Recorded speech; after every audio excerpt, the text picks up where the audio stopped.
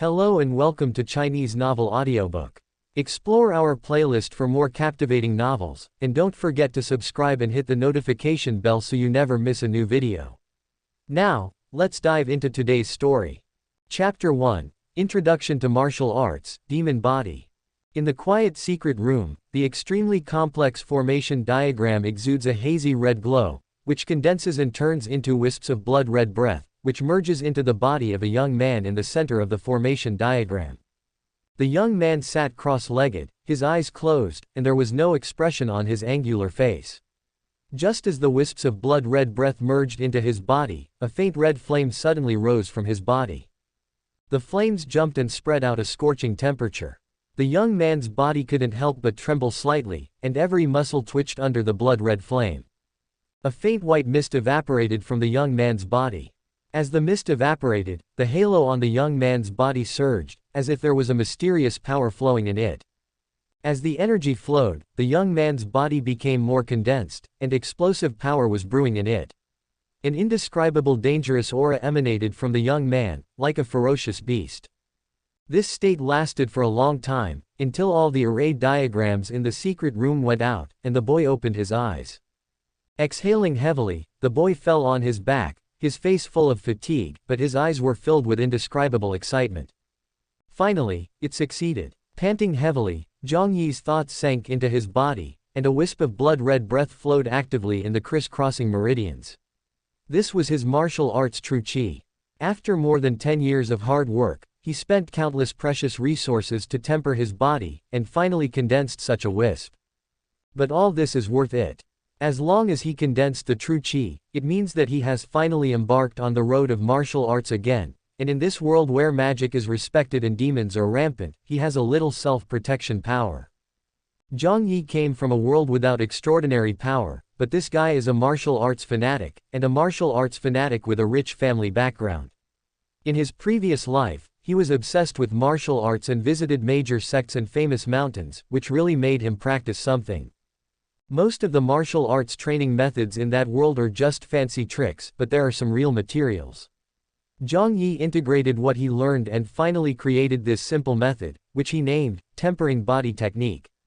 Using the energy of heaven and earth, the essence of flesh and blood, he strengthened his body little by little, strengthened his blood and qi, refined his blood and qi, and stepped into the extraordinary way.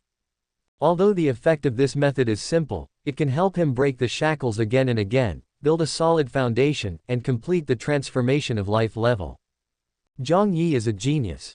With the practice method he created, he walked out an extraordinary path in a world of technological civilization, but just when he was about to complete the transformation, the thunder came and sent him to this world. The thunder was not a robbery thunder, but a thunder of thorough destruction. It didn't give Jiang Yi a chance and wiped out his vitality in an instant. Jiang Yi only felt that his consciousness fell into endless darkness. He didn't know how long it had been. When he regained consciousness, he had come to this world and became a baby. The place where he was born was called Bocheng. In this life, Jiang Yi's parents were both high-level hunters. Although they died unexpectedly when he was 10 years old, they left him a considerable amount of assets. A villa, a nebula magic weapon, an armor magic tool, and some scattered magician resources, with a total value of more than 500 million. If Jiang Yi was willing to be an ordinary person, these assets would be enough for him to live a rich life, but if he was really such a person, he would not have pursued martial arts so diligently in his previous life. What's more, if you were born in such a turbulent world, if you don't have the strength to rely on, you may not live a stable life even if you were rich enough to rival a country. Therefore, since Jiang Yi was able to act independently, he began to practice the body tempering technique, and naturally he had to use various precious treasures to nourish his body during this period. After more than 10 years of hard training, he finally got started today. He tempered a wisp of true qi in his body, and the strength of his flesh, blood, tendons and bones was greatly improved. Jiang Yi had seen a servant-level summoned beast and felt the physical strength of that creature. Now thinking back, his physical strength is no worse than that of an ordinary servant-level demon. With a long sigh, Jiang Yi, who was lying on the ground, sat up again, looked around, and thought, this transformation array is useless. Destroy it as soon as possible to avoid being discovered. This magic array was made by Jiang Yi according to his own needs, just to help him break the shackles of his body and get started with the body tempering technique. This is a magical world. The humans here do not practice martial arts but only magic. Their bodies are indeed not suitable for martial arts. Even with the experience of his previous life, Jiang Yi had to rely on external forces to break the shackles of his body. The magic circle in this secret room was set up by Jiang Yi using magic stones after self-study.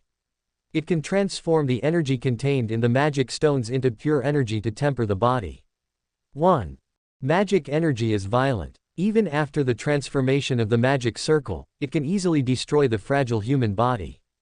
Jiang Yi can only practice by enduring the price of his body reaching its limit and almost being broken. To this end, he must also prepare magic potions that can repair physical injuries in time. This is a high cost. Even though his parents left him a rich inheritance, the cash available for use over the years is less than 10 million. 10 million may be an astronomical figure for an ordinary person, but it is insignificant for a magician. Some magic materials start at 10 million. Fortunately, as long as the shackles of the physical body are broken, he only needs to follow the steps, temper the physical body little by little, and improve his martial arts skills. Buzz, buzz, buzz. Suddenly, a bracelet on Jiang Yi's wrist sounded a rapid alarm. He raised his hand and took a look. The alarm soon quieted down, but his expression did not relax. Instead, it became more solemn. Another one, very good, I will use you to test my strength. Jiang Yi's tone was very calm, but in that calmness, it revealed a bone-chilling coldness. It was hard to imagine why a 16-year-old boy would have such a temperament. At this time, a figure wrapped in a black robe deftly crossed the fence and fell into the courtyard. The black-robed man looked up at the luxurious villa, and a touch of heat emerged in his eyes. It is worthy of being a house left by two magicians. Even if I become a mid-level magician, I don't know how many years I have to work hard to buy such a villa. Unfortunately, no matter how much money I have to live to spend it. The black-robed man smiled sinisterly and walked towards the villa, without the cowardice and caution of a thief. Who asked you to come? Suddenly, a cold voice sounded from the darkness. Although the voice was a little childish, it was filled with an incomparable coldness. The black-robed man was startled and looked in the direction of the voice. He saw a young man in loose training clothes standing in the shadows, slowly walking towards him and standing less than 10 meters away from him. After seeing the person clearly, the black-robed man's vigilance disappeared. He looked at Jiang Yi calmly and asked, "You are Jiang Yi, right? I only want money. Give me your magic tools and I may spare your life." As he spoke, purple stars appeared around the black-robed man, gradually connecting together to form a gorgeous purple star track. As the purple star track condensed, violent lightning jumped in the black-robed man's hand. Thunder. Jiang Yi's heart sank slightly when he saw the purple lightning lingering around the black-robed man. For the sake of my parents' inheritance, they are really willing to go all out and hire a thunder mage to deal with me. Nonsense, this is not what I want to hear. Thunder seal python mark. The black-robed man raised his hand and the purple lightning in his hand suddenly shot out and headed straight for Jiang Yi. The crackling lightning arc was like a poisonous snake spitting out its tongue, and the extremely explosive energy fell with a threatening penetrating power. With a click, the ground exploded, and a bowl-sized pit appeared on the ground, but it did not hurt Jiang Yi at all. How could it be? The black-robed man was shocked. At the moment when his thunder seal was cast, Jiang Yi's figure moved a few meters away like a ghost. That kind of speed was simply impossible for humans to achieve. Magic props, worthy of being the son of a high-level wizard, you have such advanced magic props at this age. I want to see how many times you can dodge. The black-robed man spoke angrily, with a strong jealousy in his words. The star track on his body flashed again, and he was about to release the next thunder seal. But at this moment, Jiang Yi suddenly exerted force on his feet, and the whole person shot out like a cannonball, clenched his right fist, and punched the black-robed man in the face the moment he approached him. The wind of the fist was whistling, bringing a sound of breaking through the air, with amazing power.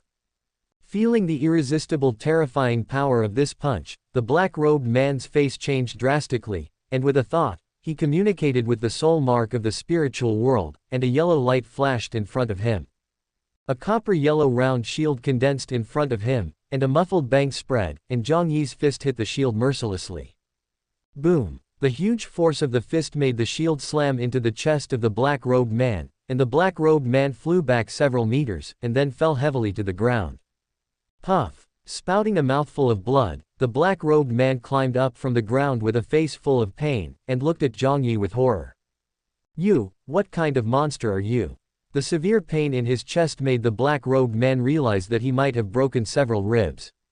This time he could see clearly that Jiang Yi did not use any magic tools or magic props, and he relied entirely on his own strength to hit that terrifying punch.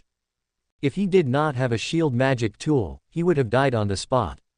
That kind of power comparable to that of a demon should never come from a human boy.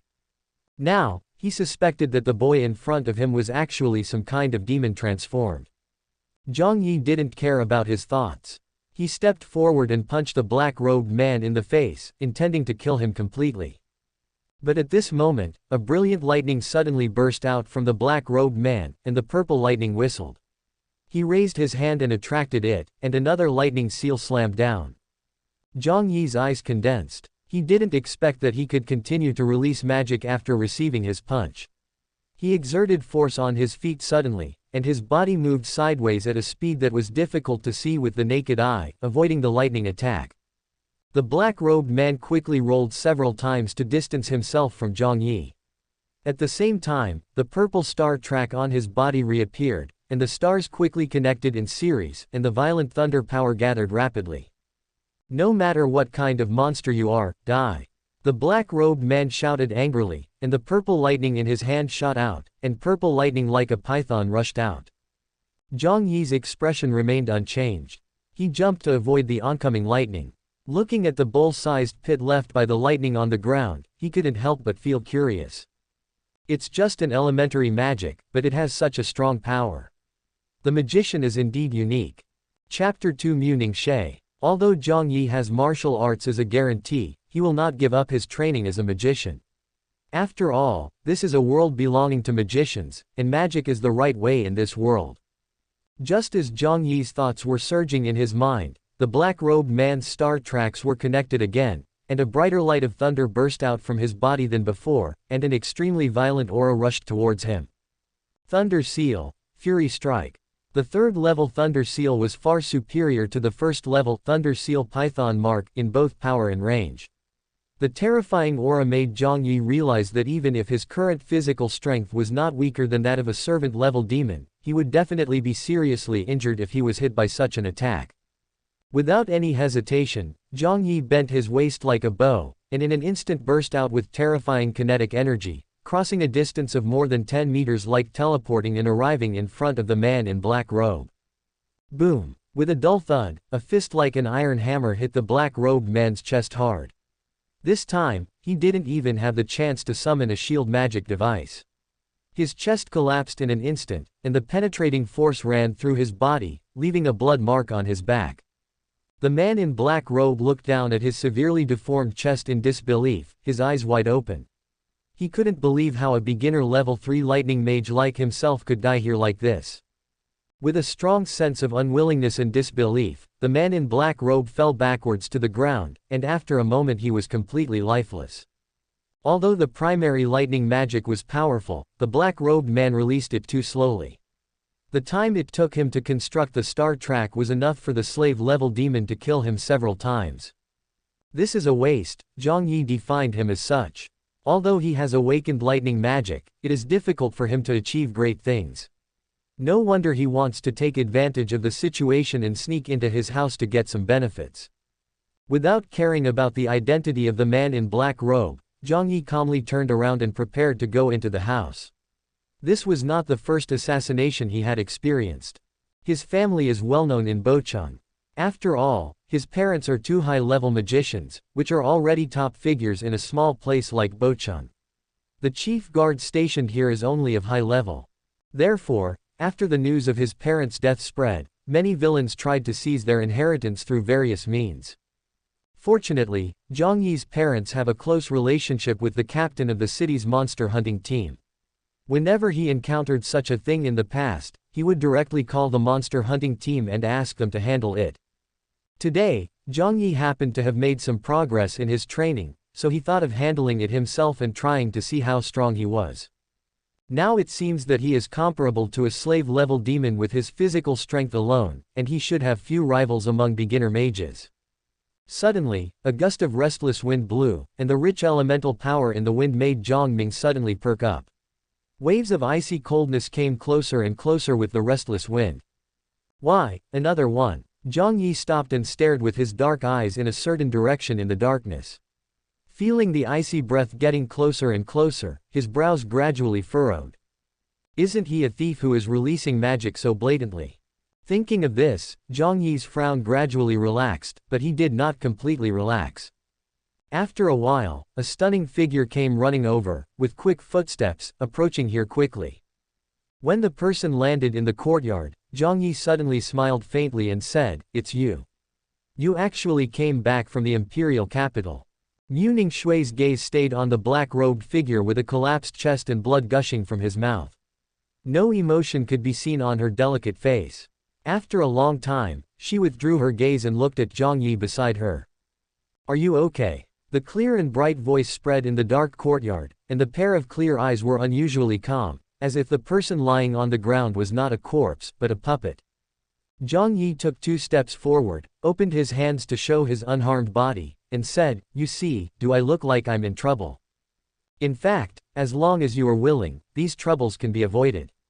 Seeing that Jiang Yi was indeed fine, Mu Shui did not continue to ask, and instead said. Hearing this, Jiang Yi let out a long breath, and then said, "No need, what doesn't kill me will eventually make me stronger." As high-level hunting mages, Jiang Yi's parents naturally have some connections in the Hunter Alliance. If Jiang Yi is willing to use these connections, petty thieves like the man in black would not dare to have any greed for his parents' inheritance. Hearing Jiang Yi's tone, Mu Shui frowned slightly and said, "I don't understand, but since you're okay, I'll leave." As she spoke, she turned and walked towards the door. "Wait." Seeing how decisive she was, Jiang Yi quickly called out to her. Mu Shui stopped and turned to look at Jiang Yi without saying a word, as if waiting for his next words. "You came to see me in the middle of the night, not just to see me, right? Why are you in such a hurry to leave now?" After hearing Jiang Yi's words, Mu Shui's eyes slightly fluctuated, but her delicate face, as delicate as an iceberg, did not change at all. She pointed at the man in black robe and said, "Aren't you going to deal with it?" Jiang Yi didn't look at the man in black robes, and said nonchalantly, "Someone will come to deal with it. Since you are here, just chat with me. I am also quite bored." As he spoke, Jiang Yi pointed to the back mountain. The top of the back mountain is the place closest to the sky in Bo City. The quiet night view, the bright starry sky, and the mountain breeze blowing in your face are the most calming. This is where Jiang Yi usually practices martial arts. His practice is not only to temper his body with the help of magic circles in the secret room, but also to practice breathing exercises, standing meditation, physical skills and boxing. When they were children, this was also the place where Jiang Yi and Mu Shui often came to play. Jiang Yi liked Mu Shui and never concealed his love for her. When his parents were still alive, his family was considered a famous family in Bo City. Although it was not as big as the Mu family, it had 2 high-level mages after all, so Jiang Yi and Mu Shui often interacted with each other, and the adults on both sides had no objection to this. At the edge of the cliff, on the small slope facing the sky, Jiang Yi lay very relaxed on the grass, with his hands behind his head, looking at the deep and bright starry sky comfortably. Mu Shui bent slightly and sat aside, her delicate face expressionless, her eyes slightly raised, also quietly looking at the starry sky. "Your aura has changed. It's become very dangerous." Mu Shui looked up at the sky and suddenly spoke. "You have changed a lot. Over the past few years, the vitality in you has almost disappeared. You used to be a lively and energetic little princess, but now you have become like a cold stone." Jiang Yi responded. Mu Shui did not say anything else. Her pretty face was facing the mountain breeze, and her silver hair fluttered against her face. The cold aura on her body disappeared completely, and she seemed to have merged into the deep night sky. I have been accepted by the Imperial Capital Academy. I will go to the Imperial Capital Academy for training. You will also go to the Magic High School. After that, you will also become a magician. Mu Ningxie suddenly spoke again, narrating calmly. She had no doubt as to whether Jiang Yi could successfully awaken the magic system. However, her words felt very strange, as if she was saying some kind of farewell. Having grown up together, Jiang Yi could naturally understand her thoughts, but he did not say it directly. Instead, he teased her, "Well, you are indeed a famous genius girl. I heard that you not only awakened your natural talent, but also mastered your first magic in just 8 months after awakening." Mu Ningxie did not react to Jiang Yi's words and remained calm. She turned around and looked at Jiang Yi seriously with eyes as deep as the night sky. "You know that's not what I meant to say. Then what do you mean?" Jiang Yi asked without hesitation. "We have all grown up. We are past the age where we can be willful. Only by abandoning our naive ideas can we better survive in this world." Mu Ningxie looked at Jiang Yi with increasingly serious and solemn eyes, without a single trace of extra emotion on her flawless and beautiful face. However, Jiang Yi still had a smile on his face. He looked up at the bright starry sky, and his handsome face seemed to always be comfortable and free and easy. "I know what you're thinking. The imperial capital Mu clan is indeed a behemoth with influence all over the country. There are Mu clan branches in small cities like Bo City. It's also the largest family in the entire Bo City. It's normal for you to have the same thoughts as you do now, and I understand, but I'm Jiang Yi, and I don't care about the things that make you respect and fear me. People are great because of their unyielding souls, tenacious fighting spirit, and the courage to break through. A large family can help you, but it can also become a yoke for you. You may not understand it now, and I won't force you to do so. I understand what you came to me to say today. You have achieved your goal." At the end of his words, Jiang Yi looked at Mu Ningxie again. There was no change on her face, but there was a strange light flowing in her beautiful eyes. After a while, Mu Ningxie stood up and faced the direction of her home. She did not move a step, but said to herself, "I know you won't understand, and I won't persuade you. You will understand when you really enter this society." Jiang Yi sat up and watched Mu Ningxie gradually walk away. He suddenly shouted, "Wait." Mu Ningxie stopped and asked without turning her head, "Are you going to finish what you want to say? Give me your cell phone number. Last time you left without saying goodbye, so you should at least leave me a contact method this time." Jiang Yi said with a smile, as if he didn't hear what I said just now. Mu Ningxie finally turned around and looked at him, her delicate eyebrows knitted together. This was the first time she had shown an obvious emotional reaction in all the time she had been here. Seeing this, Jiang Yi stood up from the ground, walked slowly closer and said, "If you really want to cut off contact with me, you shouldn't come to me. Since you are here, it means that you haven't made up your mind. Since you are hesitating, why not give me another chance and I will prove it to you." Mu Ningxie faced Jiang Yi's dark eyes that were as deep as the night sky, thought for a long time, and finally agreed. It was just a phone number, and it wouldn't mean anything even if she gave it to him. She usually spent most of her time practicing and didn't use her phone much. However, after giving her phone number, Mu Ningxie did not stop and quickly returned to the Mu Manor. Although she appeared calm from beginning to end, only she knew the turmoil in her heart. Chapter 3, Meeting Mo Fan.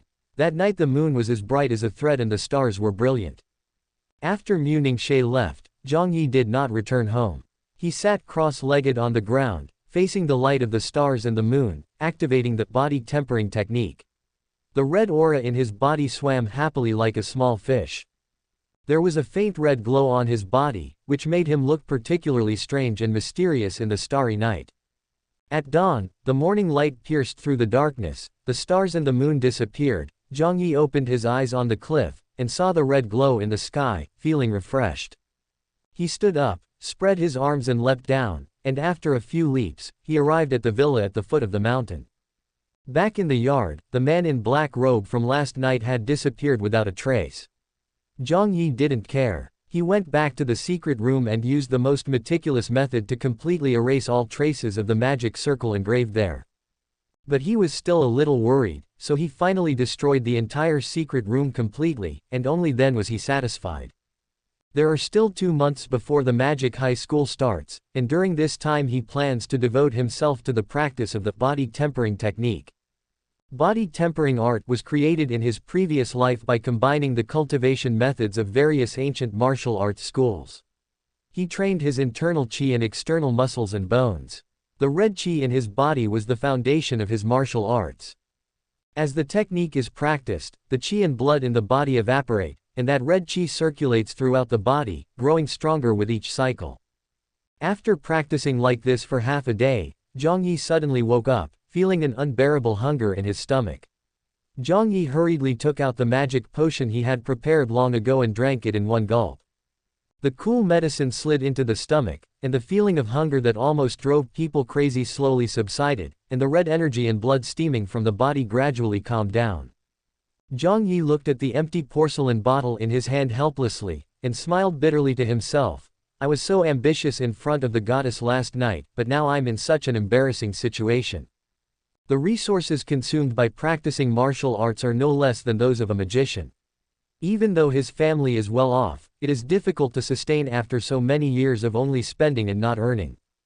There is no way he could stop practicing the body tempering technique, as it was the foundation of his foothold in this world. If he couldn't cut down on expenses, he could only increase revenue. Otherwise, the only 10 million left in his hands wouldn't last long.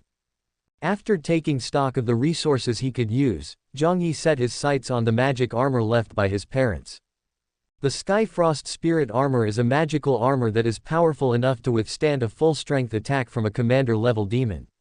It is an extremely pure snow-white armor and has the ability to amplify magic effects below a high level. It is considered a very rare and top-grade magical armor. This kind of magic tool is prepared for mid-level magicians and above. Jiang Yi cannot use it now, but when he can use it, his physical strength will be no weaker than the defensive ability of a piece of armor magic tool. Therefore, armor and magic tools are undoubtedly useless to Jiang Yi, and the correct choice is to exchange them for the resources that are urgently needed now. The key now is how to sell it. The armor and magic tools are easy to sell, but with his current status, he still needs to find someone he knows to avoid being cheated. Thinking about this, Jiang Yi took out his phone and flipped to the contact he had just added yesterday. I didn't expect to be able to use it so soon. The relationship between his family and the Mu family was not good. It was just because both families were quite influential in Bo City that they occasionally interacted with each other. Jiang Yi also knew Mu Ningxi when his parents were still alive. Although their relationship is a little subtle now, the matter of giving away a piece of armor should be mutually beneficial and there shouldn't be any problem. The call was connected unexpectedly quickly, but then Mu Ningxi's cold voice sounded on the other end. You better not be entertaining. Although it was just a short sentence, Jiang Yi could hear the determination in her voice. She had just given her number yesterday, and today she was harassed by phone calls. No one would be in a good temper. Jiang Yi knew Mu Ningxi's personality, so he said bluntly, I have a magic armor and I want to sell it to your family. Are you interested? Mu Ningxi was silent for a while, then asked, Are you short of money? I need to practice. I don't have any way to make money now, so I can only sell some things my parents left me. Jiang Yi said bluntly. If you are short of money, I can lend it to you. Armor magic tools are very valuable, so you'd better not sell them. Mu Ningxi knew that armor and magic tools were easy to sell but difficult to buy. The armor and magic tools that Jiang Yi's parents left to him must be of high quality, and Jiang Yi would definitely need them when he became a mage. But facing Mu Ningxi's suggestion, Jiang Yi could only shake his head helplessly and said, How much can you lend me? You still have to rely on your family for support. The resources I need to spend on cultivation are astronomical. But don't worry, the value of a piece of armor is enough to support me for a while. The situation will change when I go to Magic High School. After hearing Jiang Yi's words, Mu Ningxi did not insist anymore and agreed, then send the armor and magic tools here. I will talk to my father and I will definitely give you the best price. Mu Ningxi did not ask about Jiang Yi's cultivation. In her opinion, perhaps Jiang Yi had awakened on his own. She had sensed the dangerous aura from Jiang Yi the last time they met. Although she didn't know what kind of magic it was, since he chose to hide it, she didn't need to ask more. After the negotiation, Jiang Yi knew Mu Ningshui's personality and had no intention of continuing the conversation. After hanging up the phone, he took his armor and headed straight towards the Mu family manor. The Mu manor is a huge luxurious garden built along the mountain, surrounded by iron fences. Jiang Yi was walking along the small street, and just as he was about to turn the corner, he was attracted by a voice. "Brother Mu He, consider this as the last time I ask you for help. It will cost too much money to buy Tianlin Magic High School. You know my family's situation, and we really can't afford it." This was the voice of a middle-aged man, who was begging the man standing in front of him in a low voice. That man was Mu He, the younger brother of the head of the Mu family in Bo City, Mu Ningshui's uncle, and also the director of Tianlin Magic High School. "Why are you doing this for your good-for-nothing son? He doesn't have the talent to get into Magic High School. Just let him fend for himself. He's almost 16 years old. Besides, even if I help you this time and get him into a Magic High School, given his personality, he will definitely not be able to do his job properly and become a real magician. It's not easy to become a magician. Not only does it rely on one's own talent, but also hard work. In addition, can your family afford those magic books, magic weapons, and magic tools? Without these aids, he can't even become a beginner magician."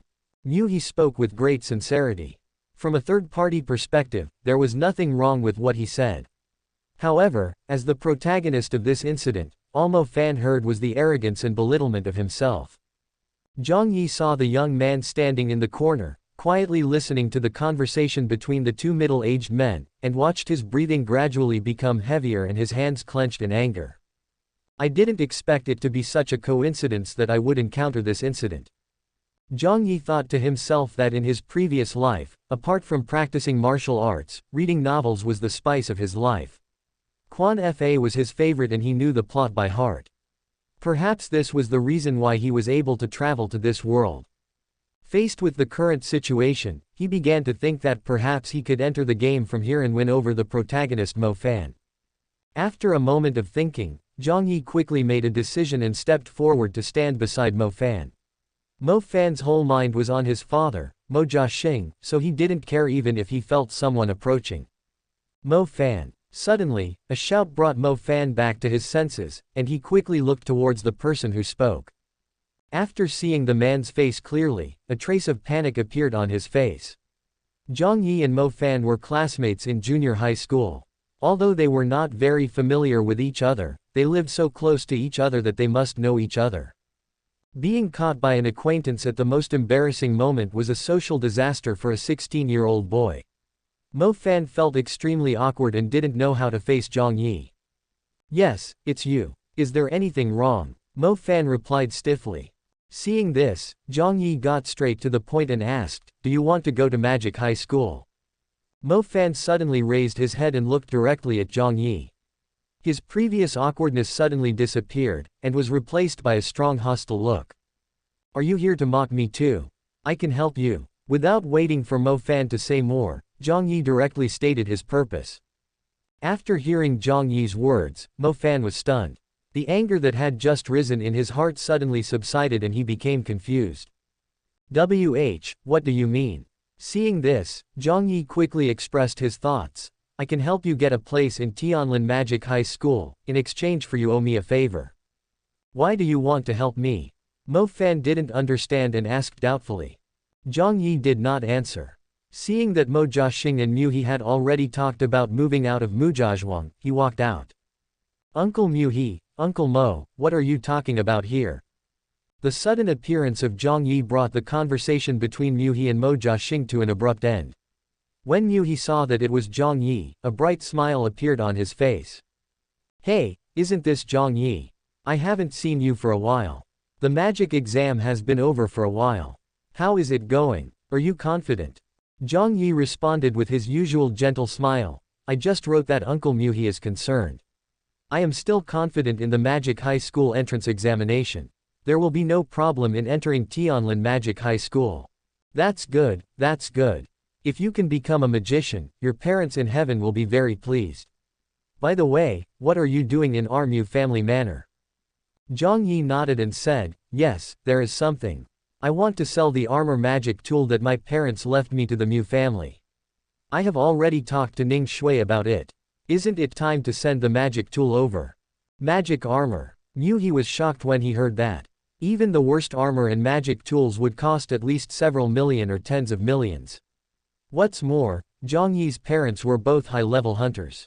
How could they leave him the worst armor and magic tools? They would be worth at least hundreds of millions. For transactions of this level, even for the Mu family, only the head of the family, Mu Zuiyan, could make the decision. Mu He immediately stopped talking to Mo Jiaxing and hurriedly took Jiang Yi into Mujazhuang. Seeing this, Mo Jiaxing anxiously called Mu He, brother, twice, but Mu He didn't care about Mo Jiaxing at this time and ignored him. At this time, Jiang Yi turned to Mo Jiaxing and said, Uncle Mo, I met Mo Fan when I came here just now. He said that he has found a way to join Tianlin Magic High School. Don't worry, he is looking for you now.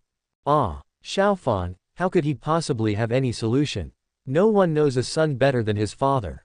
Mo Jiaxing knows his son best. He is the best at getting into trouble, but how could he possibly have a solution to such a big thing as going to Magic High School? Why don't you go ask him and you'll know? Jiang Yi continued, seeing that he didn't believe her. After saying this, Jiang Yi didn't care anymore and followed Mu He into the Mu Manor. Chapter 4 Magic Awakening. Mu Zuiyan personally received Jiang Yi. The negotiation process went smoothly and the deal was finally closed at a price of 500 million. 500 million is a medium price for a piece of magic armor. Jiang Yi is also trying to give the Mu family a discount. Besides, this magic armor will most likely end up in the hands of Mu Ningxi, so Jiang Yi is quite satisfied. After the transaction was completed, Mu Zuiyan asked Mu Ningxi to send Jiang Yi away. Before leaving, Jiang Yi suddenly said, your body is too cold. This shouldn't be the case for a natural spirit, right? Mu Ningxi didn't expect Jiang Yi to ask this out of the blue. She didn't know how to answer for a moment.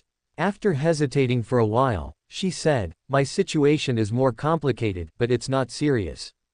Upon hearing this, Jiang Yi took out an ancient thread-bound booklet and handed it to Mu Ningxi, saying, it contains some recipes for magic potions that can regulate the body and replenish the spirit. It is an exclusive secret recipe and is not to be passed on to others. Mu Ningxi stared at the book in astonishment for a while, but finally borrowed it. This was indeed what she needed right now. Thank you, what can I do for you? Seeing this, Jiang Yi hesitated for a moment, as if he was really thinking seriously. Seeing this, Mu Ningxi also quietly waited for him to give his conditions. Please help me take care of yourself, my princess. After saying this, Jiang Yi turned around and left without stopping. Mu Ningxi heard what he said clearly. She looked at Jiang Yi who was gradually walking away with complicated eyes, and unconsciously tightened the book in her hand. After getting the money, Jiang Yi went to the magic market immediately to buy the resources he needed, mainly some magic stones and potions that could assist him in his practice. When he returned home, Jiang Yi found a familiar figure standing at his door. It was Mo Fan. He walked forward and said, come inside first. As he spoke, Jiang Yi opened the door, led Mo Fan across the yard, came to the living room, and lay down on the sofa in a relaxed manner. Noticing that Mo Fan was still standing awkwardly, he then said, sit down. We are all classmates. There is no need to be so polite. Mo Fan was not a shy person, so he sat down opposite Jiang Yi and asked, well, what you said before should count, right? Jiang Yi nodded and said, of course it counts. It only costs 300,000 yuan to buy Tianlin Magic High School.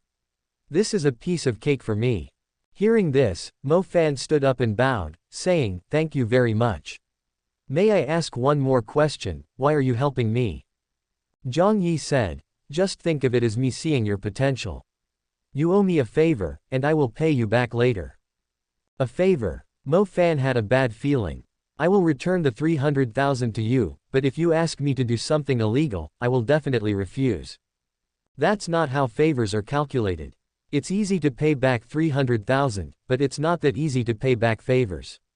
But don't worry, it's definitely something you can accept. Hearing what Jiang Yi said, Mo Fan relaxed a little and said, "In that case, I won't bother you anymore." After saying that, Mo Fan was about to leave, but Jiang Yi suddenly stopped him and said, "Wait, Mo Fan, consider becoming my little brother. As long as you recognize me as your boss, I can help you for free this time." Mo Fan stopped and left without hesitation after hearing Jiang Yi's words. Seeing this, Jiang Yi didn't care. It was not so easy to recruit a protagonist as a younger brother. Mo Fan was not at the end of his rope yet, so he was just talking casually. 2 months passed in the blink of an eye.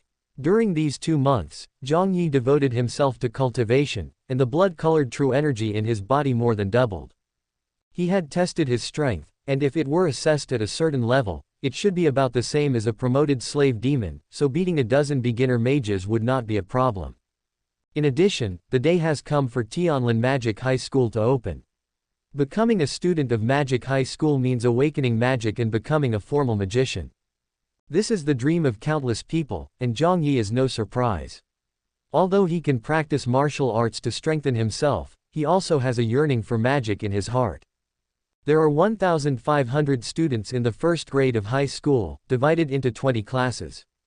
Jiang Yi is in Class 8, and Mo Fan, who came in through the back door, is also in Class 8, but one of them is number 1 and the other is number 48 at the end. There was no other way. The student numbers were arranged according to the results of the high school entrance examination.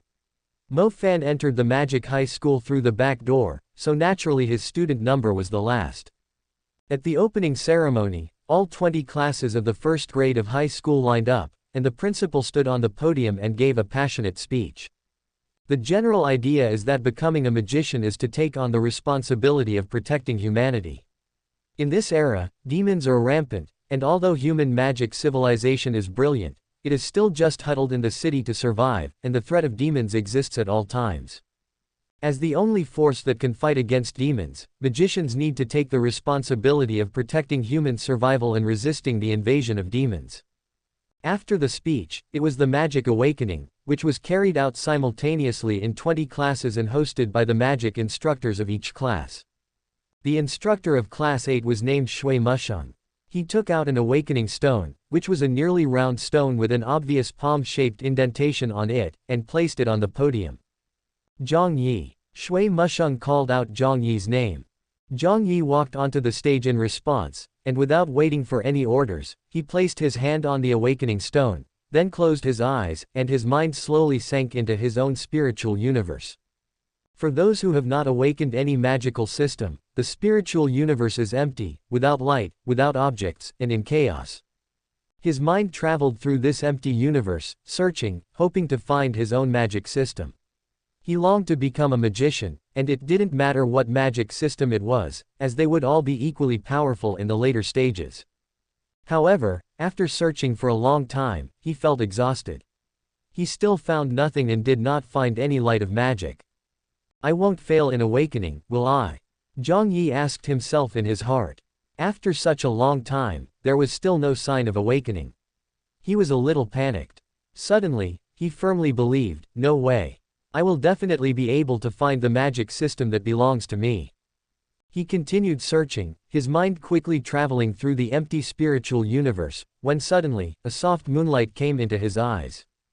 Outside, Shui Musheng frowned as he looked at the awakening stone that had not responded for a long time and Jiang Yi with his eyes closed.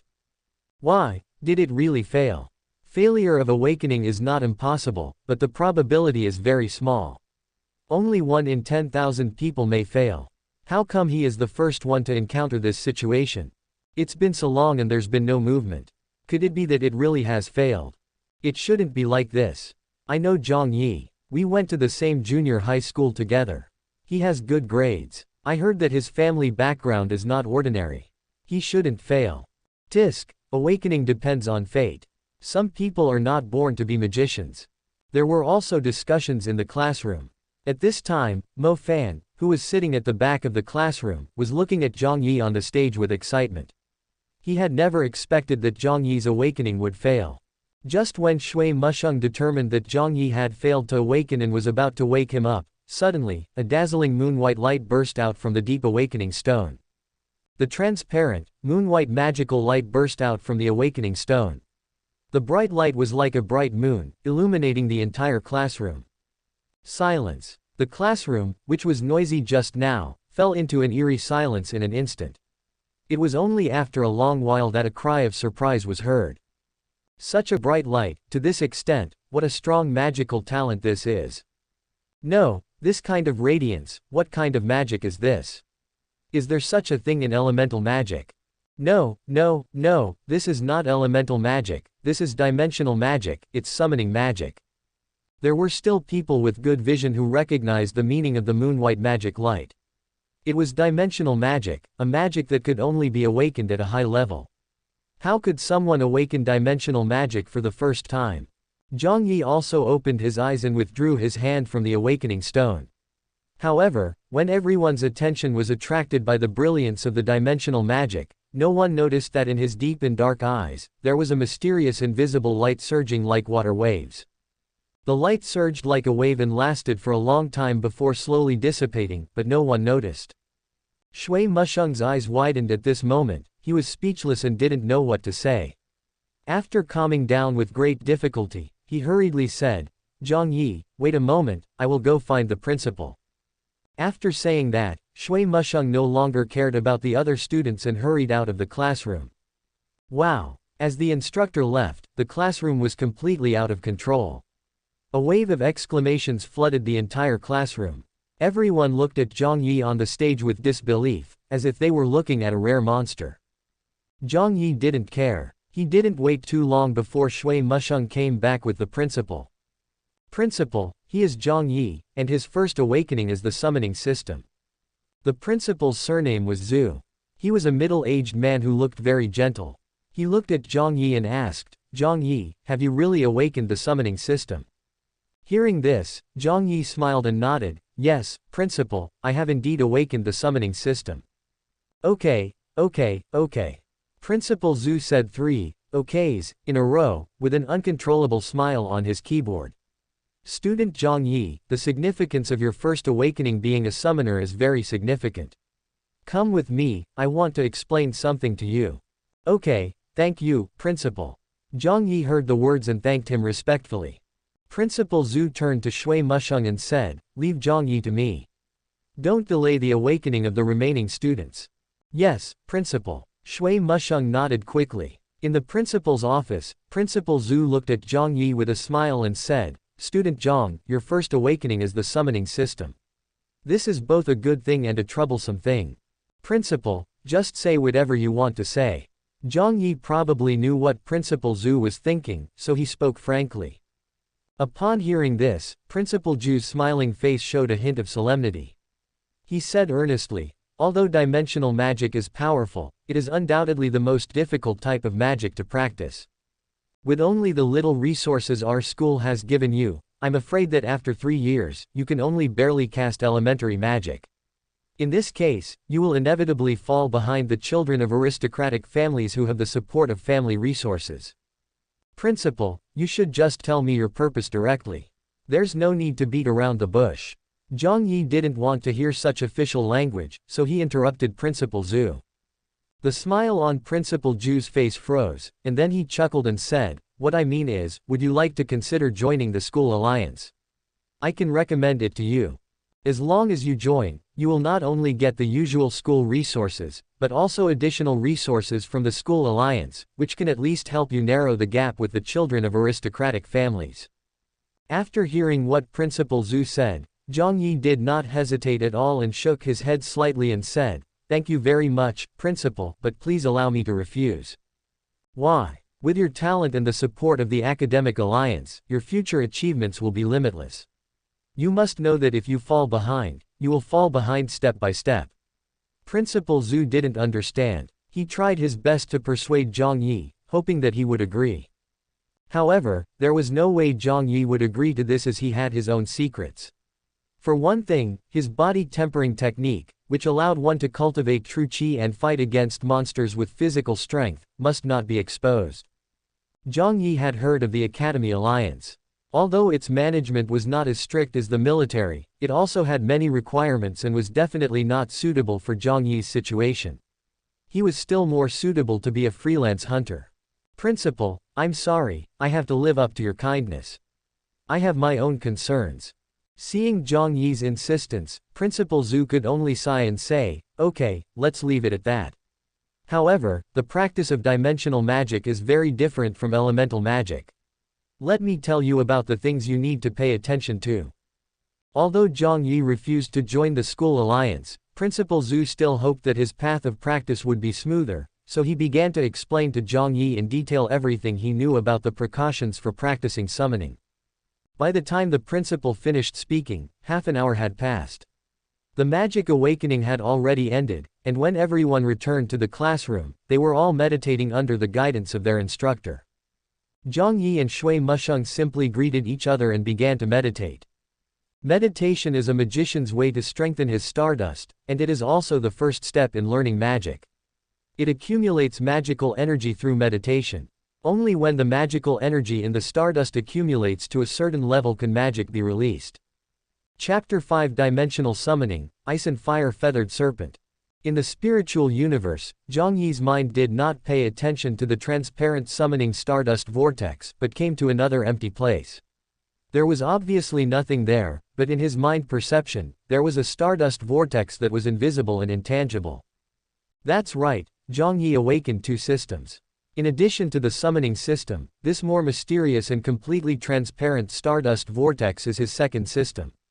Although it is invisible and intangible and cannot be directly perceived, the magic stardust is essentially a part of his soul, and Jiang Yi can sense its existence.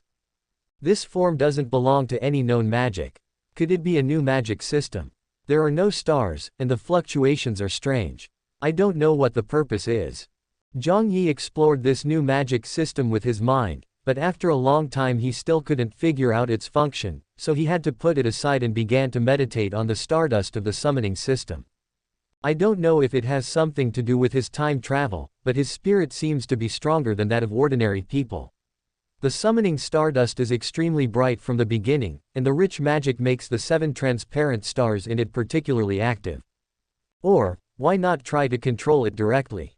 This idea suddenly occurred to Jiang Yi. Generally speaking, after a magician's first awakening, he needs to meditate for about a month to accumulate magical energy before he can try to control the stars. Controlling the stars requires sufficient magical energy. Meditation is the basis of control. Only when all 7 stars are fully controlled can basic magic be released. Even Mu Ningxie, who was hailed as the pride of Bo City and was admitted directly to the Imperial Capital Academy as an exception, took her a full 8 months to cast her first spell. However, Jiang Yi had an extremely strong feeling at this time. He felt that he could directly control the stars and even release basic magic directly. This feeling had no reason but was extremely strong, but Jiang Yi finally suppressed the urge to try it directly. This is a classroom. If he really succeeds in releasing elementary magic, it would be too conspicuous. It would be better for him to wait until after school and go home to try again. The meditation time was over and it was time for school to be over. Mo Fan took the initiative to come forward. Master Zhang, how is it going? What did the principal say to you? Mo Fan was much more confident at this moment than before, and his magic awakening was obviously going very smoothly. However, since there was no sensation in the school, it meant that his natural dual talent had not been exposed. Nothing much, just told me some precautions for practicing dimensional magic. Dimensional magic, tisk tisk, compared to you, those of us who have awakened elemental magic pale in comparison. Although he said so, there was no sign of being willing to be outdone on Mo Fan's face. Instead, there was a kind of provocation that seemed eager to try. Obviously, in Mo Fan's mind at this moment, even if Jiang Yi awakened the rare summoning system at the initial stage, it still could not compare with his natural dual talent. Brother Fan, don't say that. Your fire system is very advantageous in both the early and late stages. If you practice well, you will not lose to dimensional magic at all. Suddenly, a lean young man came over and complimented Mo Fan. It was obvious that he was Mo Fan's loyal brother, Zhang Xiaohu. Upon hearing this, Mo Fan put his arm around Zhang Xiaohu's shoulders and said with a smile, "Ha ha ha, that's right, we brothers will definitely be awesome if we can change the wind and fire together." Seeing this, Jiang Yi shook his head slightly, turned around and left, saying, "Stop daydreaming and practice well." After he finished speaking, Jiang Yi left without any hesitation. He rushed back to his home, closed his eyes and concentrated in his room, sinking his mind into the spiritual universe. In that slowly rotating ball of transparent stardust, 7 stars were moving actively and irregularly. Is this Xingzi? This feeling is a bit strange. Jiang Yi's mind approached one of the 7 stars, and a special feeling surged in his heart. It was very strange, just like facing someone who should be very familiar but had not seen for a long time. With this feeling, it's no wonder that Mo Fan treats Xingzi like his son. This thought kept popping up in Jiang Yi's mind. Concentrating his mind, Jiang Yi began to try to control the star to remain still. His thoughts grabbed the star like a tentacle, trying to control it to stop. However, the star was like a nimble kitten and escaped from his mental tentacles in an instant. Jiang Yi did not continue trying to control it. Another strange feeling emerged in his mind, and he immediately shifted his thoughts to another direction. There was an invisible and colorless cloud of stardust, which was slowly moving. Just when Jiang Yi tried to control the star, the invisible stardust, which had been motionless, suddenly released a subtle wave. Although the fluctuation was obscure, it was within Jiang Yi's spiritual universe after all, and naturally could not escape Jiang Yi's perception. This strange stardust actually reacted. Is it because I wanted to control the star just now? Thinking of this, Jiang Yi tried to control the stars again, but this time he focused more on the mysterious invisible stardust. His thoughts turned into tentacle and grabbed a star, intending to make it still. As he did this, a strange wave indeed came from the invisible mysterious stardust again. Waves of invisible ripples burst out from the mysterious stardust, and then formed an invisible tentacle, extending in the direction of the summoning stardust. Jiang Yi was startled and wanted to stop, but even if he stopped controlling the star, the invisible tentacle still did not stop, slowly extending, and soon reached into the summoning stardust.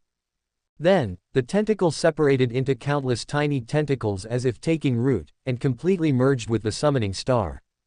What is going on? Jiang Yi was also shocked and confused, not understanding what was going on at all. However, after careful perception, he found that although the tentacle was rooted in the summoning star, it did not cause any adverse effects on the summoning stardust, so he felt a little relieved. After further study, Jiang Yi gained nothing, so he had no choice but to give up and continue practicing controlling the stars. With this control, Jiang Yi immediately noticed the difference. The summoning stars were obviously much more obedient than before, and he easily made a star stop. Could this be because of the tentacles? Jiang Yi guessed in his heart. Although it was just a guess, it should be almost certain. At the moment, this change is not a bad thing. But soon, Jiang Yi denied his own judgment. After trying to control the stars several times, his summoning magic power was completely exhausted. He originally wanted to restore his magic power through meditation, but he found that half of the magic power he restored through meditation was absorbed by the invisible tentacles rooted in the summoning stardust. As a result, the efficiency of his magic energy recovery was reduced by half. This might not be a big deal under normal circumstances, but if an emergency occurred, it would undoubtedly be a hidden danger. It seems that we need to prepare more magical items that can restore magic energy. There are quite a few magic items and magic potions on the market that can restore magic power, but the prices are not very affordable. However, when considering one's life and property, some material things are naturally nothing. Practicing the body tempering technique meditation, and control, these 3 items almost occupied Jiang Yi's daily time. Except for the necessary rest, Jiang Yi did nothing else. Time flies during practice, and another 2 months have passed in a hurry. Jiang Yi sat cross-legged on his bed. In the summoning stardust that had grown larger in his spiritual universe, the 7 stars were arranged one by one under his control. Following a specific trajectory, the 7 stars slowly drew a beautiful star track. The moon-white magic light burst out, outlining a complex and mysterious moon-white magic circle in the air. Basic summoning magic, dimensional summoning. After 2 months of practice, Jiang Yi was finally able to release his first magic. At the moment when the moon-white magic circle was fully revealed, Jiang Yi's consciousness suddenly felt a pulling sensation. When he came to his senses, he found that he had come to an unfamiliar environment. He was in a spiritual state, suspended in midair, surrounded by lush vegetation, and it looked like a huge valley. Is this the summoning plane? Jiang Yi was amazed. The state of his spiritual body gave him unimaginable perception. With a thought, the environment thousands of miles away appeared in his mind. Let's quickly find a suitable summoned beast. Concentrating his mind, Jiang Yi controlled his spirit body to move quickly in the valley, searching for the target. This valley is really huge, and the spirit body's movement speed is close to the speed of light, but even so, he flew for several minutes and could not see the edge of the valley. During this period, he encountered quite a few dimensional beasts. There were all kinds of them, all of which were orthodox dimensional beasts, including common wolves, reptiles, and birds. This is a forest full of different species, but after searching for a long time, no one could impress Jiang Yi. He wanted a summoned beast that had good combat power and could fly, but the avian-like dimensional beasts here were all agile and did not have much combat power. This valley was still dominated by land beasts. At this time, Jiang Yi suddenly stopped in front of a demon tribe. It was a wolf-like summoned beast with dark hair all over its body and dark blood-red patterns, which showed its extremely aggressive wildness. The blood-patterned gray wolf is a wolf-like demon that can reach the level of a general when it reaches adulthood. The bloodline of the gray wolf is considered superior among wolf demons. If there is a chance, it can be promoted to a winged gray wolf and have the ability to fly. Jiang Yi has decided to sign a contract with a blood-veined wolf. He quickly found a young blood-veined wolf. Although it was only at the slave level, if it was given enough resources and the assistance of summoning magic power, it would be able to grow to the general level within a few months. Jiang Yi released his mental power to communicate with the juvenile blood-veined gray wolf, and the blood-veined gray wolf also responded actively. The communication between the two was very smooth. Just as Jiang Yi was about to sign the contract, suddenly, the sky was covered by a huge shadow, a strong wind blew up, sand and rocks flew, and the entire blood wolf tribe became restless. Boom! With a loud bang, a huge long body fell from the sky, and the demonic power of ice and fire swept across like a wave. Half of the blood-patterned wolf's territory was suddenly frozen by frost, and the other half was burned by flames. The contract-making process was interrupted, but because it was some distance away from the huge monster falling from the sky, the little blood-marked wolf he chose was not injured. But it was already very frightened, and it lay trembling on the ground, not daring to look up. Relying on the fact that he was in spiritual state, Jiang Yi bravely went to the direction where the giant object fell. Only then did he see clearly that what fell from the sky was actually a giant snake. This snake is over 30 meters long, with 2 wings on its back, one burning with blazing flames, the other releasing frigid ice. Its entire body is covered with diamond-shaped crystal-like scales, and it exudes a unique commander-level aura. Even though it is seriously injured and dying, it has an untouchable majesty. What kind of demon is this? Quetzalcoatl. In Jiang Yi's knowledge, the only snake monster with wings is the Quetzalcoatl. Quetzalcoatl has wings but does not have the attributes of ice or fire. Could it be that the one in front of him is a mutant? But how could a demon of this level appear in a place where there are only servants and generals? When a summoning mage uses dimensional summoning for the first time, the spirit will appear in a relatively low-level area. Such a place usually only has servants and rarely generals. But it was obvious that the mutated feathered serpent in front of him was a commander, and an injured and dying commander at that. Only a commander can seriously injure a commander, which means there are more than one commander-level monster here. Demons of this level are not something Jiang Yi can contend with now. Even if he is in a spiritual state now, he may not be safe. Thinking of this, Jiang Yi wanted to quickly complete the contract and leave here, but just as he was about to leave, he felt a thought. Human, are you a summoning mage? Surprisingly, the voice that came from his thoughts was not as majestic as he had imagined. Instead, it had a childish feel, like that of a young girl. Jiang Yi stopped and faced the dying Quetzalcoatl. He did not sense any danger and responded with his mind, "Are you talking to me? I'm dying and I need your help. I only have the basic cultivation level, how can I help you? If you can help me save my life, I will make a contract with you and protect you. But I am only a beginner mage.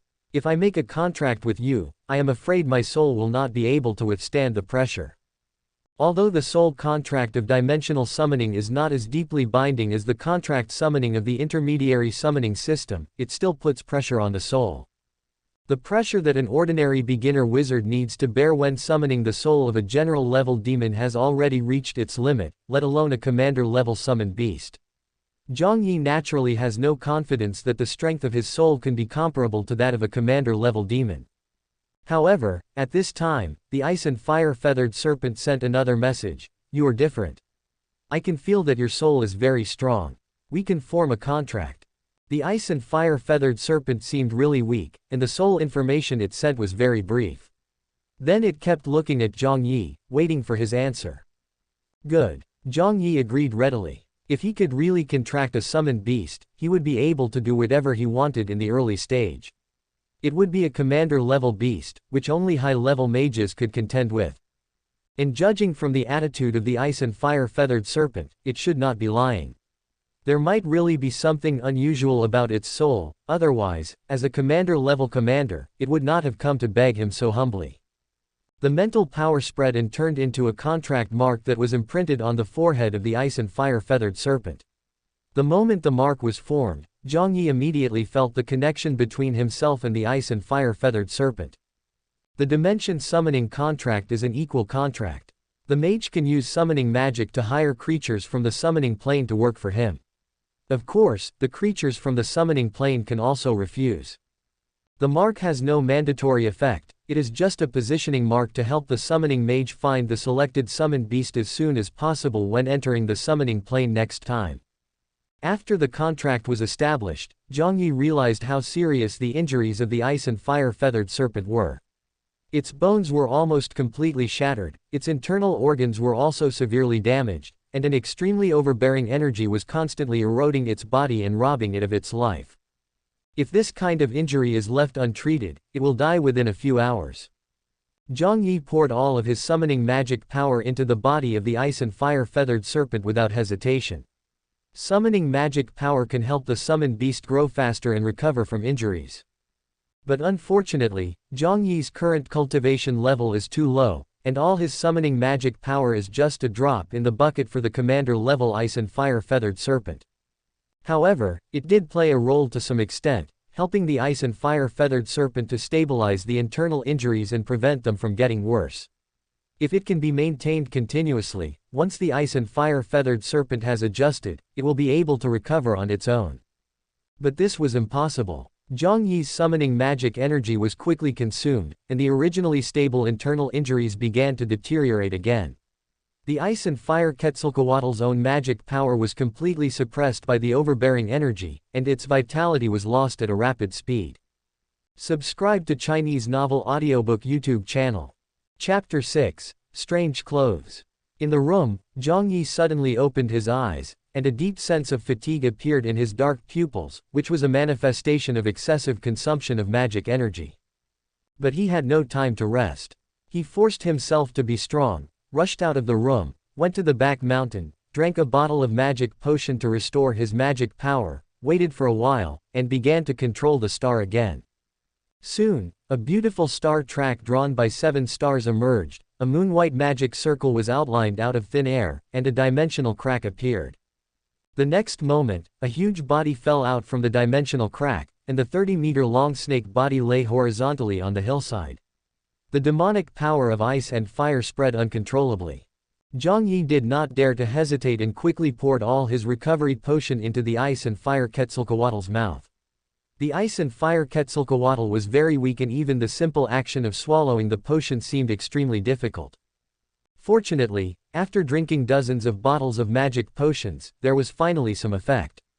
In the perception of the contract, Jiang Yi found that the domineering energy in the ice and fire feathered serpent's body was contained, and the injuries to its internal organs were recovering rapidly. The effects of human magic potions are still very good, and they have obvious effects even on commander-level beings. However, it is not so easy for the ice and fire Quetzalcoatl to fully recover. Now it can only barely hang on to its life. If it wants to fully recover, it will definitely not be possible without several months of recuperation, and it will also need more magic potions. However, it is worth it. Although the potion is expensive, it is undoubtedly a big profit to be able to exchange it for a commander-level bodyguard. After taking the stabilized ice and fire Quetzalcoatl back to the summoning plane, Jiang Yi prepared to go buy more magic potions. He was not too worried about the safety of the ice and fire Quetzalcoatl in the summoning plane. Although he was seriously injured, his commander-level aura alone was enough to intimidate all demons below the general level, so he should be safe in the Blood Wolf territory. But he still had to recover it quickly. If something unexpected happened, all the potions he invested would be wasted. He had already spent 200 million of the 500 million he had obtained in exchange for the armor on his training. If he wanted to fully recover the ice and fire Quetzalcoatl, he would need at least 100 million healing potions. It would naturally be much cheaper if he could find a self-healing mage for help, but this matter was too bizarre and Jiang Yi didn't want outsiders to know about it. He didn't feel bad either. With the help of the ice and fire feathered serpent, making money would not be difficult. However, it is difficult to buy so many healing potions at one time. With Jiang Yi's current identity, it is hard not to attract other people's attention, so he had to ask for help. I turned on my phone, found a familiar name, dialed it, and soon the phone was connected. Hey, Xiao Yi, what's wrong? Is there something wrong? Uncle Wei, I need a batch of healing potions. Jiang Yi stated his purpose straight away. Wei Lin, a good brother of Jiang Yi's father, a high-level wizard and a master hunter, it would be easy for him to buy enough healing potions with his identity. Jiang Yi had previously entrusted him to purchase the magic stones he needed to practice the body tempering technique. Judging from his parents' attitude when they were alive, he was a trustworthy person. Healing potion. What happened to you? Do you need me to come over? No need, Uncle Wei, I'm fine. The healing potion has other uses. I need a large quantity, or a higher quality one. It needs to be useful for commanders. Jiang Yi quickly stated his needs. After listening, Wei Lin pondered for a moment and immediately agreed. Okay, I can buy it for you and it will be delivered in 3 days. Thank you, Uncle Wei. I'll transfer the money to you. Wei Lin understood Jiang Yi's personality and did not argue with him about the money. He simply agreed. Then he asked about Jiang Yi's current situation, mainly about his cultivation. Jiang Yi responded seriously, and hung up the phone when he felt it was enough. After waiting for 3 days, an elite magic hunter arrived in Bo City and handed a space bracelet to Jiang Yi. Jiang Yi checked it with his mind and found that it was full of magic potions. All of them were of high quality, and some of them were effective for high-level magicians. Great! With these potions, the ice and fire feathered serpent should be able to fully recover. Jiang Yi was overjoyed. He took the space bracelet and ran to the back mountain, releasing the dimensional summoning to summon the ice and fire feathered serpent. The condition of the ice and fire Quetzalcoatl is much better than when they first met. At least it doesn't look like it will die at any time, and it has a certain ability to move. Jiang Yi took out a magic potion from the space bracelet and placed it on the ground. Upon seeing this, the ice and fire feathered serpent opened its mouth and sucked, swallowing all the potion on the ground in one gulp. The quality of this batch of magic potions was several levels higher than the previous ones. As soon as the ice and fire feathered serpent took it, a hazy magical glow emanated from its body.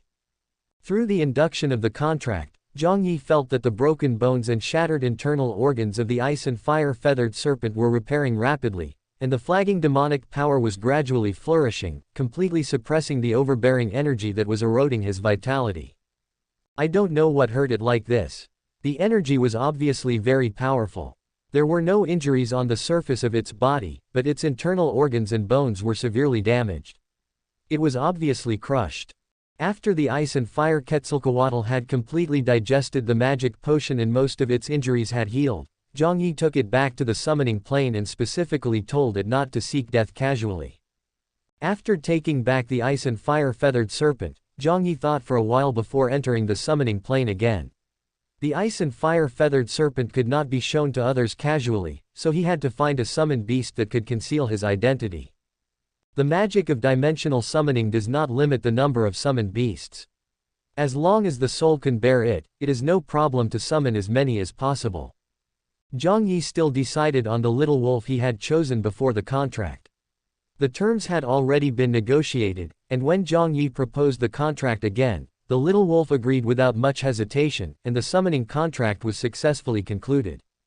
After the ice and fire Quetzalcoatl recovered from its injuries, Jiang Yi's summoning magic power was dispensable to it, so Jiang Yi fed all his summoning magic power to the little wolf to help it grow quickly. After the matter of the summoned beast was settled, Jiang Yi's life returned to normal again. He practiced the body tempering technique, meditated, practiced magic, and explored the mysterious new magic system. He only came to one conclusion about the last item: weird. The new system was very weird. The tentacles spreading out from the mysterious magic stardust can absorb magic energy from the summoning stardust, but through Jiang Yi's exploration during this period, he discovered that he could control it and even allow it to inject magic energy into the summoning stardust in turn. In any case, the hidden danger that I was worried about has been resolved, and I don't have to worry about the slow recovery of magic energy. However, the progress of his practice of body tempering art was gratifying.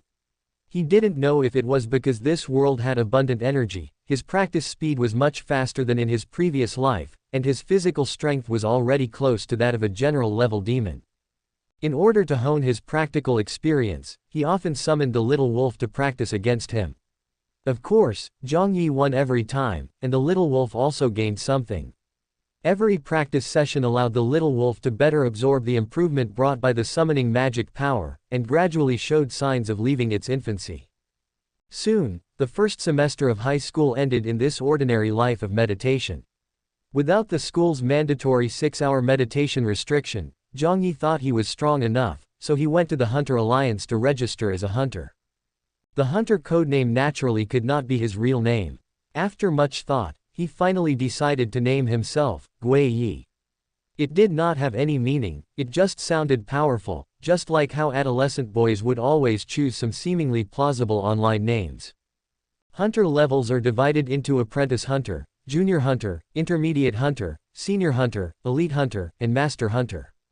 As for the hunter king above the master hunter, it cannot be achieved through ordinary means. With the commander level ice and fire feathered serpent as his trump card, and his own strength close to that of a general-level demon, he can directly accept hunter commissions. But there is a problem now. The commissions a hunter can accept are linked to the hunter level. A newly registered apprentice hunter like him cannot accept commissions independently and must join a hunter team or a private hunting ground. This put Jiang Yi in a difficult position. The secret he had was too big and he didn't want to join any hunter team, but if he did that he wouldn't be able to improve his hunter experience.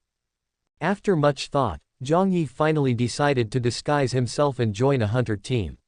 He would first upgrade his hunter level to beginner level. As long as he was careful and used the blood-marked wolf as disguise, there shouldn't be any big problems. Wearing a loose black robe and a pure black mask, revealing only a pair of deep dark eyes, Jiang Yi walked into the hunter hall. Although Bo City is small, the hunter hall is equally bustling. The high-hanging light screen scrolls through commissions, and many hunter teams have recruitment slots to recruit new mages. We are looking for a wind mage with hunter experience who can attract the one-eyed demon wolf. Recruiting an earth mage, level 3 or above, with hunter experience. Jiang Yi searched through all kinds of recruitment language and finally locked his target on a recruitment position where only one man and one woman were employed. Both of them were not old, the man was in his 20s or 30s, and the woman was in her early 20s. Both of them were wearing very ordinary sportswear. The man sat quietly, and the woman was greeting people diligently. The Zhongliu Hunter team, led by a mid-level Earth mage, is looking for a mage with output capabilities. The treatment will be preferential, and it's first come, first served. Don't miss it if you pass by. The girl looked very cute. She'd put her hands in front of her mouth into a trumpet shape and shouted very hard. But the strange thing was that no matter how hard she shouted, no one was willing to interview them.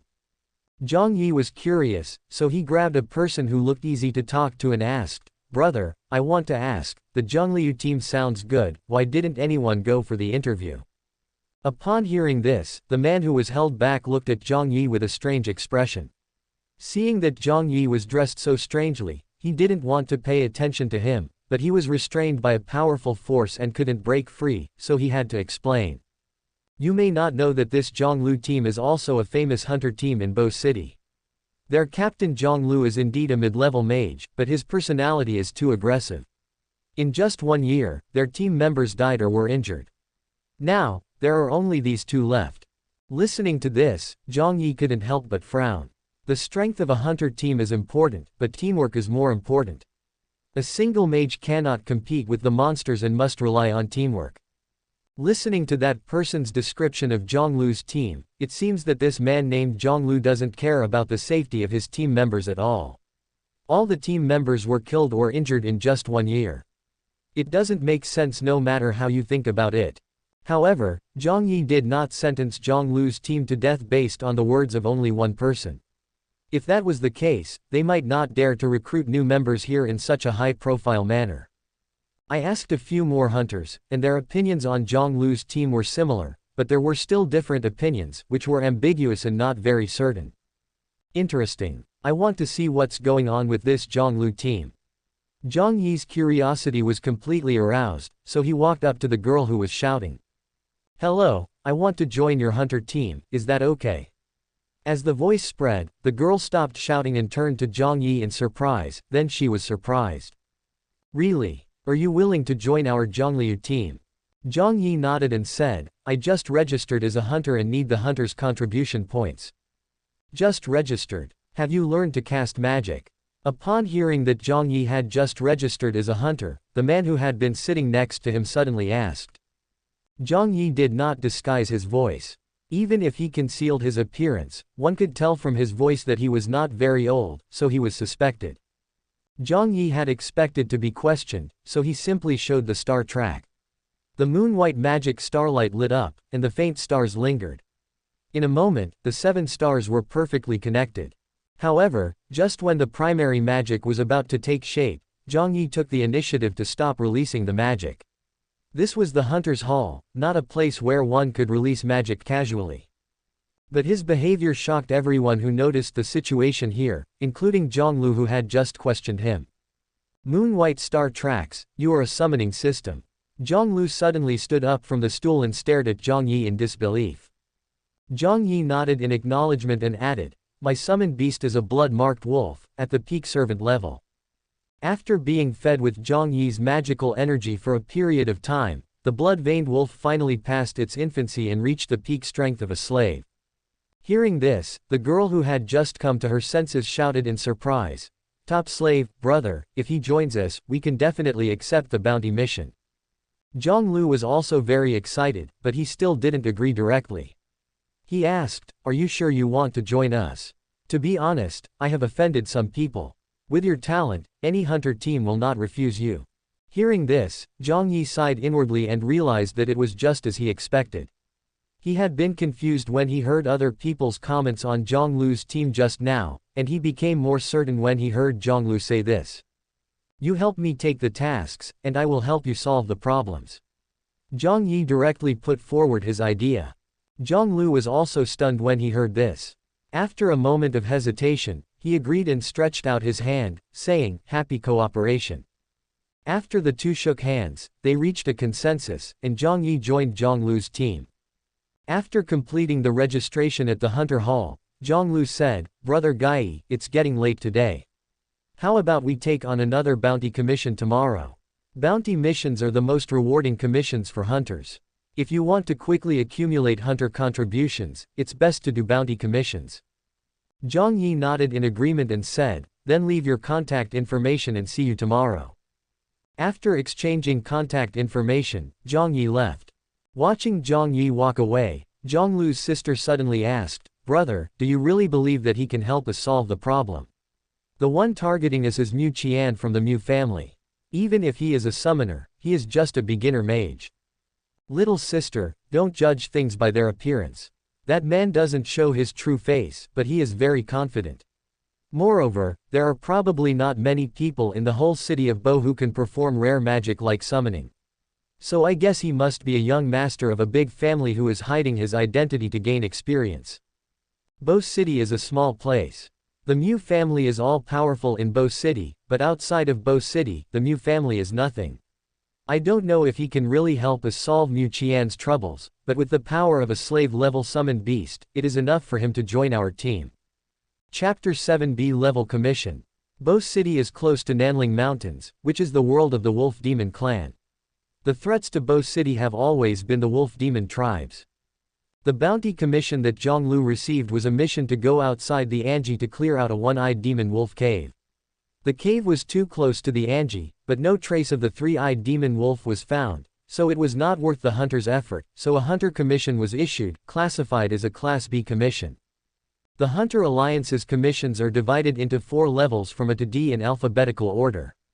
In theory, a B-level commission can only be accepted by a fully equipped mid-level hunter-magician team. Jiang Lu's team at the top of their game meets the requirements, so they can accept it. Although the mission content states that no three-eyed magic wolves were found, the number of one-eyed magic wolves in the cave is unknown. Once there are more than 10, even a fully equipped mid-level magician team will have to be careful. In Jiang Lu's team, only Jiang Lu is at the intermediate level of Earth element. His second element is Wind element, which has just reached the third level of the beginner level. Jiang Lu's sister is named Jiang Yushu, a third-level water magician with a pretty good casting speed. She has been following Jiang Lu as a hunter since she awakened her magic, so she has rich experience. The only one with output ability is Jiang Yi, and he is a fragile summoner. On the surface, this configuration makes it impossible to complete the clearing commission, but Jiang Yi insisted, so Jiang Lu brother and sister had to agree. They just thought that Jiang Yi was a rookie and didn't know the horror of demons. Once he really faced the one-eyed wolf and felt the fear, he would naturally give up. This time, they would just accompany this young master to broaden his horizons. With a mid-level earth magician here, it shouldn't be a problem to escape from the one-eyed wolf's cave. Jiang Yi didn't care what they thought at all. In fact, he just wanted to take the commission in their name. He didn't really think about cooperating with them to complete the commission. With his ability, he could be more efficient alone. Shifeng Mountain Post is a fortress garrisoned by the Bocheng Guards. The military commander here is the very famous Zhang Kong in the original work. To leave the Anji, one must first register with the guards. The guard who was in charge of the registration was named Luo Yunbo. He did not see Zhang Kong. This guard seemed to be familiar with Jiang Lu. Seeing him bringing a stranger, he kept asking, "Is this a new team member?" "An apprentice hunter." Jiang Lu explained with a smile. Although he has just registered as a hunter, he is a summoning mage, and his summoned beast is a blood-marked wolf at the promotion stage slave level. Even if that's the case, it's impossible for the three of you to complete the commission to clear out the lair of the one-eyed demon wolf. What do you think? Luo Yunbo said worriedly. He and Jiang Lu are friends. He knows that Jiang Lu has been in bad condition recently, but he can't rush to seek medical treatment rashly. He should not lose his sense of proportion. If he is not careful in fighting with monsters, he may lose his life. Jiang Yushu at the side hurriedly said, "Brother Luo, don't worry. We are not people without sense of propriety. This time we are just trying to gain experience. We won't force it. If there is any problem, we will give up the commission. Saving lives is the most important thing." Hearing this, Luo Yunbo nodded and waved his hand, saying, "Well, you are also old hunters, I don't need to say anything extra. In short, life is the most important thing, come back alive." Accepting the blessing of Master Wei, the three of them continued to walk out of the Anji. After leaving the Shifeng Mountain post house, Jiang Yushu couldn't help but say to Jiang Yi, "Hey, you heard what Brother Luo said just now, right? An experienced magician is so afraid of demons. You must not take it lightly. Even if it's just a servant-level demon, you must be extra careful." Jiang Yi knew that she meant well, so he didn't refute her and nodded to show that he understood. Jiang Lu, who was walking in front, suddenly said, "When we enter the cave later, try not to go too deep. If there are more than 5 one-eyed demon wolves, we should retreat immediately. In fact, even if this commission cannot be completed, we will get a certain contribution reward if we further investigate the situation in the cave." Although Jiang Yi didn't think so, there was no point in arguing with them at this time, so he didn't say anything. Jiang Lu just took it as Jiang Yi's tacit agreement. The mission target is only 10 miles away from the Shifeng Mountain Post Station. This distance is considered to be across the line, and Master Wei must clean it up.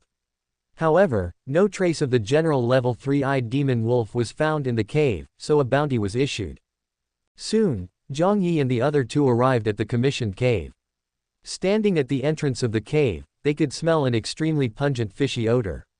It was the stench of rotting corpses mixed with excrement, as well as the unique fishy smell of the magic wolf, which made people extremely nauseous. "We are about to enter the cave. You can release your summoned beast first." Zhang Lu turned around and said to Jiang Yi. Most magicians would be so frightened that they would be unable to connect to the start track when facing demons for the first time. Zhang Lu was obviously worried that Jiang Yi would be the same. If he really encountered the one-eyed demon wolf, he would not only be unable to help, but would also be a hindrance. Jiang Yi understood his concerns. Although he was confident in himself, he did not dwell on it. He directly drew the initial star track, and a moon-white magic circle was outlined, and a dimensional rift emerged. Then, a majestic wolf with a body over 2 meters tall and dark black fur with dark blood patterns all over its body jumped out from the dimensional crack. Its strong meat pads stepped on the ground silently, and its swollen muscles showed a powerful beauty. The blood-veined gray wolf in its growth stage has the strength of a slave in the promotion stage, and when it further reaches the mature stage it becomes a general level. The bloodline of the blood-veined gray wolf is 1 level higher than that of the one-eyed demon wolf, so it is not difficult for it to fight against many enemies alone. This is also the reason why Jiang Yi is confident that he can single-handedly challenge a one-eyed demon wolf's lair. Although they had anticipated Jiang Yi's summoned beast, Zhang Lu and Zhang Yushu were both stunned when they actually saw such a majestic and imposing blood-patterned wolf. Although this blood-marked wolf is not as big as the one-eyed demon wolf, its majestic aura is stronger than most one-eyed demon wolves. "What a handsome summoned beast!" Zhang Yushu exclaimed, looking at the blood-patterned wolf with shining eyes, trying hard to restrain the urge to reach out and touch it. "Let it explore the way ahead," Jiang Yi said at this time. Zhang Lu heard this and nodded in agreement. "You walk behind me, little sister, you stay behind." The three of them lined up and walked slowly into the cave. The cave was relatively dry, but the stench became stronger the further they went in. Even though Jiang Yi had extraordinary endurance, he still couldn't help but frown. After walking deeper into the cave for a while, Zhang Lu suddenly stopped and said in a heavy tone, "Something is wrong. We have been here for so long, the one-eyed demon wolf should have discovered us even if it is slow. Why is there no movement at all? Yeah, could it be that this cave has been abandoned?" Zhang Yushu also asked in confusion. Jiang Yi did not close his eyes, but communicated with the blood-patterned wolf with his mind, asking it to look deeper. However, to his surprise, the blood-patterned wolf came directly to the deepest part of the cave, but still did not find any one-eyed demon wolf. Seeing this, Jiang Yi could only call back the blood wolf and said to the Jiang brothers and sisters, "My summoned beasts have reached the bottom.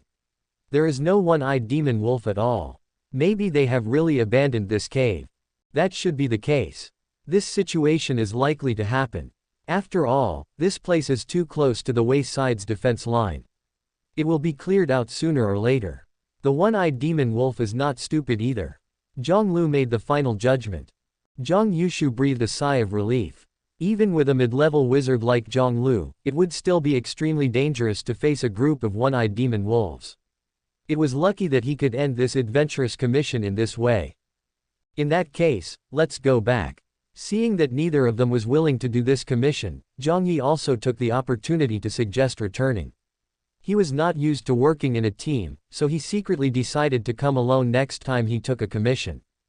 The two agreed immediately, but Zhang Lu still said to Jiang Yi, "Don't worry, although we failed to complete the commission, we have made a contribution by exploring the situation here. We don't want it at that time, and we will give it all to you." "Thank you." Jiang Yi did not refuse. The hunter's contribution was indeed what he needed most now. Just as they were about to walk out of the cave, a fishy wind that was even stronger than the one inside the cave suddenly blew in their faces, followed by a sharp claw blade. It was a wolf's claw. A one-eyed demon wolf was lurking at the exit of the cave. It suddenly launched an attack when none of the three of them expected it. The speed was too fast, and their senses were numbed by the strong fishy smell in the cave, so they were completely unable to react. Just as the sharp wolf claw was about to leave Jiang Lu's chest, a more domineering and swift blood light suddenly swept across the sky. With a crisp sound, the blood-red sharp claws slashed through like a sharp knife. The wolf claw that was originally going to dig open Jiang Lu's chest was directly cut off and fell to the ground. The woo! The sharp wailing sound was delayed for 2 seconds before it sounded. Jiang Yi reacted immediately, grabbing the two men's shoulders with one hand each and suddenly retreating. The powerful force brought up a strong wind, and he retreated more than 10 meters away before stopping. At this time, the blood-marked wolf showed no mercy. Its claws flew like sharp blades, and in the blink of an eye, it tore the broken-legged one-eyed demon wolf into pieces. Tick, tick, bright red blood slid down his chest, staining the ground red. Jiang Lu suddenly touched his chest with his hand, and felt a burning pain from the several centimeter-long wound. If blood-patterned wolf had been a second slower, his chest would have been completely cut open. "Brother, you're hurt." Jiang Yushu saw blood flowing from Jiang Lu's chest and spoke in horror. Jiang Lu waved his hand to stop Jiang Yushu, who was about to approach, and said, "It's okay, no internal organs were hurt. Be alert, we are in big trouble." Seeing this, Jiang Yi took out a bottle of magic potion and handed it to Jiang Lu, saying, "Apply it externally to disinfect and stop the bleeding." Jiang Lu knew that this was not the time to be polite, so he quickly took the medicine bottle, opened it, and quickly applied it to himself. The medicines prepared by Jiang Yi were all of top quality and took effect quickly. The bleeding stopped not long after being applied. Most of the attacks of demons contain toxins or special demonic powers. If not treated, even a small wound can be fatal. So many one-eyed demon wolves. At this time, Jiang Yushu suddenly shouted in horror, his voice trembling, and he was obviously frightened. Jiang Yi had actually discovered it a long time ago. At this moment, one-eyed demon wolves over 3 meters in size slowly walked out of the cave entrance, completely blocking the exit of the cave. When they were counted carefully, there were 13 of them in total. Including the one torn to pieces by the blood-patterned wolf, there were 14 of them in total. However, the death of their companion not only failed to frighten the one-eyed demon wolves, but instead made them more cautious, and none of them rushed forward recklessly again. A total of 13 one-eyed demon wolves lined up in a team and slowly approached Jiang Yi and the other two, pressing forward step by step. Their scarlet eyes were filled with cruelty and bloodthirstiness. "Damn it, these one-eyed demon wolves knew we were coming, and they lay in wait to lure us into a trap." Jiang Lu finally understood the current situation at this time. They were actually tricked by the one-eyed demon wolf and fell into a trap. The one-eyed demon wolf is a lowest level slave level demon, but it can be so cunning. "Brother, what should we do?" Although Jiang Yushu is a girl, she can still stay calm and always holds a water guard in her hand, ready to release at any time. Lure the enemy deep into our territory, hide in ambush, and act in an orderly manner. These one-eyed demon wolves seem to be commanded by something. Jiang Yi was the calmest person among the three. He did not take the dozen or so one-eyed demon wolves seriously, but he was curious about the discipline they displayed. Although demons are more intelligent than ordinary animals, it is impossible for low-level demons like the one-eyed demon wolves to possess such high intelligence. Therefore, the discipline displayed by these one-eyed demon wolves is obviously wrong. "Oh my young master, you still have the mind to analyze the behavior of the demons at this time. If we don't think of a solution, we will all die here." Jiang Yushu couldn't help but complain when he heard Jiang Yi's words, and he was also venting his panic. Chapter 8, Fierce Fight in the Cave. "Brother Gai, let your summoned beast act as the vanguard. I will use water magic to defend it, and I will use wind and earth magic to lead us out. What do you think?" Zhang Ludao was indeed an experienced old hunter mage, and he quickly thought of a plan to break out. However, his plan obviously requires the sacrifice of Jiang Yi's summoned beast. Jiang Yushu's water defense will definitely not be able to defend against the group attack of so many one-eyed demon wolves. Even if they succeed in breaking through, the blood-patterned wolf will definitely be seriously injured even if it does not die. If Jiang Yi was just an ordinary summoning mage, this would indeed be the best way, but since Jiang Yi dared to accept this commission, he certainly had his confidence, so he refused without even thinking about it. "No need to go to all that trouble. I don't care about a dozen one-eyed demon wolves. Just kill them all." You really have no common sense in combat. Do you think that blood-marked wolf can deal with 13 one-eyed demon wolves? Wake up, if we don't do as my brother says, we will all die here. Jiang Yi was furious. If she had known that Jiang Yi was such an inexperienced, reckless and arrogant guy, she would never have agreed to let him do this commission. Zhang Lu was also a little speechless. It was the first time he saw a new mage hunter who refused to listen to advice. Didn't he even care about his own life? However, facing the two people's inability to move, Jiang Yi did not make any response. He clenched his hand, and a pure white sharp blade appeared in his hand. Then he slowly walked forward and came to the side of the blood-marked wolf that was growling and confronting the one-eyed demon wolf. Little wolf, let's see who can kill faster. As soon as he finished speaking, Jiang Yi exerted force on his feet, and he shot out like an arrow from a bow, as fast as lightning, and rushed towards the closest one-eyed demon wolf. Swish! A blinding cold light flashed by, and the huge wolf head fell to the ground, and the single scarlet eye slowly lost its luster. Awoo! The blood-marked wolf shouted, as if accusing Jiang Yi of taking the initiative, and then pounced on him without hesitation, waving its claws, bringing up pieces of blood. The blood-red claw blade cut through the skin, flesh and bones of the one-eyed demon wolf as easily as cutting melons and vegetables. In just a few breaths, the one-eyed demon wolf was broken into pieces. The one-eyed demon wolf seemed to have never expected that Jiang Yi would dare to initiate an attack, and it was completely unable to react for a moment. Jiang Yi quickly killed the second one. When he was about to kill the third one, the one-eyed demon wolf finally came to its senses. With a low howl, the remaining one-eyed demon wolves rushed forward immediately, exerting the power of their sharp teeth and claws to the extreme, and attacked Jiang Yi together with a loud bang. No matter how agile Jiang Yi was, he was unable to cope with it at this time. Water defense circulation. Seeing Jiang Yi being besieged, Jiang Yi, who had just recovered from the Great Change, immediately used the elementary water magic. A clear water belt appeared out of thin air and circled around Jiang Yi, blocking the attacks of many one-eyed demon wolves for him. Thank you. Although the attacks of these one-eyed demon wolves might not be able to break through his defense due to his physical strength close to that of a general, Jiang Yi still expressed his gratitude. Ground wave, fall. Zhang Lu also used basic earth magic, and the hard ground immediately turned into a quagmire. The agile one-eyed wolf had its 4 claws stuck in the mud, and its movement was hindered.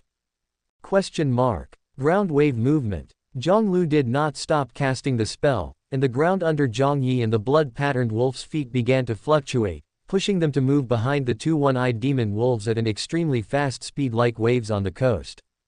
Swish! A crisp cutting sound was heard, and another one-eyed demon wolf died under Jiang Yi's knife. At the same time, the blood-marked wolf also killed the one in front of it with its sharp claws that could easily break through the fur defense of the one-eyed demon wolf. Just as Jiang Yi was secretly sighing in his heart that the cooperation was really good and wanted to continue to deal with the remaining one-eyed demon wolves, a strong sense of crisis suddenly hit his heart. Careful! Rock barrier and mountain screen. The earth element condensed madly in front of Jiang Yi, and a barrier like a hill rose from the ground. But at the moment when the hill barrier was formed, there was a loud bang, and the entire barrier condensed by the intermediate earth magic shattered into rubble all over the sky. A scarlet claw came straight towards Jiang Yi with unparalleled sharpness. The speed of the claw was so fast that it even surpassed the flying stones in the air. It was conceivable that even if Jiang Yi was hit by this power, he would surely die. Even though he felt a fatal threat, Jiang Yi remained calm. He raised his hand as quickly as possible and held the pure white blade in front of him.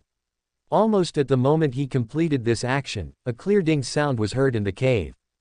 Water defense circulation was easily broken through as if it did not exist. The sharp claws attacked the blade, and the blade could not withstand it and shattered into points of light in an instant. However, Jiang Yi used the force to fly backwards and stabilized his body more than 20 meters away.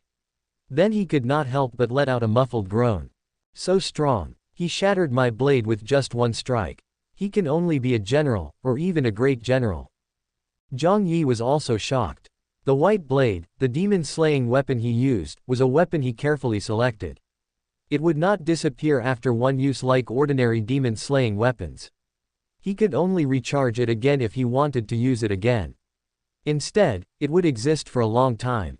In order to buy this demon-slaying tool, Jiang Yi spent all the money he got from the armor magic tool, which was also one of the reasons why he was so anxious to accept the commission. Because of the special characteristics of the white blade, it is not as destructive as other demon-slaying tools. The reason why Jiang Yi was able to kill the one-eyed demon wolf so easily just now was because of the martial arts energy in his body. However, the toughness of the white blade is such that it is difficult to destroy it even with the attacks of ordinary general-level monsters. To break the white blade in one blow, you must be a monster at least at the level of a great general. Woo! The blood wolf realized something was wrong, and after a low howl, it gave up attacking the one-eyed wolf and quickly came to Jiang Yi's side to protect him behind him. "Guy, how are you?" Zhang Yushu asked hurriedly when he saw Jiang Yi, who had been showing his great power just now, was suddenly knocked away. "Fight, general level, bone spur fighting wolf." Zhang Lu didn't care about Jiang Yi's condition at all, because he saw the thing he least wanted to see. The hideous blood-red bone spurs, 3 scarlet bloodthirsty beast eyes, and a body so huge that it almost blocked the entire entrance to the cave. The tangible pressure made people feel fear. Under this kind of pressure, even the most skilled Star Trek might fail to connect. The bone spike wolf, also known as the three-eyed wolf, is the upgraded form of the one-eyed wolf. It is a genuine general-level monster. Compared with low-level monsters like the one-eyed wolf, the bone spike wolf is many times stronger. Even a hunter team composed entirely of mid-level mages cannot say that they can defeat a bone spike wolf. There are only 3 of them now. There is no way they can survive facing such a monster. Originally, when they saw Jiang Yi showing his strength to crush the one-eyed demon wolf, they thought they could successfully complete the task and make a fortune, but they didn't expect to fall into despair so quickly. How could this be? How could a bone-spurred wolf appear here? Shouldn't this kind of monster be killed by Master Wei as soon as it gets close? Zhang Yushu's face was full of disbelief, and he soon fell into despair. The intelligence is wrong. It looks like we're all going to die here today. Zhang Lu also gave up struggling completely and smiled bitterly. "I'm sorry, little sister. I failed to fulfill my responsibility as a big brother." "Brother, don't say that." Zhang Yushu's eyes were red and he sobbed. "Okay, save your brother-sister love scenes for later. It's not time yet." At this moment, Jiang Yi's casual voice sounded behind them, and the sadness that had just surged in their hearts was immediately replaced by an inexplicable sense of weirdness. Either they were crazy or Jiang Yi was crazy. He could actually say such words in front of a warrior-level bone spike wolf. But Jiang Yi obviously had no intention of explaining to them. The moon-white magic light lit up, and the beautiful star tracks connected in the blink of an eye, and the dimensional rift opened again. Whoosh! A demonic wind suddenly arose, and the creatures on the other side of the dimensional rift had not yet appeared. The intertwined power of extreme cold and extreme heat poured out like a flood.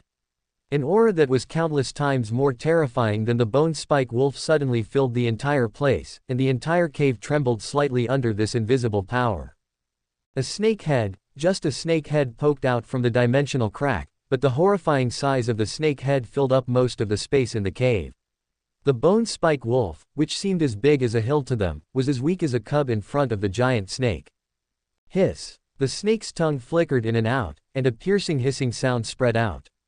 A pair of vertical pupils looked coldly at the bone-spurred wolf that was already crawling on the ground in fear, not daring to move. It lost interest after just a glance. The giant snake opened its mouth and spit out a condensed white light, which pierced through like lightning. With a hiss, the bone spike wolf fell to the ground, completely losing its life. Those slave-level one-eyed demon wolves were completely defenseless and died instantly.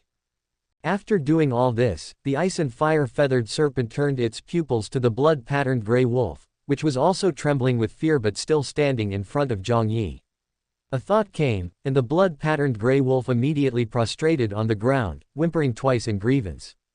"Thank you very much. You can go back first." Seeing this, Jiang Yi hurriedly sent the ice and fire-feathered serpent back to the summoning plane.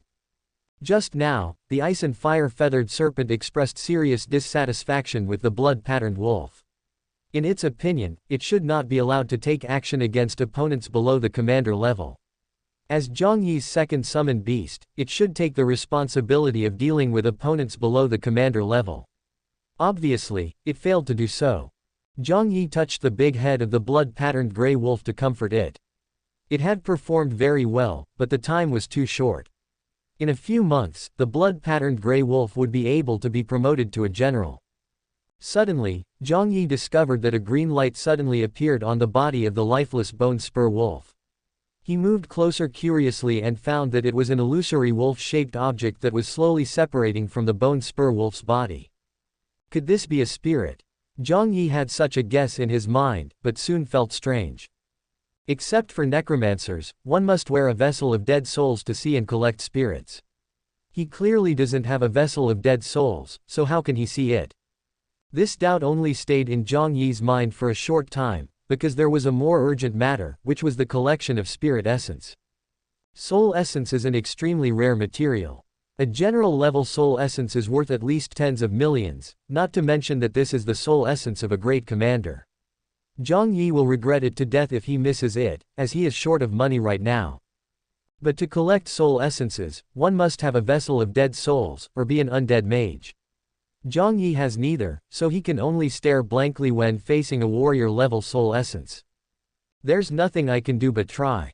Since I can see it, I should be able to capture it with my thoughts.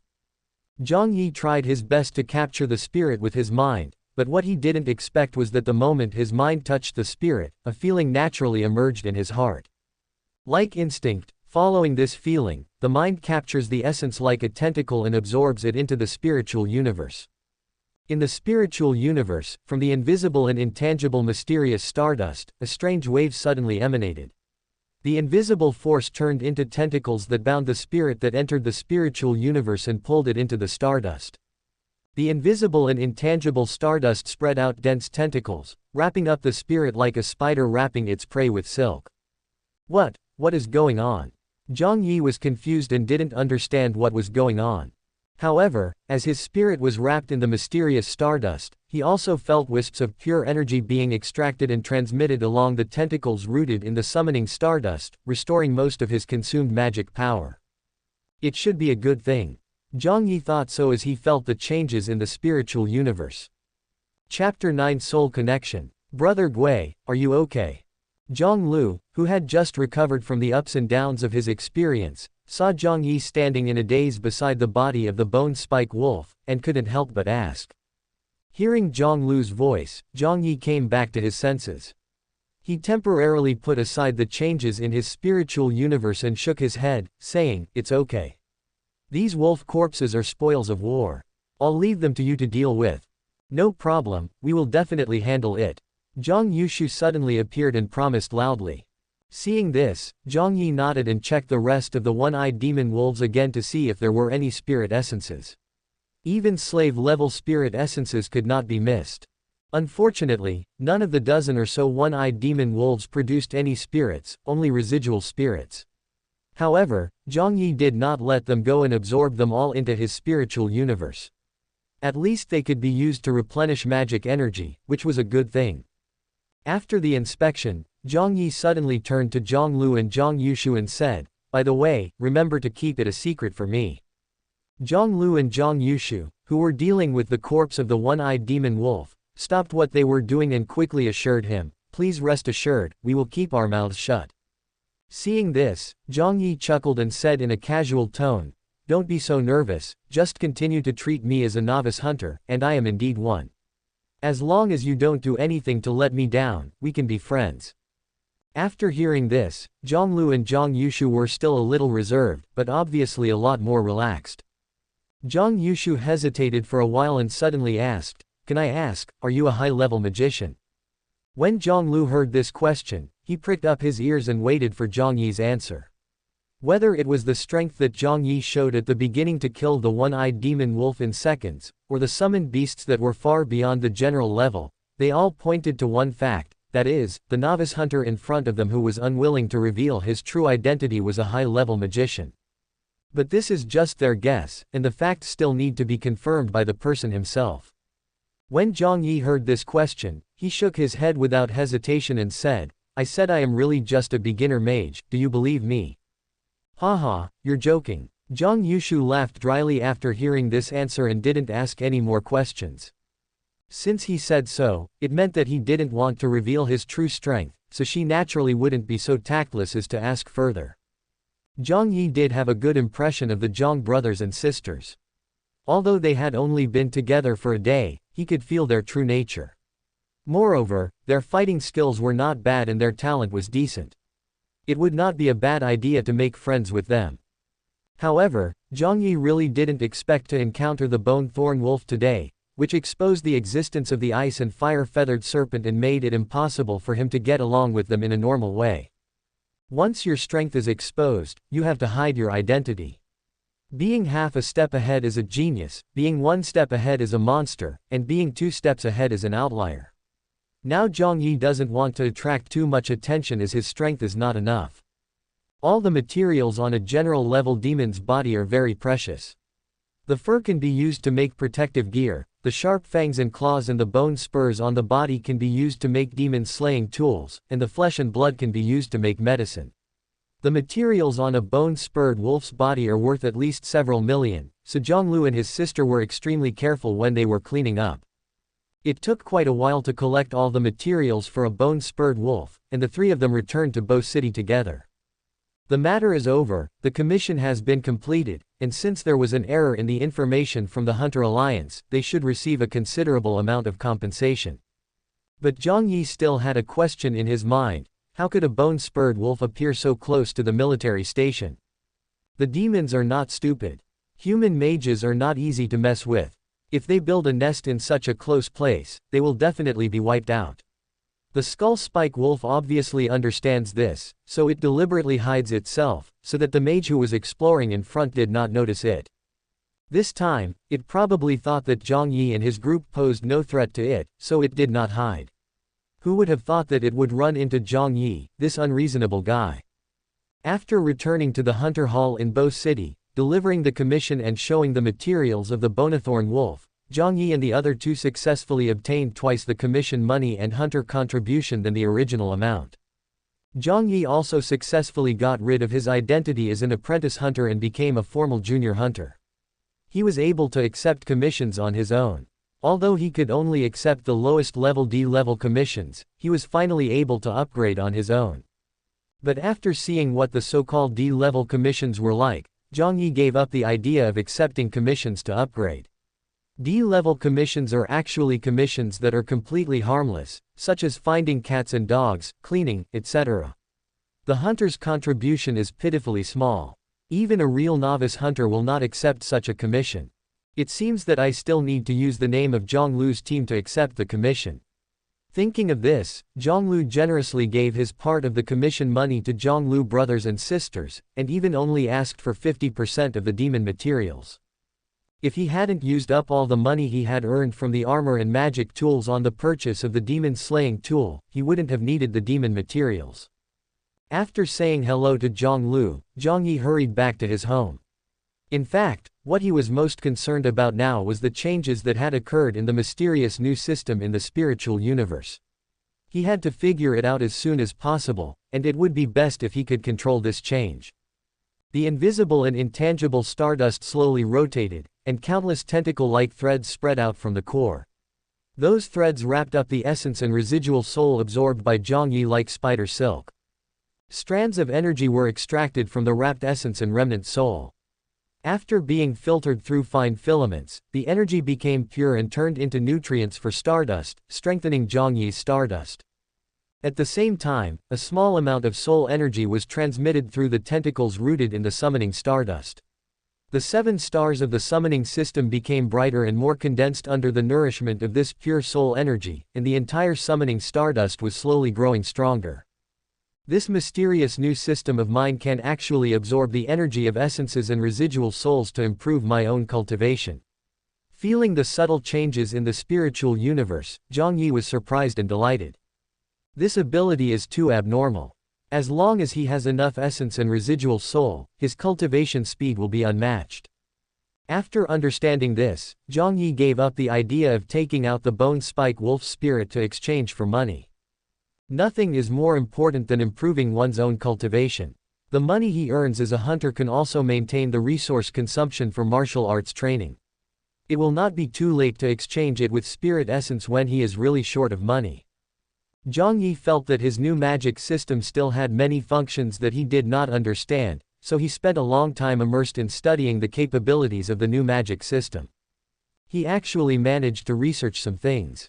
He was able to control the invisible filaments that grew out of the stardust, including the collection, preservation and absorption of essence. He could control every step. In this way, Jiang Yi can completely retain a part of his spirit and use it to restore magic power at the critical moment, thus having an extra trump card to save his life. In addition, Jiang Yi discovered that under his deliberate control, he could use fine threads to condense the energy of different residual souls together to form a complete spirit. The residual souls of more than a dozen one-eyed demon wolves were condensed into a slave-level spirit by him. The ability to condense residual soul into essence is the same as Mo Fan's ability, but in comparison, this is his own ability and is more controllable. The magic stardust of a magician is actually a form of soul, which is equivalent to an extra hand, similar to a mutation. Because it is newly grown, it requires familiarity and practice before you can use it proficiently. But no matter what, it is a part of the soul and belongs to the magician himself. Once you become familiar with it, using it will be no different from using your original hands. After continuous exploration and training, Jiang Yi was finally able to freely control the tentacle-like filaments of the new magic system, and named them soul lines. Jiang Yi decided to call this new magic system the Soul System. This system is neither black magic nor white magic, nor elemental magic nor dimensional magic, but it is obviously related to the soul. The effects discovered so far also act directly on the soul, so it is most appropriate to call it the Soul System. After resting for a few days and digesting the gains from the new magic system, Jiang Yi decided to continue accepting commissions to improve his hunter level. He turned on his phone and sent a message to Zhang Lu, "Accept the commission, meet at the Hunter Hall." Zhang Lu recuperated for a few days, and the wounds on his body left by the one-eyed demon wolf had long since healed. Even if Jiang Yi didn't look for him, he was ready to ask whether he should continue to accept commissions. When he saw Jiang Yi's message, he quickly replied, "Understood. By the way, Senior, there is an A-level bounty commission. Do you want to give it a try?" A-level commissions are commissions that only mid-level peak hunter teams are capable of completing. The hunter level must be at least elite hunter or above. The opponents faced in this kind of commission are at least at the general level. Even some hunter master teams will compete for A-level tasks. As for commissions above grade A, they are no longer classified into different levels. They are all called master-level tasks, and the difficulty of the tasks is usually judged by the commission rewards. Those who participate in this kind of commission are all master hunters, whose cultivation is at least high level, and most of them are even super level. At that level, money is not that important, and the rewards have become more precious cultivation resources, such as the star sea sky vein that can help people break through to the super level. Jiang Yi was slightly shocked when he saw Zhang Lu's news. Logically speaking, in a small place like Bo City, B-level commissions are already the highest. Even if there are A-level commissions, it is impossible for the hunters here to handle them. Tell me in detail, what's the situation? Jiang Yi became interested. Since Zhang Lu mentioned the A-level commission, he should know something about it. Zhang Lu quickly replied, "This is a commission from a hunter master. He wants to find the wind-singing grass, a specialty that is only found in Nanling. The commission money is not much, but the hunter reputation contribution is very generous." "What is wind-singing grass? Do you know?" Jiang Yi continued to ask. "It is a rare medicinal herb, usually associated with highly poisonous monsters. When the wind blows through the petals of this herb, a whistling sound is made, and it can cure all kinds of poisons." Zhang Lu quickly repeated the information he knew. After seeing this information, Jiang Yi immediately lost interest in this commission. Rare and associated with poisonous monsters, these two words combined gave people a very bad feeling. The seemingly simple task of finding herbs might not be that easy. This kind of task is thankless, no wonder it can become an A-level commission. It must be that someone around the master hunter is poisoned and urgently needs the wind-sounding grass to save his life. Jiang Yi told Zhang Lu not to worry about this A-level commission and just take a B-level bounty mission. What he wanted to do most now was to hunt monsters and collect their spirits, which could quickly improve his cultivation. After getting Jiang Yi's instructions, Zhang Lu no longer cared about the A-level commission, and then accepted a commission to hunt a blood-marked giant demon rat. Chapter 10 Blood-Marked Giant Rat. The blood-veined giant rat is a warrior-level demon in the advanced form of the giant-eyed rat. The giant-eyed rat is a demon that is extremely good at digging holes. This blood-veined giant rat even dug a hole into the Yan realm.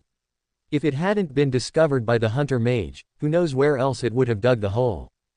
Although the trace of this blood-marked giant demon rat had been discovered, the guarding wizard could do nothing about it. Once it encountered a powerful wizard, it would escape into the ground and quickly disappear. When the wizard left, it would continue digging holes. If it were to dig a hole into the city, it would be a headache, so it had to be resolved within the Yan boundary. The content of this commission was not to let them deal with the blood-veined giant rat by themselves, but to assist the guards in finding it and blocking its retreat. As a mid-level Earth-type mage, Zhang Lu had a great advantage in this mission. This mission requires the hunter team to obey the orders of the guards and gather at the same location before the tasks are assigned. When we arrived at the gathering place, we saw that there were quite a few teams of mage hunters who had accepted this mission. There were about 30 or 40 teams, large and small, with 5 to 10 people in each team. A total of 200 to 300 magicians gathered there, most of whom were mid-level mages. Even if there were any beginner mages, they were rare thunder-type or even healing-type mages. With so many people, it is obviously impossible for all of them to receive the full commission reward, but as long as they participate, they can get good hunter contributions. After waiting for a while, a burly middle-aged man walked out of the Wei team. The man was dressed in Wei magician's clothes, unkempt, and often had an unruly smile on his face. He walked in front of the crowd, coughed twice, and spoke loudly, using magic to amplify his voice. As a result, the 200 or 300 people in the field stopped talking and looked over. Everyone, let me introduce myself first. I am the chief of the Bocheng Guards, Zan Kong, the commander of the Zhufunction post. I have invited everyone here today to hunt down a war general level demon, the blood-patterned giant demon rat. It's not difficult to hunt down the blood-marked giant demon rat, but the difficult part is to catch it from underground, so I asked everyone to come here to help me catch the rat that is good at digging holes out of the ground. We will assign an area to each hunter team. Your mission is to explore the area you are responsible for to see if there are any blood-veined giant rats. If there are, drive them out. Even if there are none, please stick to your area to prevent the blood-veined giant rats from sneaking into the ground from your area when they escape. Therefore, each area needs at least one mid-level Earth mage. You are all experienced hunters, but I hope you can cooperate with us, the guards. At least during this commission, you must follow our instructions. If anyone acts without authorization and disrupts our arrangements, causing the mission to fail, that person will not only not receive the commission reward, but we will also punish him. After saying all of this, the officer paused for a moment, waiting for everyone to digest his words, then pointed to a magician standing next to him and said, "If anyone is unwilling, you can leave now. The captains of the hunter teams who are willing to cooperate, please go to the magician next to me one by one to receive the mission." Jiang Yi still agreed with Wei Fang's arrangement. If so many people rushed forward in a disorderly manner, even if they really captured the blood-veined giant rat, they would suffer heavy losses. There was a greater possibility that the blood-veined giant rat would find a chance to sneak back into the ground and disappear. But if, as Wei Fang arranged, each hunter team held an area, they would be doomed as long as the blood-marked troll rats were driven out of the ground. Zhang Lu quickly got their area location, and the three of them quickly rushed to the designated area. As soon as they arrived here, Zhang Yushu suddenly frowned. She pulled Zhang Lu's hand and said, "Brother, look over there." Zhang Lu looked in the direction Zhang Yushu pointed, frowned, and cursed. "It's a narrow road for enemies to cross." Noticing their movements, Zhang Lu also looked in the direction of their sight and found that there was a team of 5 people in a standard hunter team configuration in a direction close to their area. Among them, there was one who looked like a captain. He had a full beard, a rough appearance, and was tall and strong. "Do you have a grudge against them?" Jiang Yi asked. Hearing this, Jiang Lu said helplessly, "It's not a grudge. That man is called Zhao Ke. He works for Mu Qian of the Mu family. Suppressing us is the task Mu Qian gave him. So the offending you meant offending the Mu family." After hearing his words, Jiang Yi said thoughtfully, "I'm sorry, senior. I didn't mean to hide it from you, but—" "Stop." Jiang Yi waved his hand to stop Jiang Lu from speaking. "I don't care and don't want to hear it. Also, don't call me senior in front of others." Hearing this, Jiang Lu was slightly stunned, then quickly nodded and agreed, "Okay, Brother Gui, Brother Gai." At the same time, Zhao Ke's team also discovered Jiang Lu and his team. A member of the team pointed in the direction of Jiang Lu and whispered beside Zhao Ke, "Boss, isn't that Jiang Lu? He actually recruited new team members and dared to participate in the mission." Zhao Ke looked over and saw that it was indeed Jiang Lu. He narrowed his eyes and snorted coldly, "Humph, a tactless guy." Brother Mu valued his face and didn't kill him directly. He thought Brother Mu didn't dare to do it. "Today, I will make him suffer if I have the chance. Brother, today we are on a mission organized by the Weifang organization. If we cause trouble, I'm afraid we will be." "You are stupid. Who told you to do it openly? Didn't I tell you to do it again when there is a chance? Do it covertly. Once the blood-marked giant demon rat appears, everyone's attention will definitely be on that demon. Who will care about us?" Yes, Big Brother is really thoughtful. I admire you very much." Jiang Lu, although unaware of the conversation between Zhao Ke and the others, secretly became more vigilant. The area assigned to Jiang Yi and his team was not very large. Before long, the three of them had checked the entire underground area and found no trace of the blood-veined giant rats. Perhaps it was the development of his soul power. Jiang Yi found that his perception ability had been greatly enhanced. With the spread of his will, he could vaguely perceive the situation several meters underground. He discovered that although there were no blood-veined giant rats in the area they were in, there was a large underground passage. The huge passage was connected to many small passages, crisscrossing each other like a precisely designed underground transportation route. Following the passage, Jiang Yi actually found several giant-eyed fishy rats. This discovery made Jiang Yi frown, because this situation reminded him of the disaster in Bo City.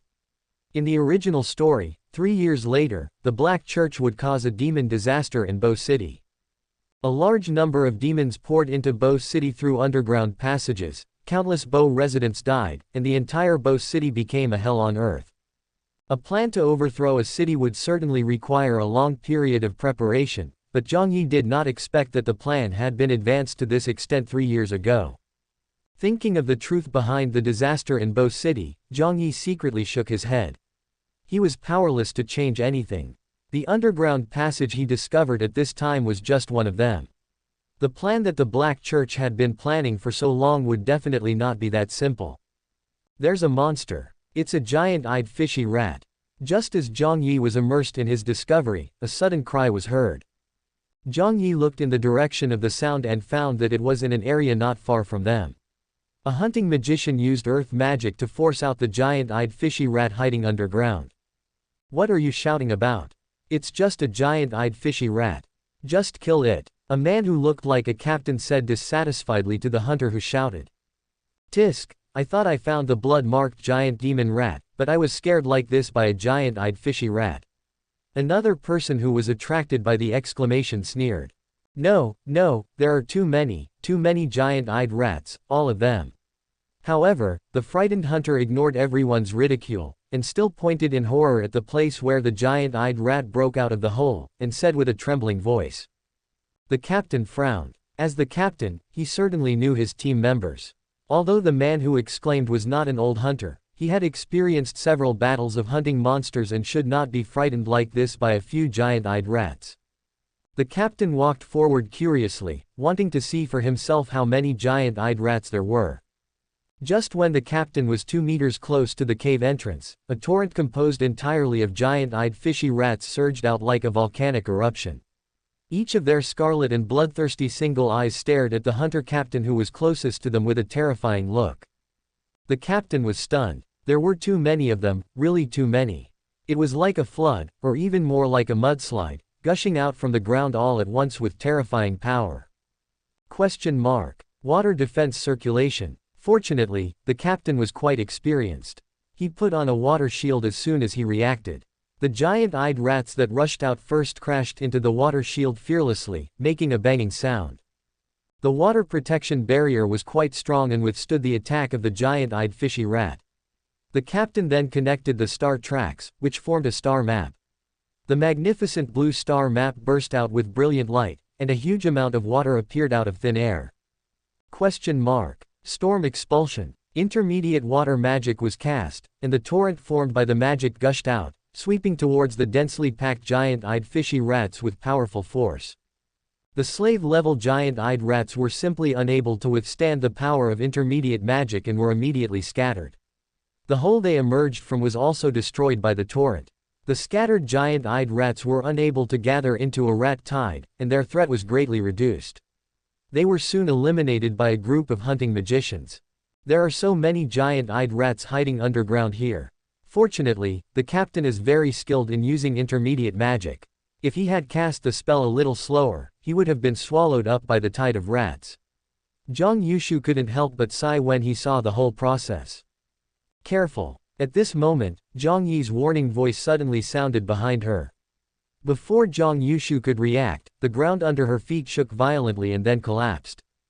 She instinctively leapt into the air and flew out, but even with all her strength she could only move 2 meters. The collapsed ground formed a hole, and giant-eyed fishy rats emerged from it. The first thing they did was rush towards Jiang Yi who was closest to them. Ground wave movement. Zhang Lu cast the basic earth magic in time, and the ground turned into rippling water under his control. Jiang Yi moved several meters away along with the ground beneath him. Wind track flying shadow. Zhang Lu used another wind magic and appeared beside Jiang Yi in a flash. He picked him up and flashed away from the cave entrance again. Jiang Yi was not idle either. 7 stars were connected, and the beautiful moon-white star tracks released magical light. The dimensional cracks opened up, and a majestic blood-marked wolf with a body length of nearly 3 meters leapt out. Jiang Yi fed the blood-patterned wolf a lot of the bone-spurred wolf's flesh and blood. In addition, in recent days, he had converted the energy of the bone-spurred wolf's spirit into summoning magic power and infused it into it. This made its strength very close to the general level, and it only needed an opportunity to truly advance. The blood-marked wolf did not howl. The moment it appeared, it rushed into the rat group. Its sharp claws were like knives, and a blood-red light curtain was formed as it swung. No matter how many giant-eyed rats came close, they would be chopped into pieces. Rock barrier and mountain screen. After rescuing Jiang Yi, Zhang Lu did not hesitate and immediately released his intermediate earth magic. A solid barrier composed of layers of earth and rocks rose from the ground, forming a cage that trapped all the giant-eyed rats. The hole formed by the collapse was also blocked by this earth magic. The entrance to the cave was blocked, and the number of giant-eyed rats no longer continued to increase. They were quickly killed by the blood-marked wolves. However, when Jiang Yi looked around, he found that not only their place, but also most of the areas guarded by the hunter teams in the entire area designated by the guards had suffered sudden attacks from the giant-eyed rats. The underground passages are complicated and the giant-eyed rats can break out of the ground from anywhere to catch the hunters by surprise. They are creating chaos. Did they want to help the blood-marked giant demon rat escape? Jiang Yi was only guessing about the current situation. The demon's cunningness once again refreshed his cognition. A general-level blood-marked giant demon rat could actually fight wits and courage with humans to this extent, which made people feel awe-inspiring. Check out our playlist for more amazing novels. Continue. Chapter 11 Rat Plague, High-Level Power. The demon is too cunning. It seems that it is not so easy to catch the blood-veined giant rat. Zhang Lu came to Jiang Yi and said, "The arrangements made by the guards are comprehensive enough. This kind of situation should also be within their consideration. This is the Yan realm. If the blood-marked giant demon rat dares to show up, it will surely die." Jiang Yi spoke indignantly at this time. The sudden situation just now made her very embarrassed, and her hatred for the giant-eyed fishy rat increased a bit. Since the demons are so smart, they should know that if this behavior is transmitted into the Yan realm, they will surely die. Then why did they do this? Jiang Yi suddenly asked at this time. Maybe it's because of greed. Demons like to eat human flesh. If there is a direct passage to the inside and outside of the Yin realm, they can prey on humans unscrupulously. Zhang Lu said half-guessingly. Zhang Yushu's delicate face flushed with anger when he heard this. He said angrily, the demons are so abominable. They covet our human cities all the time. When I am strong enough one day, I will definitely wipe out all the giant-eyed fishy rats near Bo City. After listening to their words, Jiang Yi didn't say anything more. The difference between humans and demons was purely a difference in stance. There was nothing much to say. Compared to this, the problems within humanity were even bigger. At this moment, an area hundreds of meters away from where Jiang Yi and his team were suddenly became agitated, followed by various explosions of destructive magic. Faintly, Jiang Yi saw the figure of a rat as big as a giant wolf in the light of the destructive magic. The blood-veined giant demon rat has appeared. Zhang Lu also noticed what was happening over there and spoke in a serious tone. Although the blood-veined giant rat is also a warrior-level demon, its strength is obviously not as good as that of the bone-spurred wolf. After its ability to dig holes was restricted by the Earth Mage, it quickly fell into an absolute disadvantage. But at this moment, the blood-veined troll rat suddenly let out an extremely sharp hiss, and the ground began to tremble, and hideous cracks appeared, as if something was about to break out of the ground. Use ground waves to reinforce the ground, and don't let the underground rats run out to disturb us. Upon seeing this situation, the experienced hunter immediately gave loud commands, and soon many hunting mages released basic earth magic. Under the control of many mages, the ground was like a violently fluctuating water surface. All of a sudden, a series of squeaking screams came from underground. The powerful squeezing pressure caused heavy losses to the giant-eyed rats underground. Large areas of soil were dyed a disgusting green color by blood. Even so, cracks in the ground are still occurring. There are countless giant-eyed rats hiding underground. They are like fearless soldiers, attacking the ground madly. Piece of land collapses, forming passages. A tide of giant-eyed fishy rats poured out of the passage. The terrifying number of them would make even an experienced hunter's hair stand on end. Why? How can there be so many? It's too much, too horrible, it's a disaster. Screams rang out, and countless giant-eyed rats disrupted the positions of the magic hunters. In the chaotic situation, they could not hold on to their own areas at all, because there were giant-eyed rats everywhere and they might be attacked at any time. Even Jiang Yi and his team were in the same boat. There were giant-eyed rats everywhere in all directions. The sheer number was terrifying. They had to use earth magic to build fortifications and guard one direction to clear out the approaching giant-eyed rats. They had no time to take care of other things. At this time, the hunter team Zhao Ke was also overwhelmed with dealing with the giant-eyed rats that kept pouring in, but he still took the time to look in the direction of Jiang Yi and the other two. When he saw them huddled in the defense formed by the rock barriers, a hint of malice flashed in his eyes. He quietly cast a ground wave magic, and a ripple surged on the ground. The ripple did not have much destructive power, but it quickly approached the defense barrier built by Zhang Lu with the rock barriers. Crash! The ground wave hit the rock barrier. Logically speaking, primary earth magic should be ineffective when encountering intermediate earth magic. However, what was shocking was that when the seemingly inconspicuous ground wave hit Zhang Lu's rock barrier, the entire rock barrier was shattered directly, and a huge gap immediately appeared in the perfect defensive barrier. This is the effect of Zhao Ke's Earth-type Spirit Seed. The effect of his Earth-type Spirit Seed can break down other people's Earth-type magic defenses, but the effect is not strong. As long as others are a little prepared and consume some magic energy to resist, the effect can be resolved.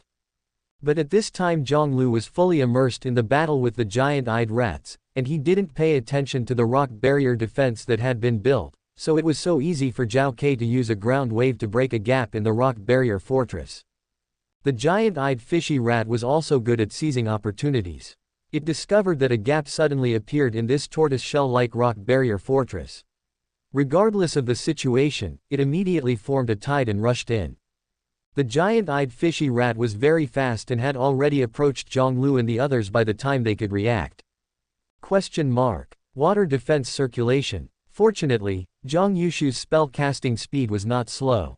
A water-defending barrier was deployed, helping the three to defend against the first wave of attacks from the giant-eyed rats. Ground wave slow. Zhang Lu also released magic at the first moment, and the ground suddenly turned into quicksand, and the speed of the giant-eyed rats running on it was reduced by more than half. Jiang Yi asked the little wolf to guard the front battlefield, while he turned around, clenched his hand, and a pure white longsword appeared. He suddenly exerted force with his feet, and his figure was as fast as flying. Every time he approached a giant-eyed rat, he would take its life with a swipe of the sword. Zhang Lu's earth magic star map was now completely constructed, brown magic light lit up, and a new rock barrier rose from the ground to block the gap. Immediately, no more giant-eyed rats rushed into their defense fortress. With the tacit cooperation of brother and sister Zhang Lu and Zhang Yushu, Jiang Yi quickly killed all the giant-eyed rats that took the opportunity to sneak in.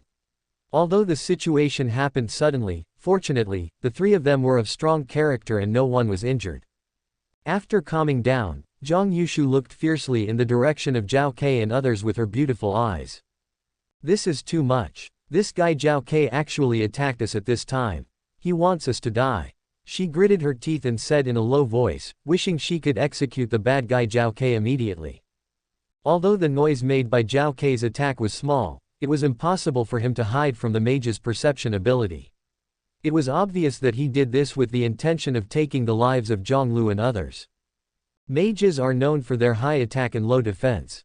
Even a high-level mage could be killed if he is careless and attacked by a slave-level monster. The situation just now was really dangerous. However, Zhao Ke did not expect that Zhang Yushu would release the water guard so quickly, and that the combat capability of the newcomer Jiang Yi would be so strong.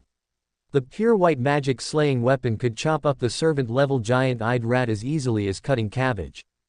"Calm down. Now is not the time to cause trouble. We can settle the score with him when we have the chance later." Zhang Lu spoke to comfort Zhang Yushu. "The situation is not good. Master Wei has become a mess, and the number of giant-eyed fishy rats is a bit abnormal." Jiang Yi didn't take what happened just now to heart, but talked about the overall situation here. The hunters were quite strong, but they were fighting on their own.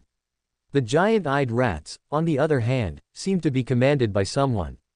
They moved swiftly and orderly, and used their huge numerical advantage to put the hunters in a mess. "Where is Master Wei? It's already this late, and Wei Fang's mage is still unwilling to take action." In the chaos, someone remembered that Wei Fang was still sitting on the Daoyutai, not looking like he was going to take action at all, and spoke anxiously. Similar voices soon rose and fell among the hunter team. "Commander, the hunters are in chaos. The number of giant-eyed rats is beyond our expectations. Should we take action now?" At this time, a hunting mage came to Zhang Kong and said. Zhang Kong looked at the chaotic situation and sighed, "Hunters are hunters. They act on their own and don't know how to cooperate. They collapsed so quickly. Forget it, you guys should clean up these stinky rats that escaped. That guy should be unable to bear it anymore by now." The guard mage took the order and left. Soon, several teams of hunter mages composed entirely of mid-level mages joined the battlefield. They coordinated perfectly and moved in an orderly manner, sweeping across like sharp swords. The giant-eyed fishy rats that came like a tide were crushed by them like ants encountering a wheel. Soon, most of the giant-eyed rats in the entire battlefield were wiped out under the sweep of the guardian mage. The remaining ones had lost their numerical advantage and could hardly pose a threat. They all gathered around the general-level blood-patterned giant rat. Just when Master Wei was about to completely eliminate the remaining giant-eyed fishy rats and the blood-veined giant rat in one fell swoop, the ground was broken with a loud bang, and a behemoth that was twice the size of the blood-veined giant rat suddenly appeared in front of everyone. Hiss! The piercing roar spread out, the ferocious momentum swept across, the majestic demonic power stirred, giving people a feeling of fear of facing a natural enemy. It was a blood-veined giant demon rat, a more powerful blood-veined giant demon rat. There was more than one general-level demon here, and the second one was obviously stronger than the ordinary blood-veined giant demon rat. Judging from the terrifying power it displayed, it could only be a blood-veined giant demon rat at the peak of the promotion stage, and it was only one step away from becoming a true leader. No wonder he can command such a large number of giant-eyed rats. He can even command a general-level blood-patterned giant demon rat. He is actually a demon who is about to break through and become a general. Oh my god, can a blood-veined giant demon rat grow so big? With this kind of power, it is no longer a general. Run, run, we can't fight against this level of demons. Run. The moment they felt the aura emanating from the giant blood-veined troll rat that far exceeded that of a commander-level demon, the team of mage hunters instantly scattered. Only the team of mage hunters remained in place, confronting the giant blood-veined troll rat. Let's run too. We can't deal with monsters of this level. Jiang Yi also said at this time. No need. There are high-level mages here. Since the blood-marked giant demon rat has appeared, it is already dead. I'm afraid the real target of today's hunt is it. As soon as Jiang Yi finished speaking, a hearty voice rang out. Haha, you finally show up. I've been waiting for you for a long time. As the words were spoken, a fiery red cloud condensed in the sky. Extremely violent fire elements were surging in the cloud, and the next moment, pieces of fire rain poured out from it. Sky flame funeral rain of fire. As the high-level magic came out, a terrifying and suffocating feeling of oppression swept over, and a terrifying rain of fire fell that was like being able to burn through the earth. The blood-marked giant rat that was so majestic just now was swallowed up, and the terrifying high temperature burned through its fur and burned its flesh. No matter how the blood-veined giant rat mobilized its demonic power, it could not withstand the bombardment of this terrifyingly powerful high-level fire magic. The wizard hunters who were closer felt the power of the high-level magic and could not help but retreat again and again. The heat waves and the desperate wails of the blood-veined giant rat before its death told them that high-level magic was something they could not resist. A moment later, when the high temperature of the fire rain faded and the blazing flames went out, everyone was shocked to find that the place where the high-level magic descended had collapsed several meters deep, and the bright red magma was flowing slowly with no signs of solidification. But what shocked everyone even more was that in the magma, the corpse of a huge blood-marked giant rat was lying in it. Its body was charred black, but it was still intact as a whole and was completely lifeless. The body of this demon is so tough that even high-level magic can't destroy it. A mid-level wizard couldn't help but exclaimed when he saw this scene. A warrior or demon at the peak of the promotion period. If it produces a special bone or a living spirit, how much would it be worth? Some people pay more attention to the value of a warrior or demon at the peak of the promotion period. Chapter 12. Cutting the Sky. After the death of the blood-marked giant demon rat, the remaining giant-eyed rat had no room for resistance. They were completely wiped out in just a few minutes by the joint efforts of hunters and guardian mages. During this period, Master Wei had sent people to check the bodies of the two general-level demons. As expected, they found the essence on the blood-patterned giant demon rat that was at the peak of the promotion period, but the other one failed to produce any essence. Huh, is this blood-veined giant demon rat so weak? Not only does it have no essence, but it doesn't even have a residual soul left. The guard mage who was checking the demon's corpse looked at the weaker blood-veined giant demon rat with confusion. What's wrong? At this time, another mage noticed that his expression was wrong and asked. It's nothing. We just didn't find the remaining soul of this blood-marked giant rat. It's not a big deal. It might have been directly shattered by high-level magic. The guard mage waved his hand to indicate that it was nothing serious. Master Wei, who asked the question, did not take it seriously. Of course, the residual soul of the blood-marked giant rat was not shattered by high-level magic, but was secretly taken away by Jiang Yi. Jiang Yi didn't dare to steal a complete soul, but he didn't have so many concerns about a residual soul. Although it is only a remnant soul, a general-level remnant soul is much stronger than a slave level one, and can provide him with a lot of soul energy. The one who gained the most from today's rat extermination operation was Jiang Yi. Hundreds of slave-level residual souls, even if their quality was a little poor, could be condensed into several slave-level spirits. This was because he was worried that someone holding the vessel of the dead soul would notice him and asked him to restrain himself. There were too many giant-eyed smelly rats here today. If they suddenly poured into the city, it would definitely be a rat plague. After the mission was over, Jiang Yi and his team should have received the commission rewards and left directly, but Jiang Yi was kept behind when they were about to leave. This surprised Jiang Yi. He asked why, and the mage just said that their superior wanted to see him. Commander, you should be referring to Zhang Kong. Why does he want to see me? We shouldn't have had any interactions. Could it be that something was revealed in the battle just now? Jiang Yi had many guesses in his mind, but thinking of Zhang Kong's character, he felt that nothing should happen, so he let the Jiang brothers and sisters leave on their own, and he followed the messenger Wei mage to see Zhang Kong. Master Wei brought Jiang Yi to a quiet forest. After walking for a while, they saw a figure who was not very tall but very strong. The man was unkempt and had an inexplicable smirk on his face. He just looked at Jiang Yi who was walking towards him. When Jiang Yi approached, he didn't say anything. He waved his hand and asked the mage who was leading the way to leave.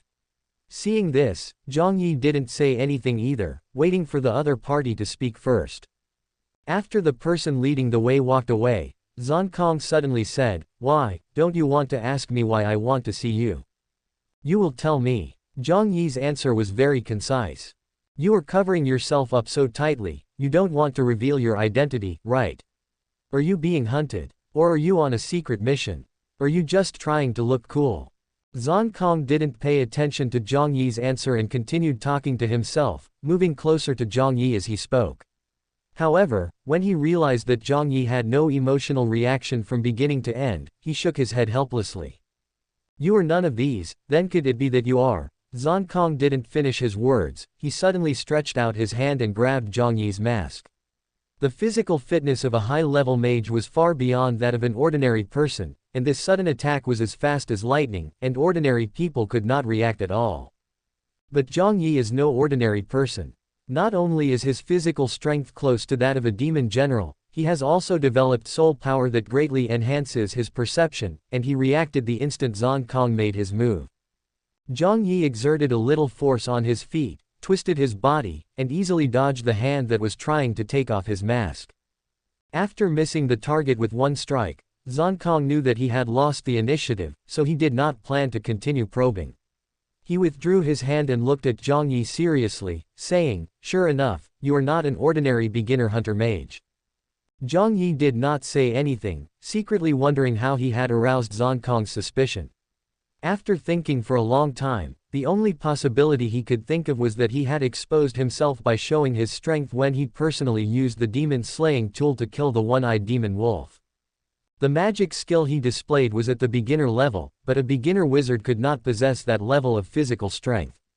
Even with the help of a demon-slaying tool, it was impossible for a beginner wizard to kill a slave-level demon so easily.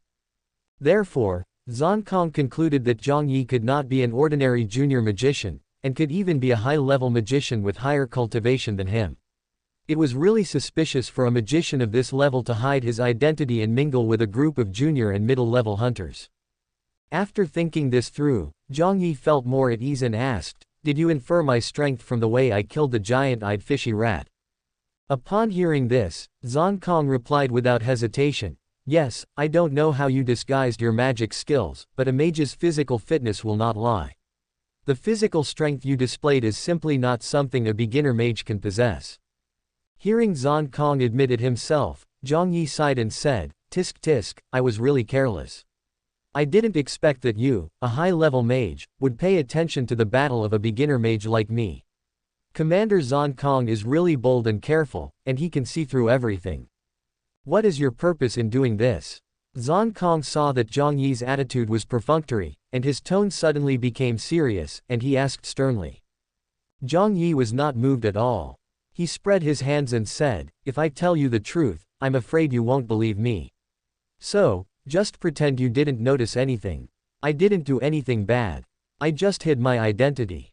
It's normal for a hunter, right?" Hearing this, Zhang Kong's brows knitted together completely.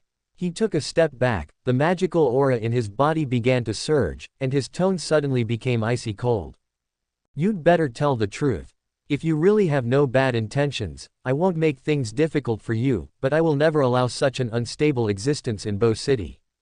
Feeling the firmness in Zhang Kong's tone, Jiang Yi felt helpless and secretly cursed him for being so stubborn, but he was helpless and could only wave his hand and said, Okay, don't be angry, I'll tell you the truth." Seeing this, Zhang Kong put away his momentum and waited for Jiang Yi's next words. I am really a novice hunter. I just registered for hunter qualification a few days ago. I came to do commissions just to earn hunter contribution and increase my hunter level. As for hiding my identity, isn't this the norm for hunters?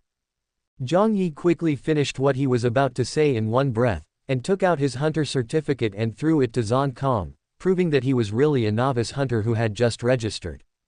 Zhang Kong took Jiang Yi's hunter certificate and saw the childish name, Gui Yi, on it. He felt a little funny for some reason, but he did not completely believe what he said. After all, if a high-level wizard wanted to become a hunter, there was no need to go through so much trouble. If the truth is as you said, then take off your mask. I am the Weifang military commander. As long as you have not done anything to betray the country, you should not have to worry about me knowing your true identity. After hearing Zhang Kong's words, Jiang Yi was speechless. He looked around and didn't see anyone else. Don't look. There are no outsiders within a 500-meter radius here. I specially invited you here out of respect for your privacy. So, you can trust me completely, as long as you are not a criminal. Now that things have come to this, what else can Jiang Yi do? He can't just summon the ice and fire-feathered serpent to fight with Zhang Kong and then run away. If he does that, his identity as a hunter will be completely useless. Thinking back to the character of Zhang Kong in the original work, he should still be trustworthy. It is not a big deal to let him know his identity. Maybe he can use him to establish some relationship with the Chinese military. After all, his teacher is a top Chinese warrior. After making the decision, Jiang Yi took off his mask without hesitation and casually pulled down the hood covering his head. My real name is Jiang Yi, and I'm a freshman at Tianlin Magic High School. As Jiang Yi's voice came out, a young and handsome face appeared in front of Zhang Kong. Zhang Kong's eyes widened, full of disbelief. When he saw Jiang Yi's face clearly, he would rather believe that this was still his disguise. His childish face clearly showed that he was just in high school, no more than 16 or 17 years old, but how could someone of this age be a high-level wizard? No matter how powerful the secret techniques or even evil techniques are, it is impossible for a person who is only 16 or 17 years old to reach the level of a high-level wizard. If there really is such a person, wouldn't someone like him who has practiced for half a lifetime to reach a high level become a waste? Although Jiang Yi's voice didn't sound very old, the voice could be disguised. Zhang Kong never expected that there was such a young and immature face under the mask. Jiang Yi knew that this incident was quite shocking and hard to believe for a while, so he quickly took out his student ID from Tianlin Magic High School. The student ID of Magic High School was sometimes more useful than a police ID in this world, so he carried it with him. Zhang Kong snatched the student ID card and carefully compared the photo on it with Jiang Yi in front of him. The more he looked, the more his brows furrowed. He kept muttering, "Impossible, absolutely impossible. Are you some demon in disguise? Otherwise, how could you have a high-level cultivation at this age?" Hearing Zhang Kong's murmurs, Jiang Yi shook his head and said, "When did I admit that I am a high-level mage? Commander Zhang Kong, this has always been just your personal conjecture. I never said that I am a high-level mage." Zhang Kong suddenly raised his head and looked at Jiang Yi, and suddenly stretched out his hand to grab Jiang Yi's wrist, but was dodged by Jiang Yi again. He didn't want to be held by the hand by a grown man. "With your reaction speed, you still say you are not high-level?" Zhang Kong asked excitedly. Seeing this, Jiang Yi had no choice but to explain. "Officer Zhang Kong, is it possible that my physical fitness is only slightly better than that of an ordinary magician, and my physical strength has only reached the level of a high-level magician, but my magic skills are indeed only those of a beginner magician?" After hearing Jiang Yi's explanation, Zhang Kong calmed down his excitement with doubt, and then concentrated his mind to sense the magical fluctuations on Jiang Yi's body. Finally, he confirmed that he was indeed only a beginner wizard and had no disguise. A magician can sense the cultivation level of others through their thoughts. A magician of high level can perceive a magician of low level very clearly, but a magician of low level can perceive a magician of high level very vaguely. After confirming Jiang Yi's true cultivation level, Zhang Kong inexplicably let out a long sigh of relief, and then turned to ask, "Since you are really at the beginner level, why do you want to hide your identity? You caused me to make a mistake." Jiang Yi rolled his eyes at him and said calmly, Didn't I tell you that it's common for a hunter to hide his true identity and use a hunter code to do commissions? Zhang Kong muttered. This reason was really sound. Thinking of the childish name on Jiang Yi's hunter certificate, he was completely relieved. Well, this time it's my fault. It's also a coincidence. It's your physical fitness that's different from that of ordinary people, which led to my misunderstanding. It's nothing to do with you. You can leave now. Zhang Kong casually returned the hunter ID and student ID in his hand to Jiang Yi. He did not say much about the fact that Jiang Yi's physical strength far exceeded that of ordinary mages. In his opinion, this might be his natural talent, or it might be a secret technique, or another opportunity. Anyway, it was not something he should care about, as he was not a member of the Court of Extraordinary Justice. More importantly, in his opinion, although Jiang Yi's physical strength is strong and comparable to that of a high-level wizard, it is still insignificant in the huge magic system and is not even worth his attention. Chapter 13 Failure to Advance. Jiang Yi took back his things, put on his mask and hood again, and was about to leave when Zhang Kong seemed to have thought of something, suddenly came to his senses, and hurriedly called out to stop Jiang Yi. Wait a minute. Jiang Yi stopped in confusion, turned around and looked at Zhang Kong and asked, Do you have anything else to say, Commander Zhang Kong? Zhang Kong hurriedly stepped forward and stretched out his hand to grab Jiang Yi. Jiang Yi was so scared that he stepped back repeatedly, but Zhang Kong pressed on step by step, determined to catch Jiang Yi. Jiang Yi quickly called a halt, pointing at Zhang Kong and saying, Commander Zhang Kong, if you have something to say, just say it directly, don't do anything. Zhang Kong then stopped, but his enthusiastic eyes were still fixed on Jiang Yi. He swallowed his saliva before speaking, Are you a freshman at Tianlin Magic High School? Jiang Yi nodded. Yes, haven't you seen the student ID? Why, you don't believe it? Believe it. That's why I'm so excited. Zhang Kong stepped forward again and tried to grab Jiang Yi. Jiang Yi quickly retreated several meters and shouted, Stop, stop, stop, Commander Zhang Kong, please stay calm. If you have anything to say, please speak properly.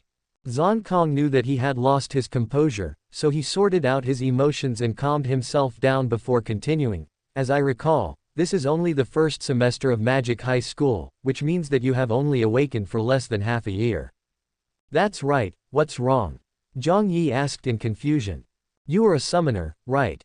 In less than half a year, you have successfully released the basic summoning magic, and even contracted such a powerful summoned beast. This kind of talent is really amazing. Zhang Kong became more and more excited as he spoke, and then looked at Jiang Yi sincerely. Why don't you stop attending high school and join our Weifang directly? We also have our own system for training talents, which is definitely not worse than the Magic High School. At this point, Jiang Yi already understood what Zhang Kong was thinking. This was one of the reasons why he was unwilling to easily reveal his true identity. Once his talent was exposed, such situations would definitely occur continuously. What's more, some big families and big forces may still suppress him with the idea of destroying it if they can't get it, which will cause endless troubles. Zhang Kong is relatively good. Although he is also trying to attract talents for Wei Fang, he is definitely well-intentioned. Joining Wei Fang can indeed gain a certain degree of resource allocation and protection.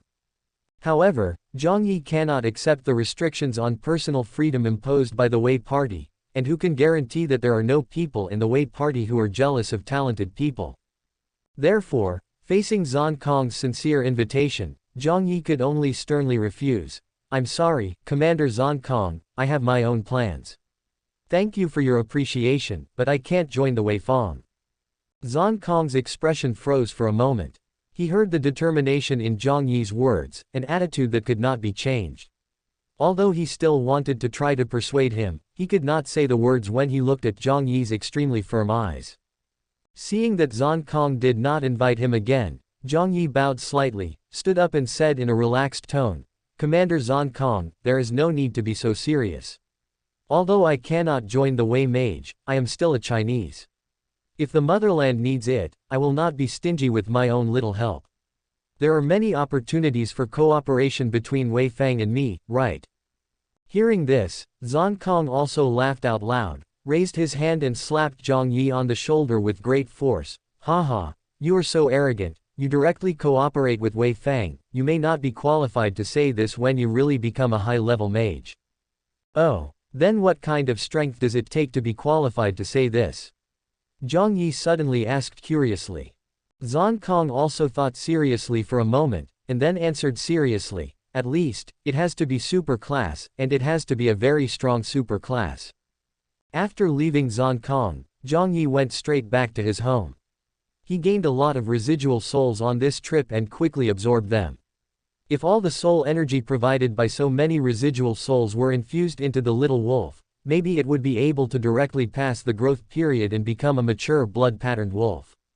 A mature blood-veined wolf is at the war general level. Zhang Lu and his men now think of themselves as high-level bosses, and they only accept commissions from those at level B or above. This kind of mission starts with dealing with war generals. It would be a bit troublesome if he couldn't bring out the regular general-level combat power. After all, he couldn't let the ice and fire feathered serpent solve the problem every time. He was a commander after all. It would be a waste to use it to deal with the generals, and the ice and fire feathered serpent would not be happy either. For the next half-month, Jiang Yi had been absorbing the soul energy of the remnant soul, and fed all the summoning magic power converted from this soul energy to the blood-veined wolf.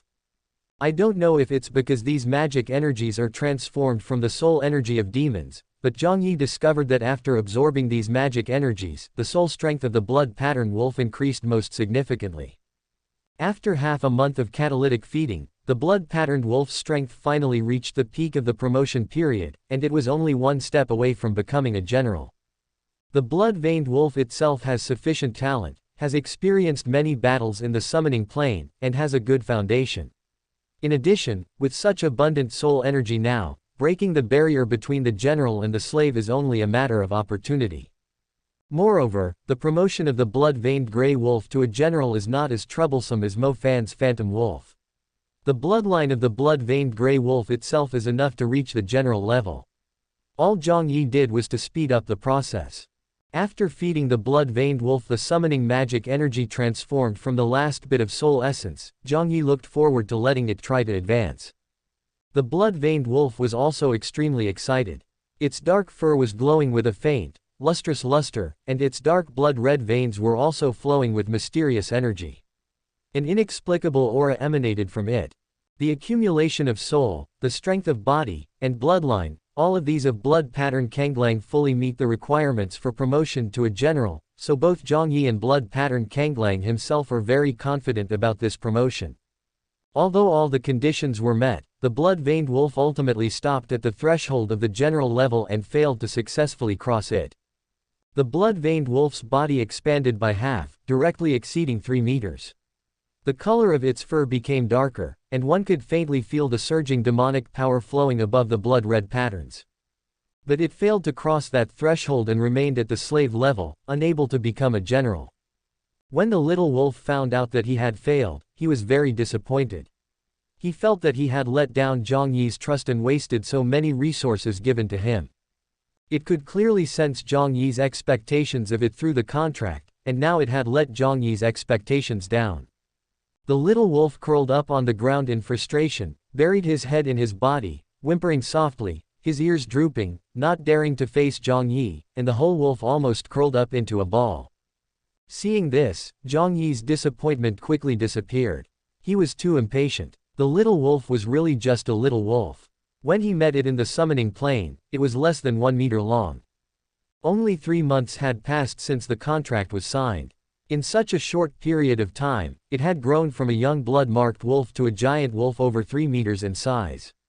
This was already quite remarkable. To be able to make such a big improvement in such a short time, not only Jiang Yi's generous investment of resources but also the wolf cub's own hard work. It also fights and hones itself every day in the summoning plane. However, the little wolf is still too small. Although its size has caught up with some adult blood-marked wolves, its mental intelligence is not enough. Perhaps this is the reason why it cannot be promoted to the general level. Okay, don't be sad. This is not your fault. I was too impatient. You will definitely become a general sooner or later. Now go back and have some rest. After comforting the little wolf, Jiang Yi sent it back to the summoning plane. He thought about it again and felt that he was indeed a little anxious recently, and there was something wrong with his mentality. He began to meditate without the help of the soul energy provided by the spirit essence in order to calm his mind. Cultivation is an arduous and difficult path. One should move forward steadily step by step. One should not become arrogant just because one has some talent. One is far from being able to relax. After adjusting his mindset, Jiang Yi once again devoted himself to stable practice. Body tempering technique is essential and must be practiced every day. Then there is the meditation to improve magic power, which he has been neglecting recently. Since he discovered that he could directly absorb the soul energy of the essence to improve his cultivation, he began to dislike the inefficiency of his meditation. However, he now discovered that his meditation not only consolidated his cultivation, but also trained his state of mind, so he picked up the meditation homework again. Afterwards, Jiang Yi insisted on practicing every day, and would do a commission with the Jiang brothers and sisters every 3 or 4 days, thus improving his hunter level and making some money at the same time. Although the little wolf has not reached the level of a general, with its extraordinary size and high bloodline, it has no problem fighting against ordinary general-level monsters such as the blood-veined giant rat, but it is completely no match for the bone-spurred wolf. Several times when Jiang Yi and his team were commissioned to do this, they encountered the bone-thorn wolf. Because they did not want to trouble the ice and fire-feathered serpent, the little wolf and Zhang Lu's intermediate magic could only drive it away and failed to keep it. Although Zhang Lu and Zhang Yushu didn't quite understand this, they were tactful enough not to ask any more questions. The winter vacation passed quickly and a new semester arrived. Jiang Yi successfully improved his summoning skills to the first level 3rd grade before school started. There was still some distance to perfection, but it was shocking enough. What's even more outrageous is that his soul system has also undergone some changes. The size of the invisible and colorless stardust has become much larger, and the number of soul lines that have been extended has also increased. In the center of the many soul lines, a seedling-like thing emerged. Countless soul lines were wrapped around the seedling, as if it was covered with fluff. It was a bit weird, but also had a strange beauty. Anyway, there was no bad influence. After the seedling appeared, Jiang Yi found that he could control the soul line more easily, so he didn't think there was anything wrong. The first class of the new semester is a magic practice class. After a semester and holidays of practice, many talented people have been able to control 5 or 6 stars and are not far from releasing magic. To release magic, one needs to keep learning and training from the day of successful awakening. Only in this way can one release magic immediately when one successfully controls the 7 stars. However, the atmosphere of today's magic practice class was a bit strange. All the students in the class, especially the boys, had intoxicated expressions and looked at the beautiful figure on the podium with dazed eyes. She was a woman full of maturity. Her perfectly perfect figure made her look full and round in a normal black dress. Her charming and pretty face had a captivating charm. Chapter 14 Tang Yu. Good morning, students. Your magic practice class instructor is sick and recuperating at home. From today on, I will be the one teaching you magic practice classes. My name is Tang Yu. The charming and pleasant voice is like mellow honey, every sound is in your ears, as if an electric current is running through your body, making your whole body numb. All the adolescent boys immediately became confused and had wild thoughts, except Jiang Yi. Jiang Yi didn't think Tang Yu was not beautiful. On the contrary, in Jiang Yi's opinion, Tang Yu was indeed breathtakingly beautiful, with natural charm. Coupled with her superb figure and moving voice, any normal man would find it hard to resist her. But Jiang Yi has lived 2 lives as a human being. In his previous life, he was devoted to the pursuit of martial arts. He forged an extraordinary path in a technological dimension and almost achieved great success in martial arts. It is no exaggeration to call him a peerless master. It is conceivable how determined his character is, so he still has this level of self-control and won't make a fool of himself like other people. Tang Yu seemed to have anticipated her own charm and did not care about the students' reactions. She quickly entered the teaching state. The whole morning was filled with practical magic lessons. After Tang Yu finished explaining the theory, he took everyone directly to the training ground and personally demonstrated the elements of magic casting. The training ground is separated by a protective shield formed by a magic circle. When magic is released in it, the overflowing energy will be absorbed by the protective shield to prevent accidental injuries to students who do not have the ability to defend themselves. Look, today I will demonstrate to you the elementary fire magic, Fire Spurt. Tang Yu stood in the center of the class. All the students formed a fan shape behind her, but their eyes were all fixed on Tang Yu's exaggeratedly plump and round breasts. Tang Yu's outfit was loose for most people, but it seemed a little too tight on her, showing off her perfect curves and exaggerated proportions to the fullest.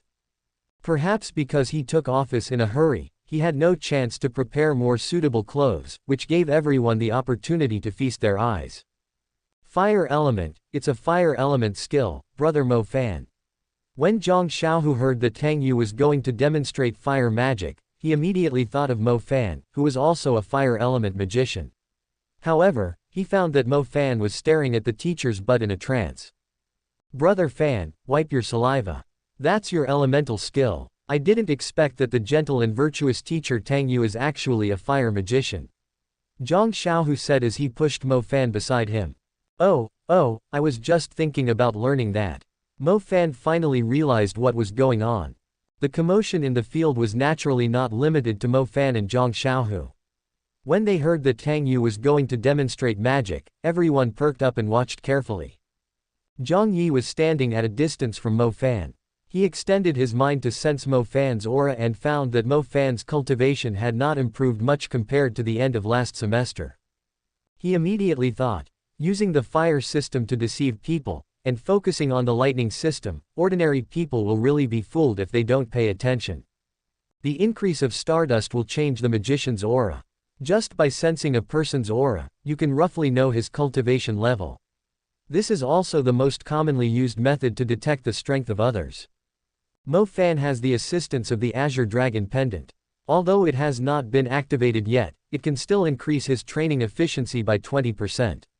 In addition, his souls from 2 lives have merged and his mental strength is higher than that of ordinary people, so it is impossible for his training progress to be so slow. Mo Fan also has a second system, the lightning system. He majored in the lightning system and was already able to cast elementary lightning magic.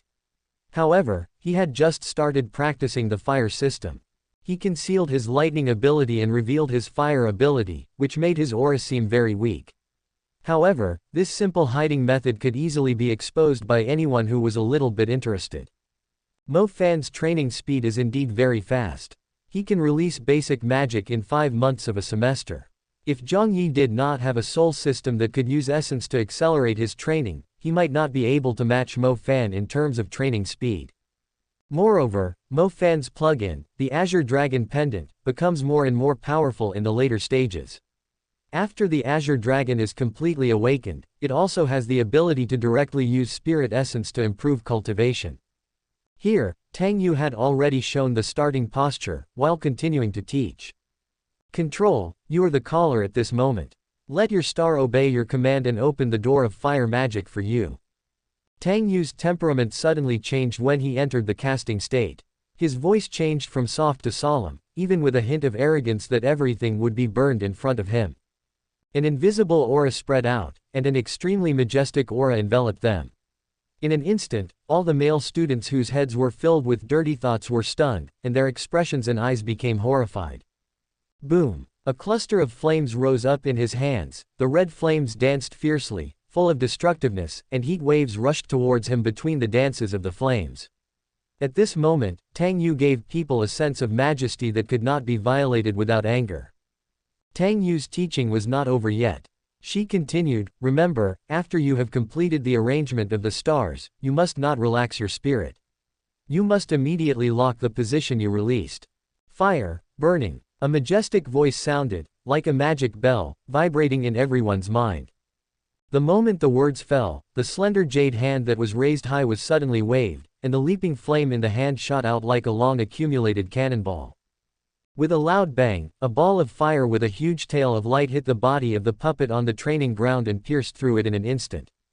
Everyone was silent, holding their breath and staring at the puppet that was hit by the fire, but after waiting for a long time, they didn't find anything unusual. Tang Yu turned around confidently, looked at the 48 students leisurely, and a confident smile appeared on the corner of her mouth. No more. Why is there no movement? It clearly hit the target. As the voice of doubt just sounded, at this moment, a fierce flame suddenly appeared on the body of the puppet hit by the fire. The red flame burned fiercely and engulfed the body of the puppet in an instant. The dazzling red light shone on Tang Yu's beautiful pear-shaped curly hair. Her fair cheeks looked even more rosy against the firelight. With the faint smile on the corner of her mouth, she was incredibly beautiful. A woman who combines unparalleled beauty and unparalleled strength is like a glass of poisoned wine, deadly and tempting, enough to make any man unable to extricate himself. From this moment on, countless boys in the field will regard Tang Yu as the goddess of their lifelong fantasy. Not only boys, but even many girls were deeply attracted by Tang Yu's unrivaled pride when she released magic. Who wouldn't want to be such a person with that peerless posture of controlling fire? This is the case with Zhou Min. Her mother is also a mentor, but she knows that her mother can never achieve the same level as Tang Yu. Whether it is the release of magic or that unparalleled temperament, they are incomparable. In fact, at the beginning, Zhou Min really disliked Tang Yu because her clothes were too provocative and did not look like a teacher at all. But at this moment, she was completely conquered by Tang Yu, and she felt a sense of admiration for him. Tang Yu regarded the students' admiring gazes as normal, and turned to ask, "Okay, who are the students of the fire department in our class? Let me remember them. I am a fire element." Zhou Min was the first to come out. "It's me, and me too. I'm a fire element, and my name is Huang Feifeng." A boy raised his hand and shouted impatiently. Teacher, I am also fire type, my name is Zhao Daniu." Zhao Daniu stood up with a stutter, and his whole face turned red instantly when his eyes met Tang Yu's. Zhao Daniu not only stuttered, but was also extremely thin, hiding in the crowd and being very inconspicuous. Tang Yu asked curiously, "You are obviously very thin, why did your family name you Daniu?" I am weak, and my parents hope that I can be as strong as a bull." "Then you should call you Zhao Kuaizui, ha ha ha." Suddenly, a very unfriendly laugh sounded, and the person who said this was Zhao Kunsen. Zhao Kunsen's family, like Mo Fan, worked for the Mu family. It's not an exaggeration to say that he was a servant of the Mu family. Later, he clung to Mu Bai's thigh and became Mu Bai's lackey, and he would often drag down and mock Mo Fan. Tang Yu ignored Zhao Kunsen, turned to look at the crowd and asked, "Anything else?" "And me, my name is Mo Fan." At this time, Mo Fan turned around and walked out from the crowd. Tang Yu looked at Mo Fan, her red lips moved slightly, and she wanted to say something, but someone spoke faster than her. "Mo Fan, you have the nerve to stand up. An entire semester has passed and you can't control any of the fire stars. The stardust is so dim that it's invisible. Please stop teasing me." The person who spoke was naturally Zhao Kunsen. He would not miss any opportunity to mock Mo Fan. Strangely enough, although Jiang Yi was involved in this life and Mo Fan did not run away from home with Mu Ningxi, Mu Bai just disliked Mo Fan, and Zhao Kunsen naturally followed Mu Bai in targeting Mo Fan. When Mo Fan took the final test last semester, his fire stardust was no different from when he had just awakened. This almost made Zhao Kunsen and Mu Bai laugh out loud. Tang Yu frowned slightly, looked at Mo Fan with some regret and said, "You have a good talent for fire magic, why is your cultivation so weak?" "Mo Fan, many people aspire to become fire magicians. You already have advantages that many people don't have. You must work hard." "I understand, Teacher Tang Yu." Mo Fan had no choice but to nod and respond respectfully. Then, Tang Yu explained the importance of the annual assessment. The so-called annual assessment is a school-wide test that they will conduct after the end of this semester. Students will be evaluated according to their level of accomplishment and are divided into 5 levels, SABCD.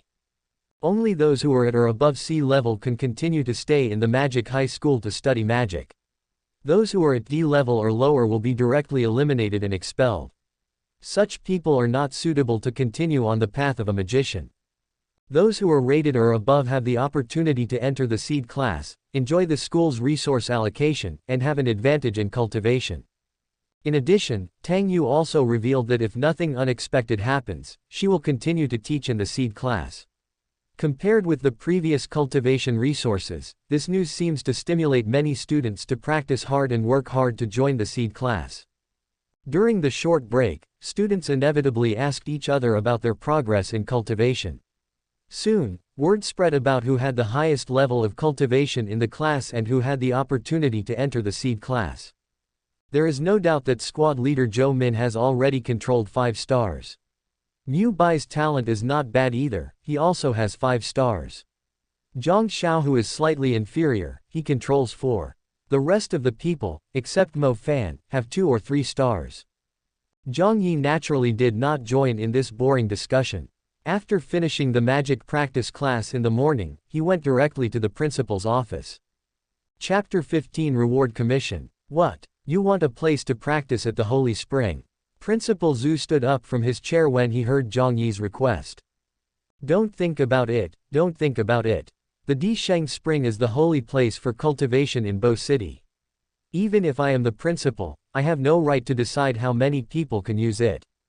Principal, I'm not here to embarrass you. I know that the annual training quota of the Holy Spring is reserved for the young mages in Bo City who have the greatest hope of advancing to the intermediate level. I just hope that the school can give me a chance to fight for this quota.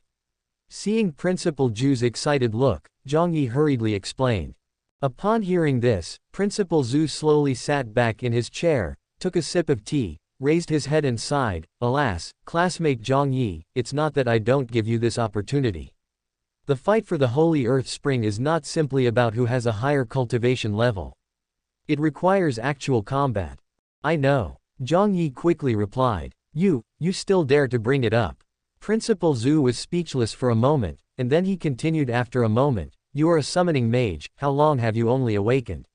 What do you have to compete with others? So, I'm not asking for this year's spot, but for next year's. I'm confident that I can master the basic magic dimensional summoning within a year. If you can really master dimensional summoning within a year, it's not impossible. But, you want it for next year, so why are you coming to me now? Asked Principal Zhu.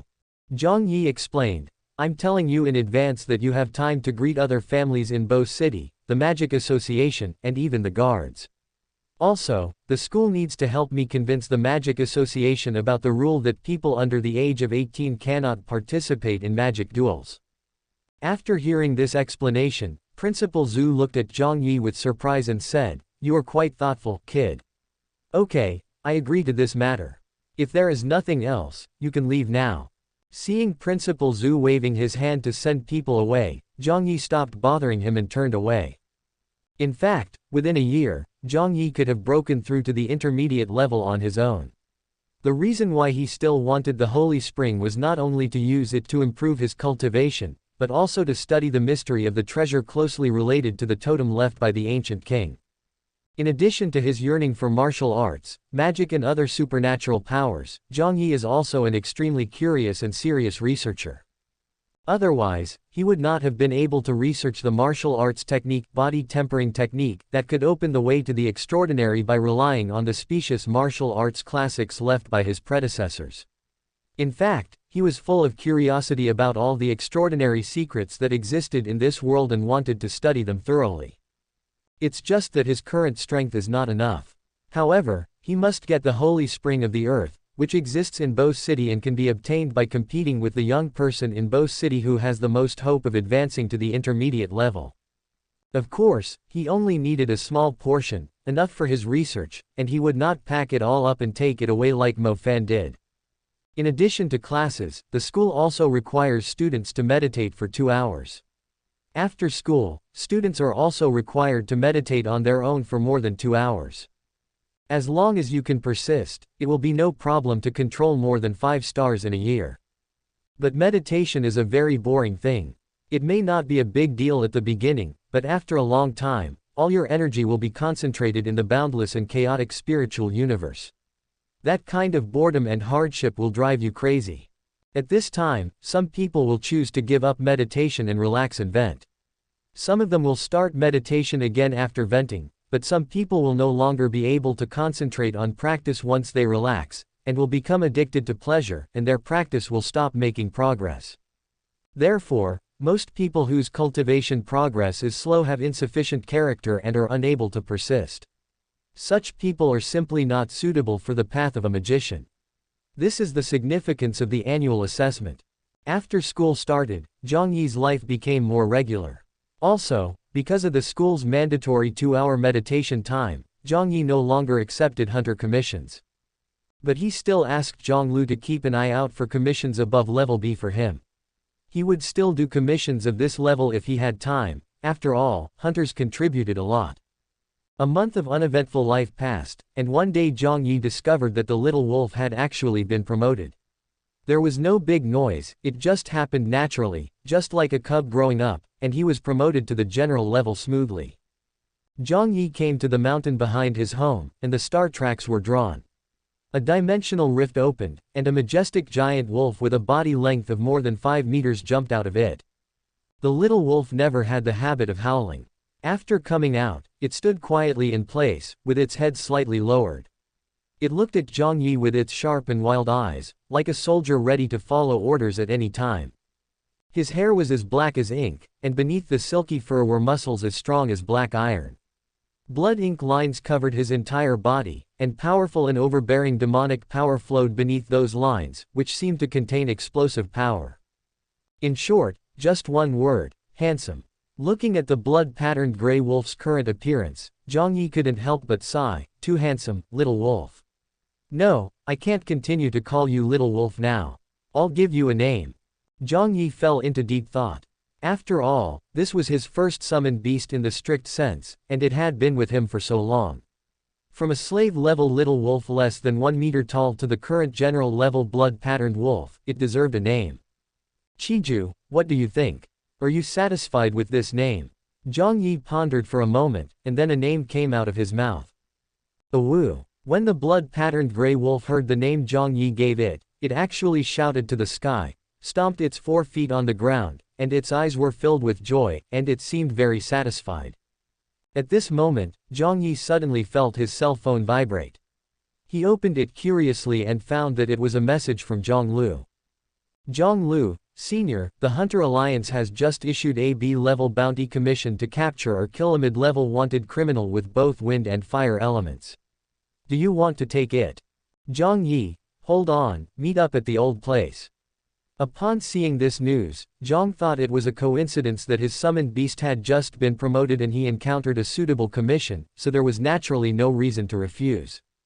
Outside the Anji of Bocheng, Jiang Yi and his sister Zhang Lu and Zhang Yushu were walking on the mountain road. Zhang Lu said as he walked, "This wanted criminal is named Zhou Hao. He is a level 3 fire element intermediate and level 1 wind element intermediate. He is also an old hunter. During a mission, he killed 5 teammates for a fire element spirit seed. He was wanted after the incident was exposed. What a scumbag. Just for a spirit seed, he killed 5 people, including his teammates. It's hard to imagine how he could do that." Zhang Yushu couldn't help but cursed after reading Zhou Hao's message. He is indeed a scumbag, but there are actually quite a few scumbags like him. Jiang Yi also commented lightly. People die for money. For a mid-level wizard, the value of a soul seed is even higher than awakening a new magic system. However, anyone with evil intentions cannot bear this temptation. There are definitely many people like Zhou Hao, but it just happened that Zhou Hao was discovered and became a wanted criminal. In reality, how many Zhou Haos have not been discovered and are still living in the city like normal people? After hearing what Jiang Yi said, Zhang Lu and Zhang Yushu both had strange expressions, but they quickly concealed it. Zhang Lu suddenly pointed to the entrance of a valley in front and said, "That's where Zhou Hao was last seen. He doesn't dare to enter the city, nor does he dare to go deep into Nanling. He can't run far in a short time. We should be able to stop him. He entered the valley. That means he's already trapped. Many people should be vying for a B-level mission like this. Why doesn't anyone compete with us for it?" Jiang Yi felt a little strange and couldn't help but ask.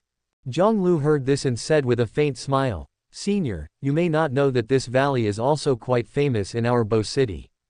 There lives a kind of monster called Golden Armed Ape in it. This kind of monster is usually a slave, but occasionally a general-level golden body ape will appear. This kind of demon is relatively mild in nature. As long as you don't invade their territory, there will be no trouble. But once you invade their territory, they will fight to the death, which is very troublesome. Therefore, ordinary hunter teams dare not approach easily. If that's the case, then Zhou Hao is doomed to die if he enters there.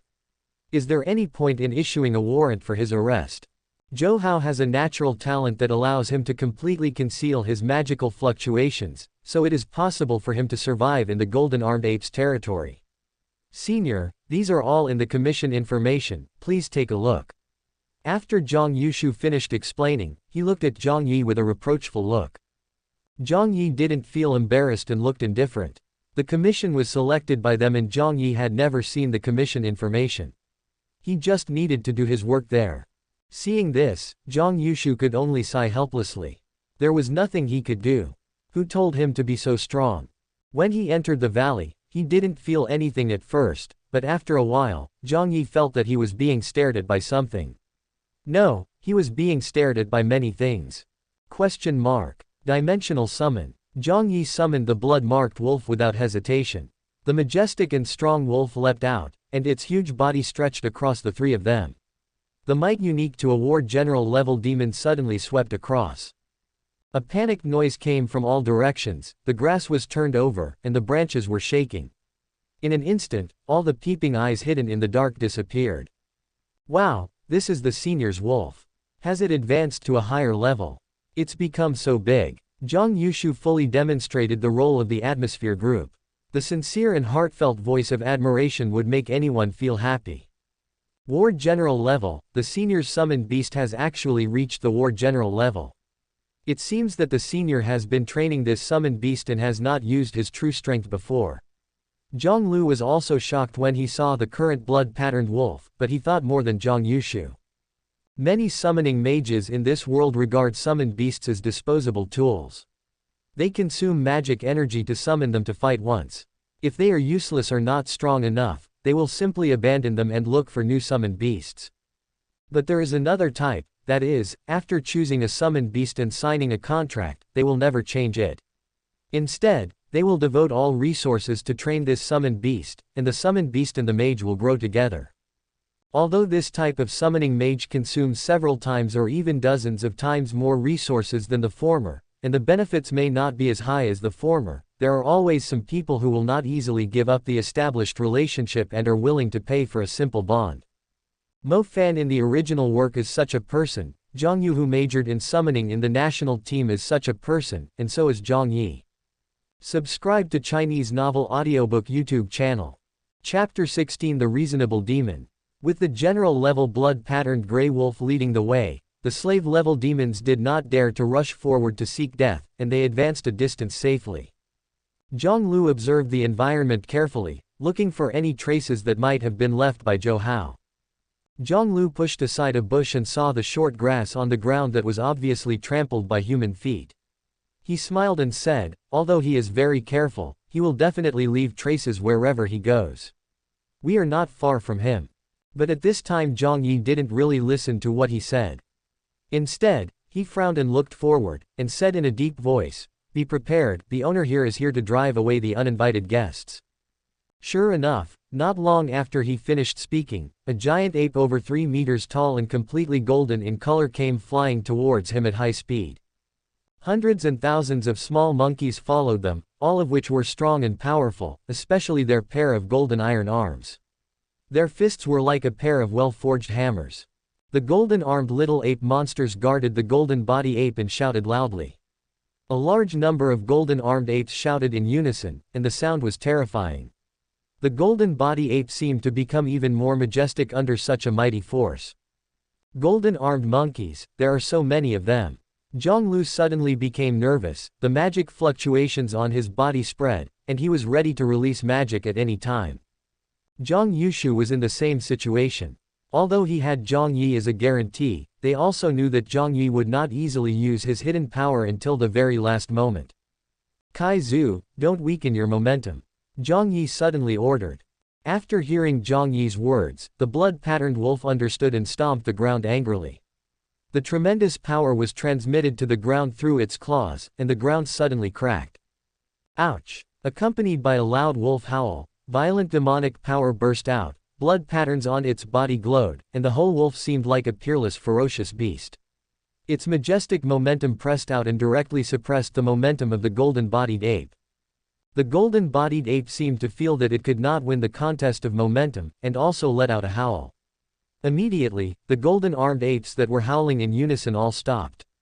When the golden-armed apes' cries stopped, the golden-bodied ape took 2 steps forward, staring straight at the blood-veined wolf with its animal eyes, ignoring Jiang Yi and the others behind it, and then let out a few low roars. However, it didn't look like a demonstration, but rather like a question and communication. Jiang Yi was feeling strange when he suddenly discovered that the blood-patterned wolf had conveyed the golden body ape's intentions to him through the contract. It was asking them why they had trespassed into their territory. Its attitude was quite good and it didn't look like it wanted to fight directly. After understanding the message conveyed by the blood-patterned wolf, Jiang Yi's mouth twitched uncontrollably. What's going on? Didn't they say they would fight to the death? Why does he seem so easy to talk to? However, Jiang Yi soon understood that the intelligence of demons is not low, and the ape demons are the most intelligent among them. They can also weigh the pros and cons, and if they know that the opponent is a strong enemy, they will not fight if they can. I'm used to the desperate attacks of giant-eyed fishy rats and one-eyed demon wolves. This is the first time I've encountered such a reasonable demon. It's really a bit weird. Jiang Yi adjusted his mentality and said to the blood wolf, "Tell it that we are here just to find a human magician, and we will leave when we find us." Hearing Jiang Yi's words, the blood-patterned wolf growled at the golden body ape a few times. Soon the golden body ape turned around and gave a few instructions to its younger brothers. Then hundreds of golden-armed apes quickly dispersed. What's going on? Zhang Lu still felt a little puzzled. He was about to get ready for a big battle, so why did those golden-armed apes suddenly leave? That's right. Why do I feel like the atmosphere is suddenly a little weird? Zhang Yushu also said with a strange expression. Jiang Yi told them what the golden-bodied ape meant, and after listening to it, both of them showed incredible expressions at the same time. If I hadn't experienced it myself, I would have found it hard to imagine that such a thing would happen. Zhang Lu simply couldn't imagine that demons would actually discuss cooperation with humans. The summoning system actually has this benefit. Brother, when I reach the intermediate level, I will also awaken a summoning system. Zhang Yushu suddenly looked at Zhang Lu with hope. Zhang Lu smiled bitterly when he heard that. It is not so easy to awaken dimensional magic. Normally, one has to reach a high level before having the chance to awaken summoning, space and other dimensional magic. As for those who awaken dimensional magic at the intermediate level, even if they use guiding stones, they are considered to have excellent talents in dimensional magic. As for those who awaken the summoning system at the initial stage, looking across the whole of China, I'm afraid that number can be counted on one hand. In a secluded corner of the valley, there is a narrow space formed by 2 huge rocks, which can only accommodate one person standing with his back bent. Zhou Hao sat slumped in the space under the boulder, took out a bottle of medicine from his arms with difficulty, and drank it in one gulp. Then, a white light suddenly appeared on his bloody right hand, and the turned-out flesh and burned skin slowly healed under the white light. Fortunately, I still have a lot of healing potions left. Once I get through this, I can re-enter the city with a changed appearance and still live freely. Although he became a wanted criminal and was forced to hide in this dark place to heal his wounds, Zhou Hao was still full of confidence in his future. He believed that with his cultivation at the peak of the intermediate level of fire element, coupled with the fusion and absorption of an extremely high-quality fire element spirit seed, this kind of strength would allow him to receive good treatment wherever he went. Since the Domestic Magic Association cannot accommodate him, the worst that can happen is that he flees abroad. He believes that there are many small countries that will welcome a capable mid-level wizard like him. Although the magic associations of the 5 continents are nominally a unified organization, in reality each country operates independently, and it is not uncommon for lower-level magic associations to completely disobey the orders of higher-level magic associations. Therefore, Zhou Hao's idea is entirely possible to achieve.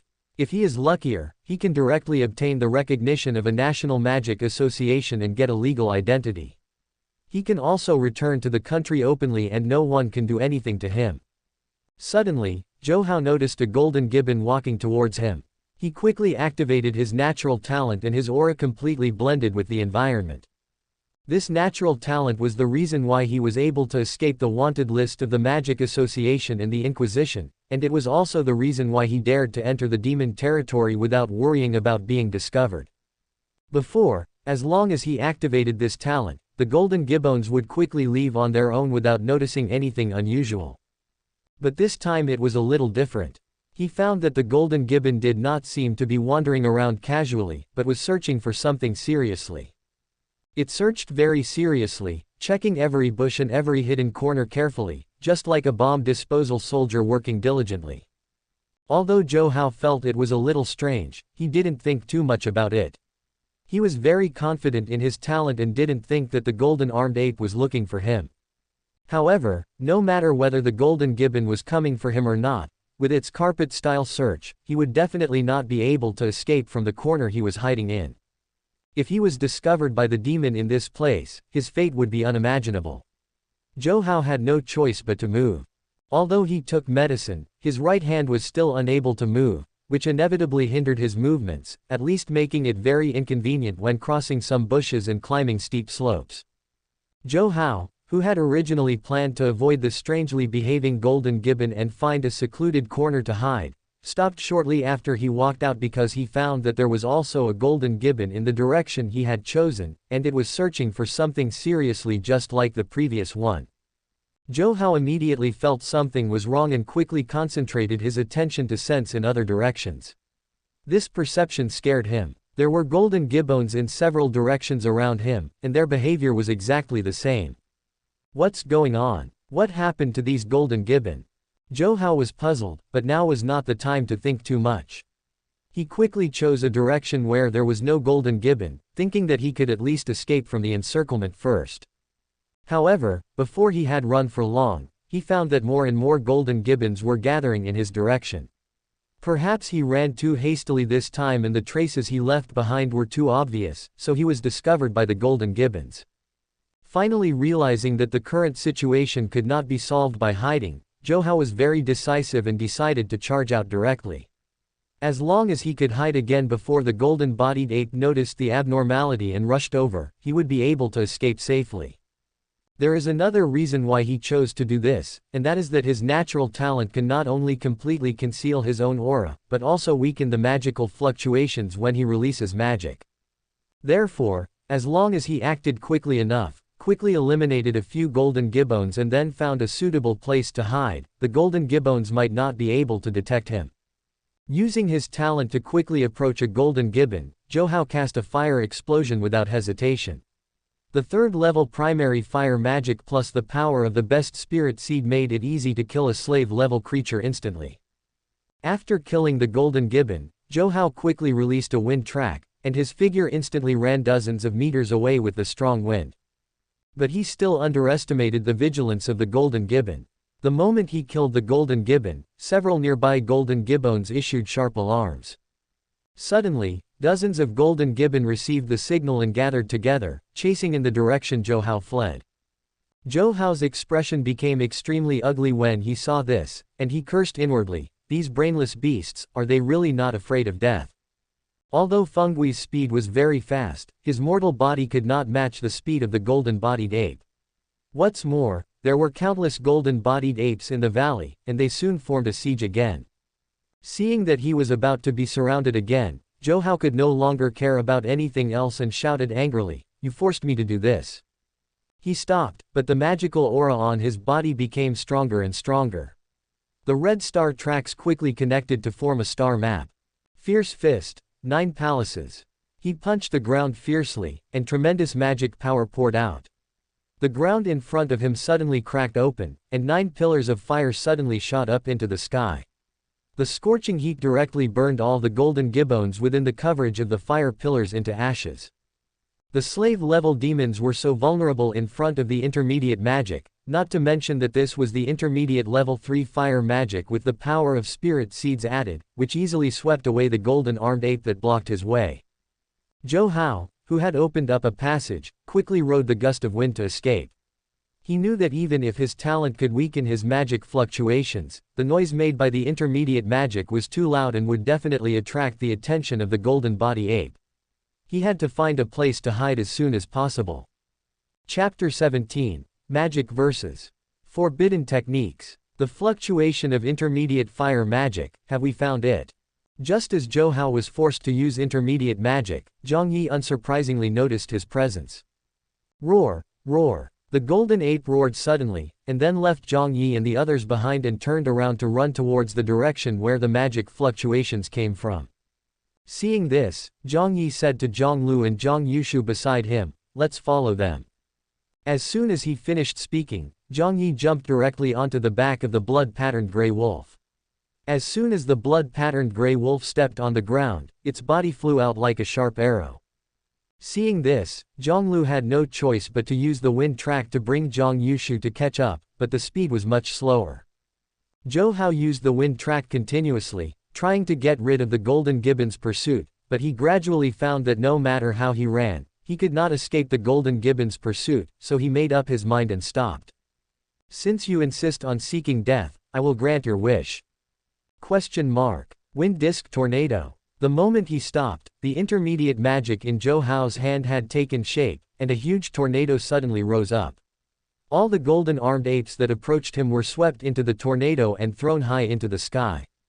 Fiery fist, thunderous sky. Zhou Hao was also very experienced. Before the wind magic had stopped, he released the fire magic in his hand again. He punched forward and a huge flame gushed out like a flood. The fire wave swept across, and all the golden gibbon within a 10-meter range in front of him were scorched by this magic. Zhou Hao did not retreat but advanced, clenched his fist again, and was about to clear the golden-armed ape in front of him with one move, but he suddenly felt a huge sense of crisis in his heart. Relying on instinct, he twisted his body forcefully, and without hesitation, he swung his long accumulated fist towards the huge figure that suddenly appeared beside him.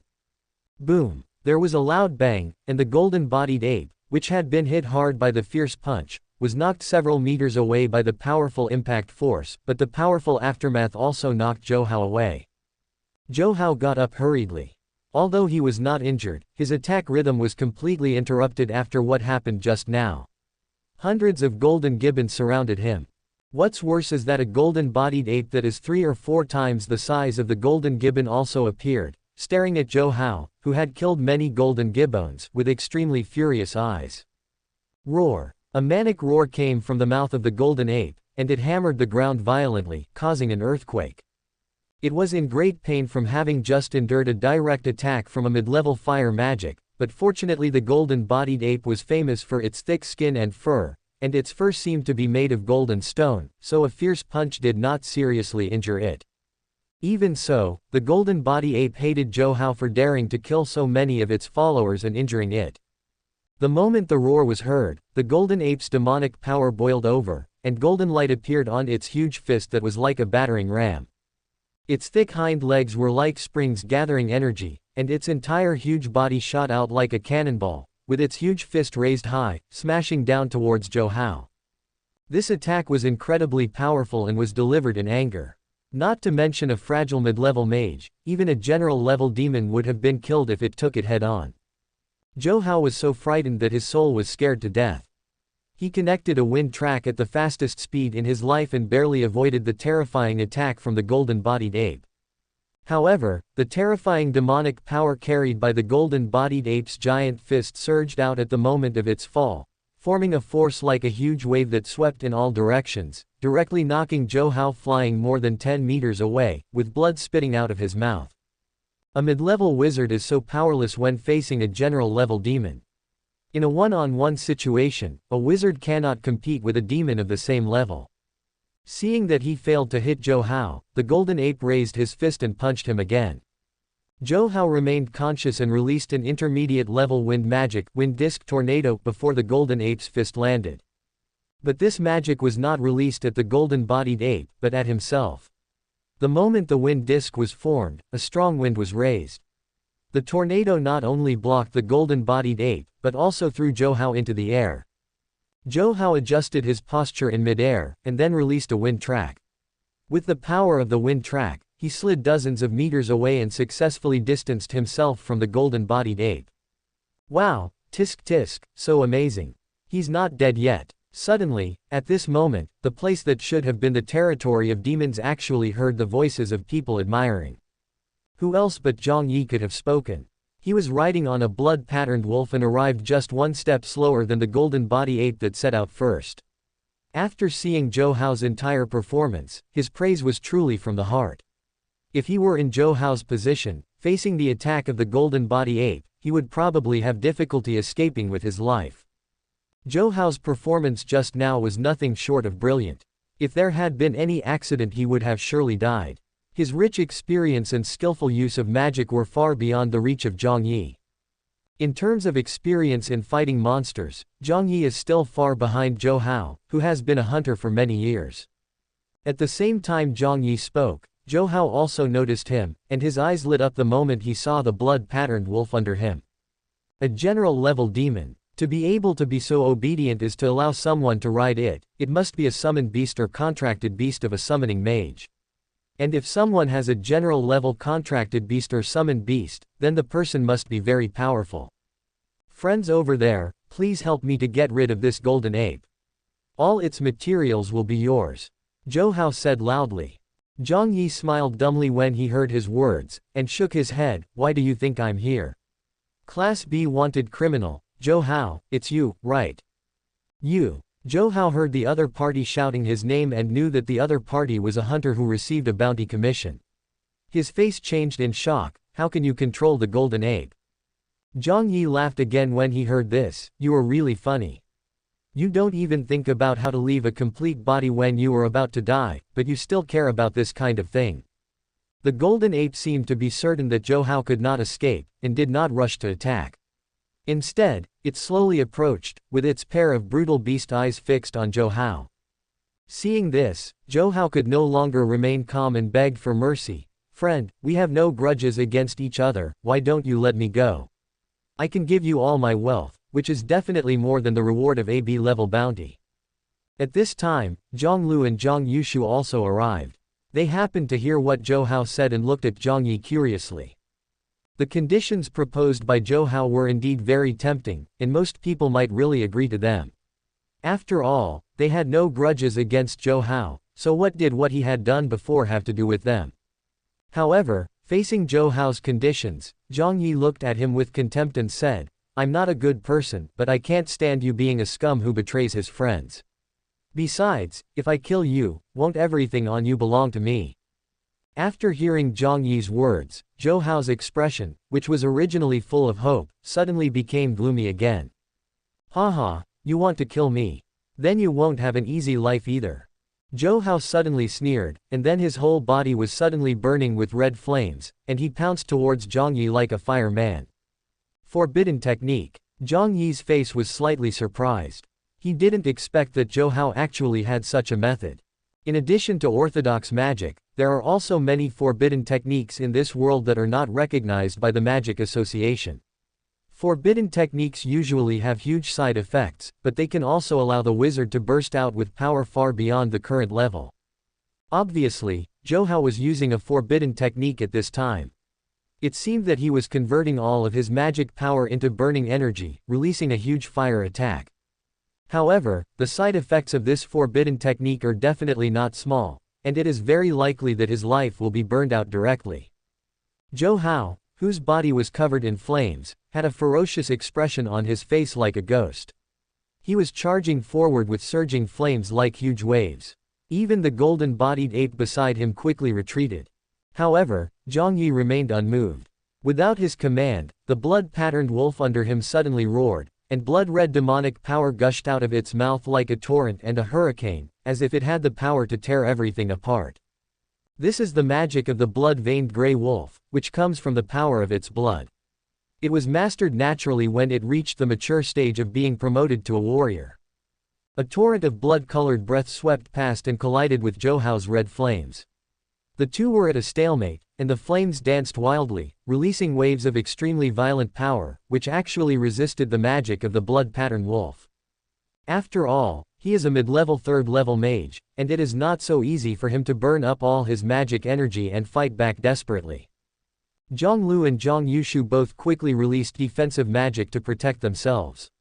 Even the aftermath of a collision of this level could pose a threat to a beginner magician. Jiang Yi looked at the golden-bodied ape hiding aside, thinking to himself that this guy was such a coward. In fact, if it attacked Zhou Hao at this moment, Zhou Hao would be doomed. But it seemed to be frightened and hid far away, with no intention of taking advantage of the opportunity to attack. Zhang Lu and Zhang Yushu both have no attacking ability, so Jiang Yi certainly won't count on them.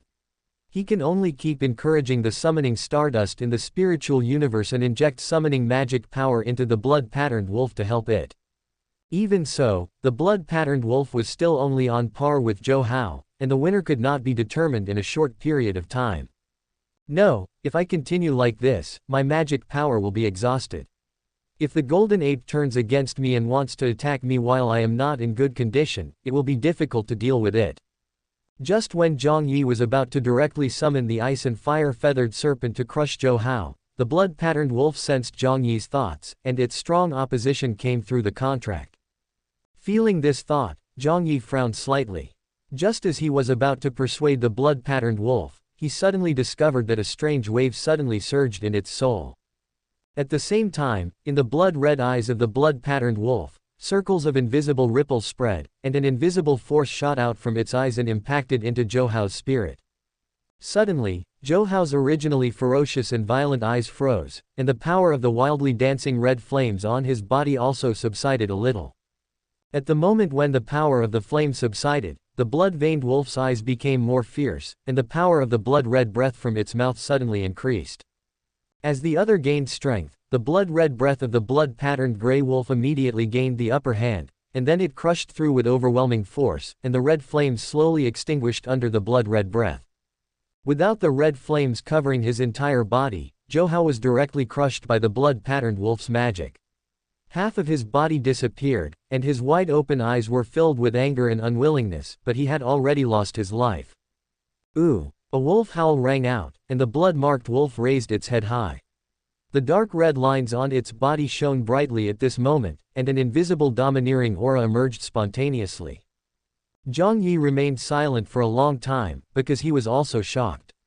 The ability that the blood-veined wolf had just displayed was something he didn't know.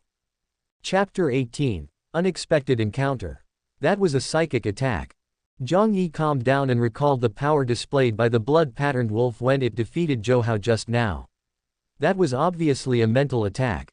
However, what Jiang Yi couldn't understand was that in all the books he had read about the blood-veined Kang wolf, there had never been any record of it being able to master the spiritual magic. Is it that the records of the predecessors are not detailed enough, or is it that this blood-marked wolf of mine is too special? No, that's not important anymore. What's important is that the blood-veined wolf knows psionic magic, so its combat power will be taken to a higher level, and it won't be at a disadvantage when facing psionic mages in the future. Thinking of this, Jiang Yi was so excited that he almost laughed out loud. If he hadn't been concerned about the presence of Zhang Lu and Zhang Yushu, he would have given the blood-patterned wolf a big hug. Zhang Lu and Zhang Yushu, the brother and sister who witnessed everything, looked at each other and were relatively calm, because in their hearts they had already identified Jiang Yi as the big boss of the summoning system.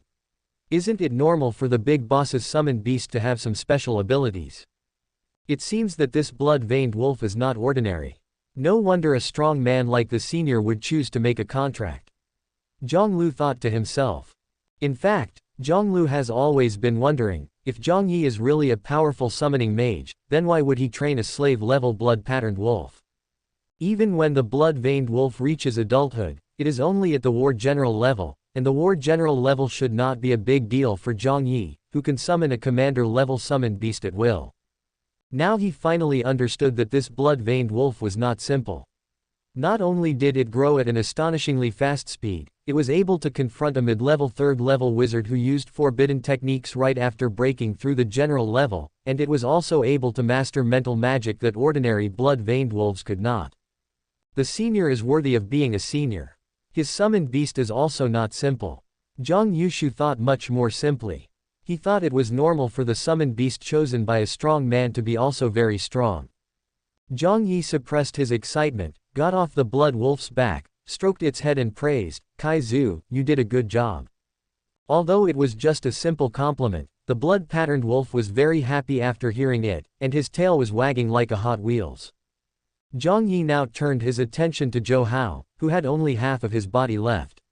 He scanned him with his mind and quickly found a space bracelet on him. After opening it, I found that there were quite a lot of things inside, some healing magic potions, mountains of demon materials, huge amounts of cash, unknown medicinal herbs, and so on. Jiang Yi also found a yellowed animal leather book, which was only the size of a palm. When he opened it, he found a record of a forbidden technique called soul burning and fire scorching technique, which was the one Zhou Hao had used before. After a careful examination, Jiang Yi discovered that the side effects of this forbidden technique were not as severe as he had imagined, but the conditions were a little harsh. First of all, you must have the fire element. Secondly, you need a fire element spirit seed. The quality cannot be low, and it must be at least at the large spirit seed level, that is, a spirit seed that can increase the power of fire magic by more than twice.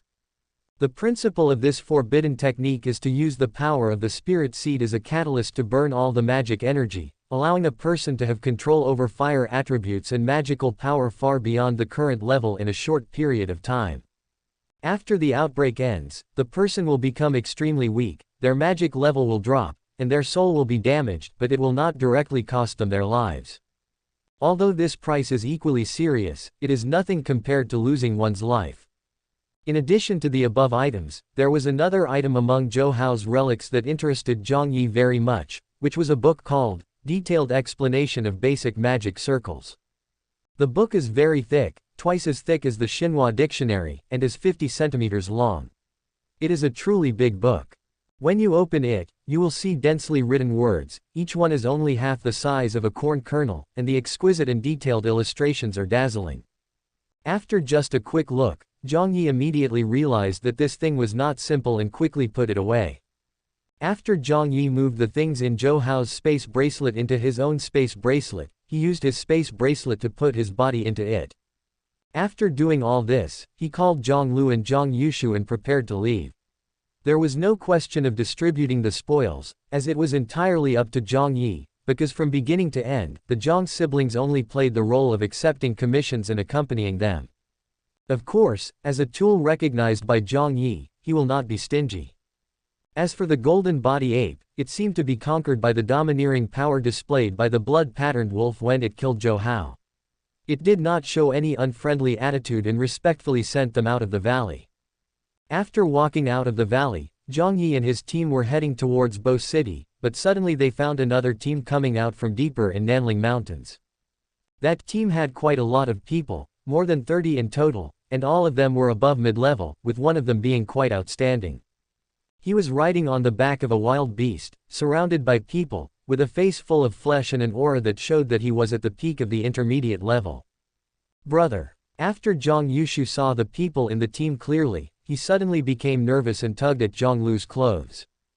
Zhang Lu hurriedly said to Jiang Yi, "Senior, that person is Mu Qian from the Mu family. He is arrogant and domineering. In order to avoid complications, we should avoid him." Hearing this, Jiang Yi asked curiously, "Is he the one the Mu family is targeting you?" Zhang Lu didn't expect Jiang Yi to bring up this matter at this time. He looked up at Jiang Yi in surprise. After hesitating for a moment, he nodded and said, "To be honest, Senior, the person I offended was indeed him." "Can you tell me how you offended him?" Jiang Yi asked. Zhang Lu did not answer, but lowered his head and hesitated. Seeing this, Zhang Yushu could not help it, and she pulled Zhang Lu hard. "Brother, tell the truth, Senior is not a bad person." After being persuaded by Zhang Yushu, Zhang Lu finally made up his mind and said, "In fact, it's not complicated. More than a year ago, my hunter team had made some achievements. When we were just able to accept B-level commissions, we encountered a large commission. Mu Qian's team also accepted that commission. During the commission, I accidentally found a water spirit seed, but the fact that I got the water spirit seed was discovered by someone in Mu Qian's team. Mu Qian happened to be a water spirit as well, so he wanted me to sell the water spirit seed to him, but I didn't agree. At this point, Jiang Yi snorted coldly and said indignantly, "Humph." He said he was selling it to him, but the price he offered was no different from giving it away for free. If it wasn't for the fact that the large commission was done with a hunter master's team, he would probably have robbed it directly. After the commission was completed, Mu Qian did not attack us directly. He might have felt that my strength was too low to be worthy of his attention. However, the people under his command suppressed my hunter team in every possible way. Many of my team members were injured or even killed because of this. After Jiang Yi finished speaking, Zhang Lu continued. As he spoke, it was obvious that he was out of control. His fists were clenched so tightly that one could hear the sound of his joints creaking. After listening to their statements, Jiang Yi said, "Well, it was not beyond my expectations. It is a classic scene of a big power suppressing the common people. If Zhang Lu is the protagonist, then he might encounter a miraculous opportunity or awaken a plug-in, and then counterattack and overthrow the evil forces. But unfortunately, he is not the protagonist in this world of France. But he is also lucky that he met Jiang Yi. Although Jiang Yi does not think of himself as the protagonist, he does not believe in fate. In his previous life, he fought against fate and failed in the end, otherwise he would not have been sent here. However, he also left behind traces that can be called amazing. In this life, Jiang Yi has more unique advantages than in his previous life, but he still does not think of himself as the protagonist, because he does not believe in fate, he only believes in himself. I told you the first day we met, you help me get commissions and I help you solve problems." Hearing Jiang Yi's words, Zhang Lu looked up suddenly and said gratefully, "Thank you, senior." "Thank you, senior." Jiang Yi also followed suit. They knew that with Zhang Lu's strength, he didn't take the Mu family seriously at all, and helping them solve this little trouble was just a piece of cake, but they also knew that there was no need for Jiang Yi to help in this matter. His willingness to help was a huge favor to them, and taking on the commission was nothing compared to this matter. They did not stop while talking and were about to meet Mu Qian and others. When they got closer, someone in Mu Qian's team recognized Zhang Lu and Jiang Yi, brother and sister. "Brother Mu, isn't that Zhang Lu?" "Oh, Zhang Lu." Mu Qian recalled for a moment before remembering, "He's the guy who took my water spirit seed, right?" "That's right, brother Mu. I didn't expect to meet them here. Hee, they are really brave. They offended someone they shouldn't have offended, and they even dared to leave Anji." Mu Qian sat upright on the beast's back, seemingly unconcerned about the incident. He waved his hand casually and said, "Wang Kun, take some people to deal with it and bring my things back." "Yes, brother Mu, I promise to get it done for you." The man called Wang Kun picked out 2 mid-level mages, and then came towards Jiang Yi and the other 2 with great momentum. The other side had 3 people, and they also sent out 3 people, which he thought was already a great respect for the other side. Wang Kun led his men to Jiang Yi and the other 2, stood with his hands on his hips, and said in a commanding manner, "Zhang Lu, do you still remember me? You are a mad dog raised by Mu Qian. What? Did your master send you out to bite people again?" Zhang Lu's tone was flat, but his words were enough to make people angry to death. As expected, Wang Kun's 3 corpse gods jumped up in anger when he heard Zhang Lu's words. He pointed at Zhang Lu's nose and said, "You are so bold to scold me. Fine, fine, I originally thought that if you were a little nicer and handed over Brother Mu's things, I would leave you with an intact body. Now it seems that cutting you into pieces is not a light punishment. My brother was right when he said you were a mad dog. You only know how to bully others and bite people indiscriminately. You have done too many things to confuse right and wrong, and you even believe what you say. Pa, you are a lowly and dirty thing.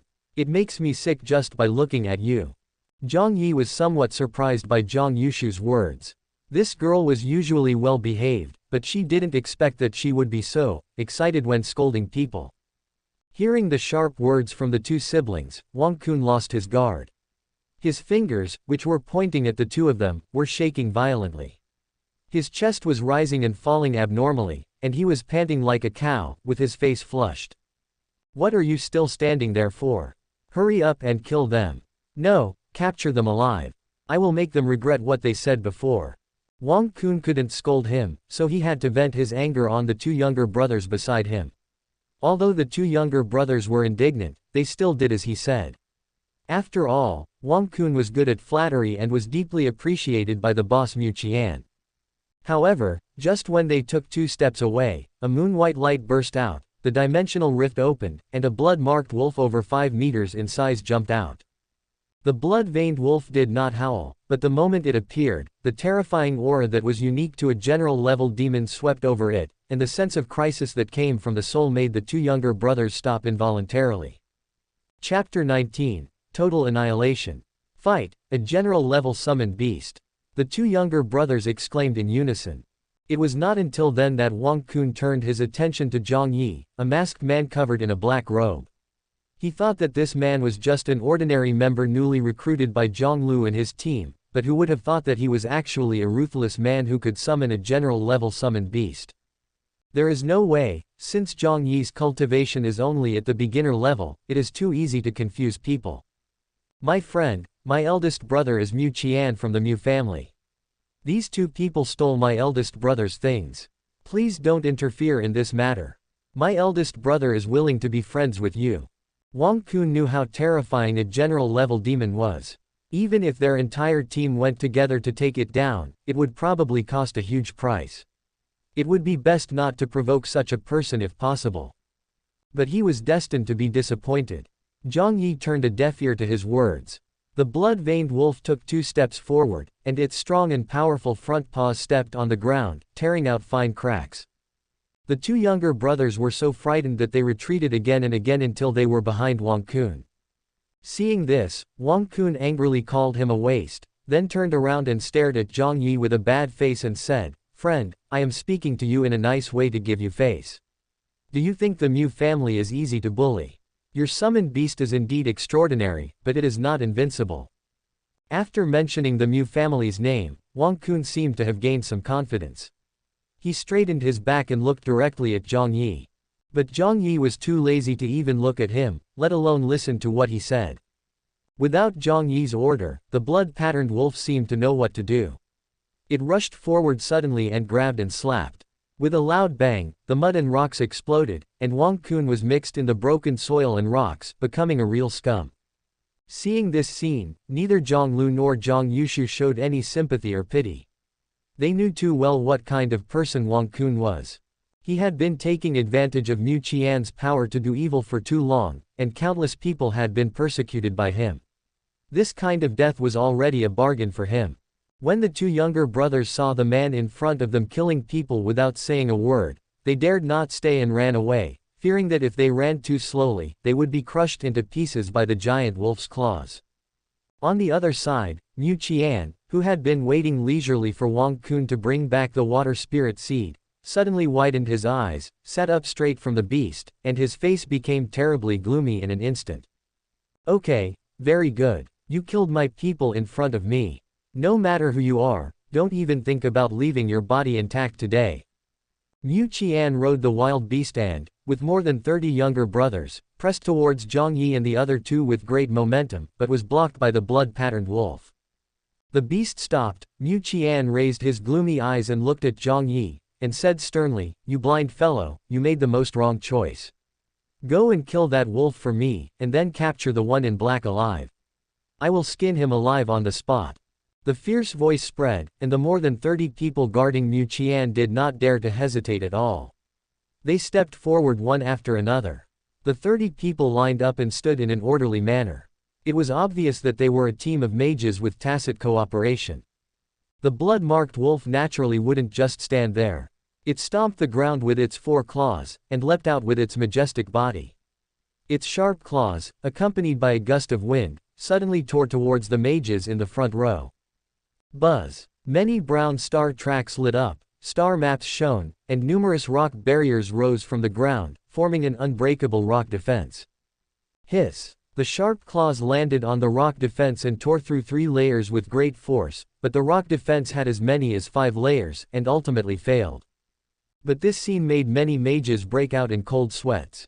With so many people working together, they could defend against the attacks of even the promoted warriors, but they didn't expect that they were almost defeated by the giant wolf. This wolf's attack power is too strong, quickly strengthen the defense. Someone gave urgent orders, and immediately a water-based light shone forth, and layers of water barriers were constructed, forming an endlessly circulating water barrier. The Earth Mage continued to cast spells, and the rock barrier that had just been destroyed was restored, and the defense was raised to a new level.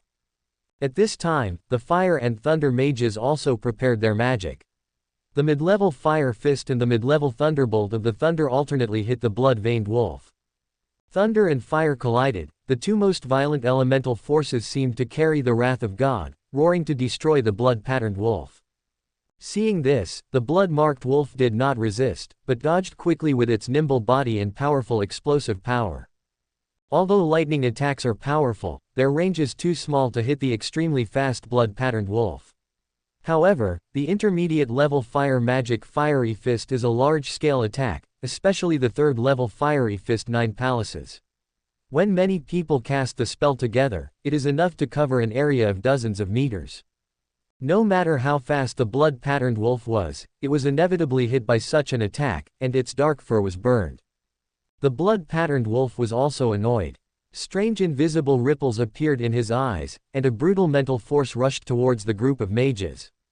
Suddenly, several fire mages who were about to release the fierce fist were hit by the mental shock.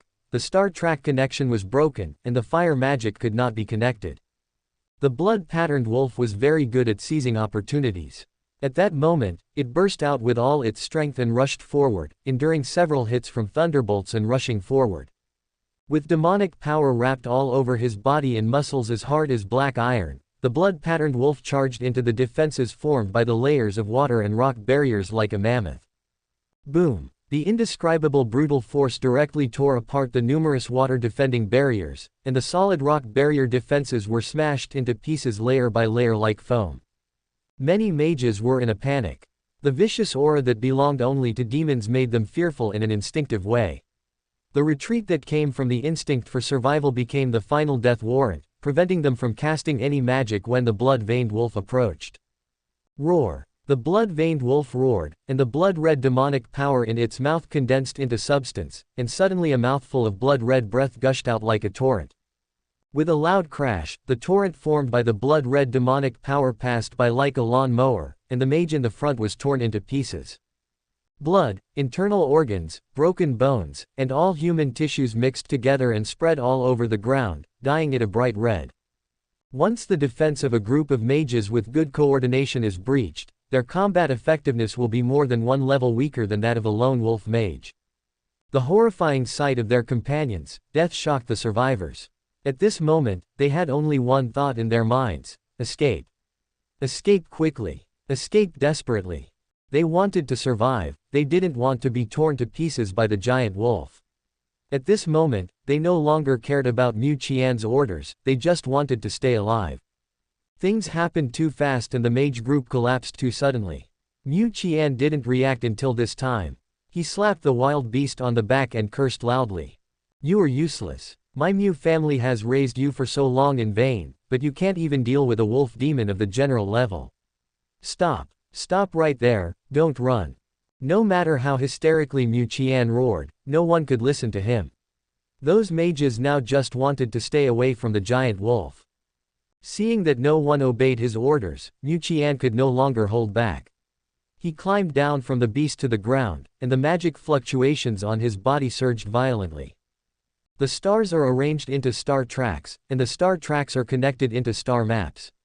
A star map that releases a chilling cold air soon takes shape. The earth was quickly covered by a layer of frost, crystal ice flowers floated in the air, and a biting cold spread. Suddenly, the ground cracked open, and chains of ice with sharp spear-shaped tips broke out of the ground, piercing towards the blood-patterned wolf with an extremely cold force. Ice lock piercing. The power of the third-level intermediate ice magic is terrifying, and Mu Qian obviously has a spiritual seed. Magic of this power is more threatening to the blood-veined wolf than a few thunderbolts. But the blood-marked wolf refused to retreat. It raised its head, and the blood-red breath from its mouth became more and more vigorous, colliding with the ice chain with a loud bang.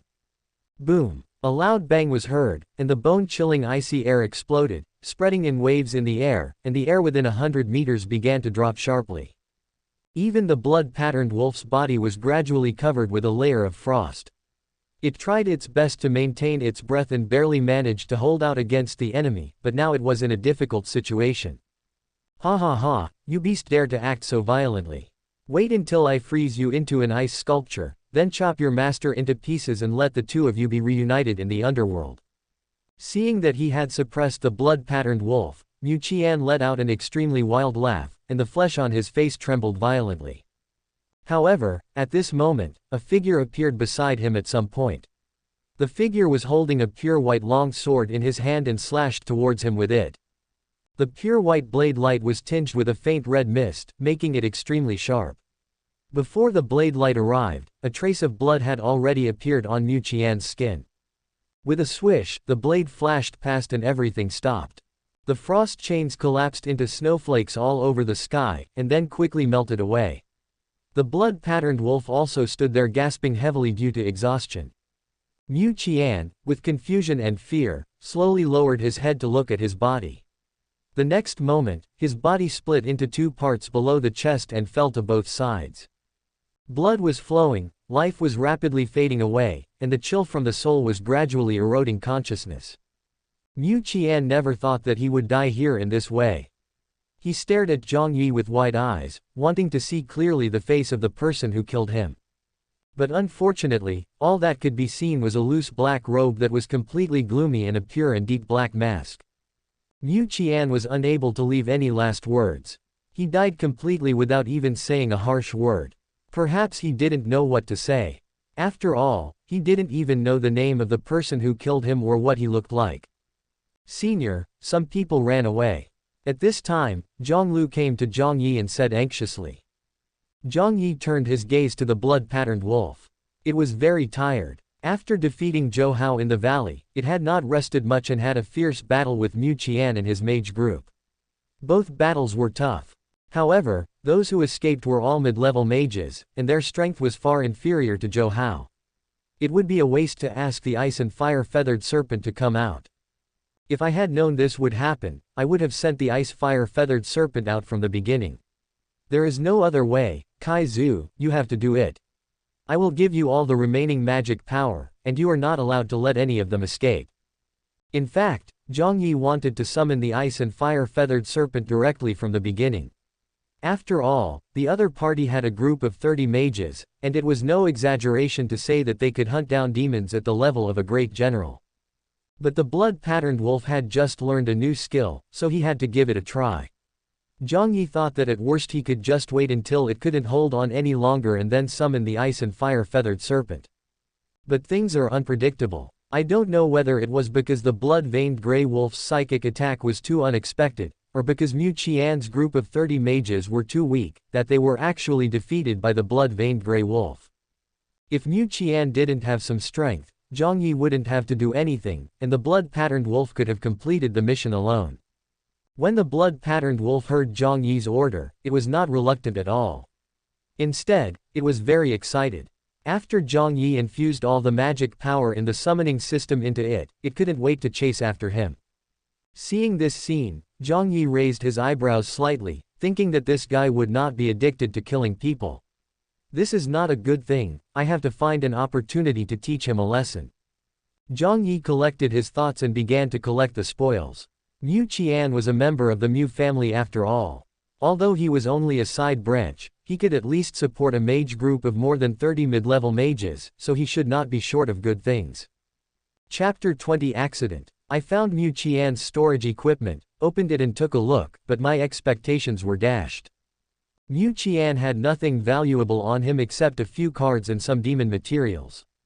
Forget it, maybe he won't carry all his belongings with him. After all, he is different from a wanted criminal like Zhou Hao. Jiang Yi comforted himself.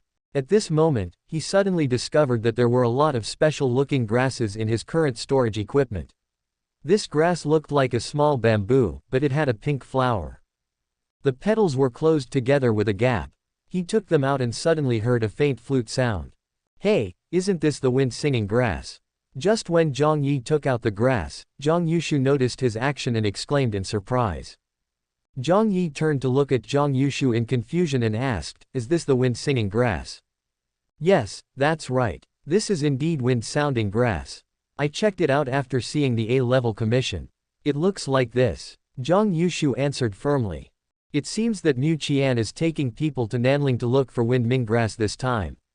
How much wind-ming grass is there? If there are enough, you can use it to complete the A-level task. The hunter contribution given is very generous, enough for you to be directly promoted to an elite hunter." Zhang Lu also spoke at this time. Hearing him say this, Jiang Yi couldn't help but frown and asked, "I remember the mission to collect wind chime grass was several months ago, right? Is it still there now?" Zhang Yushu knew that Jiang Yi never paid attention to the commissions of the Hunter Alliance, so he explained, "Yes, the task has always been there. It is said that there is no limit to the number of commissions. If it is not accepted, I will notify you in advance." "Is that so? It seems that my previous guess was wrong. The Hunter Master doesn't need the wind-singing grass to detoxify people, but it may have other uses," Jiang Yi said thoughtfully. "Senior, is the amount of wind-whispering grass sufficient? If so, we will make a fortune. With the contribution of hunters in A-level tasks, our hunter levels can be upgraded to elite level," Zhang Yushu said excitedly. Hearing this, Jiang Yi smiled and nodded, saying, "It's definitely enough. The quantity is large. It's enough for the three of us to complete the task once each. That Mu Qian is not completely useless." Hearing this, Zhang Yushu jumped up excitedly. In fact, Zhang Lu was the only one in their team who had reached the level of elite hunter, and Zhang Yushu was still only a high-level hunter. This was something she had accumulated by following her brother to do commissions a long time ago. As for Jiang Yi, he is only a mid-level hunter now, and is still some distance away from being an advanced hunter. However, as long as he completes this A-level task, his hunter level can even directly skip the advanced level and reach the elite hunter. Of course, ordinary A-level tasks will not give so many hunter contributions, but this one is quite special. It is a task issued by the Hunter Master. The reward does not include money, but only hunter contributions, so it is naturally more generous. This is also one of the reasons why the tasks issued by the Hunter Master are very popular. In the eyes of hunters, sometimes hunter contributions are more valuable than money. The released blood-marked wolf came back soon. Seeing its confident look, it was obvious that it had completed the mission perfectly. Jiang Yi and the other three did not stay any longer and quickly rushed back towards Bo City. This commission had many twists and turns, but fortunately it went smoothly in the end and was very rewarding. After returning to Bo City, the three of them rushed to the Hunter Hall to hand over the commissions. The first one they accepted was Zhou Hao's bounty commission. The difficulty of AB level commission is not low, and the rewards are also extremely generous. The hunter contribution rewarded by this commission alone has pushed Jiang Yi's hunter level forward by half to the advanced hunter level. Then 3 people submitted the task of collecting wind-whispering grass respectively. Unfortunately, this task was handled by the Hunter Alliance, and there was no chance to meet the Master Hunter. The reward for this task was also very simple. There was no cash reward, only a large amount of hunter contribution. In an instant, Jiang Yi's hunter level was upgraded from a mid-level hunter to an elite hunter. In fact, to a certain extent, only those who have reached the elite hunter level can be considered hunters officially recognized by the Hunter Union. Because only elite hunters will be given a hunter badge to prove their identity. This hunter badge is a special magic tool that can be bound to the soul and cannot be forged. Upgrading is also very convenient, just enter the information directly, and the appearance of the hunter badge will even change automatically as the hunter level changes. Please note that the hunter level may also be lowered, because hunter contribution is equivalent to a special currency within the Hunter Alliance and can be used to complete transactions. Just like the Hunter Master who collected wind-whistling grass, he consumed hunter contributions to get other hunters to help him do some troublesome things that he himself was unwilling to do. Once the hunter's contribution reaches the current level, the hunter's level will be reduced, and the appearance and connotation of the hunter badge will be updated. Of course, the lowest hunter badge is the elite hunter. Any lower will only reduce contribution but will not lower the hunter level. After getting his hunter badge, Jiang Yi went straight back to his home, but just before he was about to enter the door, he suddenly stopped. He did not go through the main gate, but came to the other side and suddenly jumped into the yard. The moment his feet touched the ground, the pure white long sword in his hand suddenly appeared and slashed directly into a shadow. In the shadows, a blurry figure suddenly flashed a few times, and then disappeared out of thin air as if by teleportation. The blade passed by but hit nothing. Jiang Yi's face solemnly thought that this time this person's cultivation level was actually not low, but he was not afraid at all. He took a step forward, his aura rising, and he rushed out like a wild beast, heading straight for the shadow corner in another direction. But at this moment, a shadow nail like a giant sword suddenly attacked from the void, and the icy dark aura made his soul stagnate. That is a mid-level shadow magic giant shadow nail. Once hit, the person will be restricted in movement.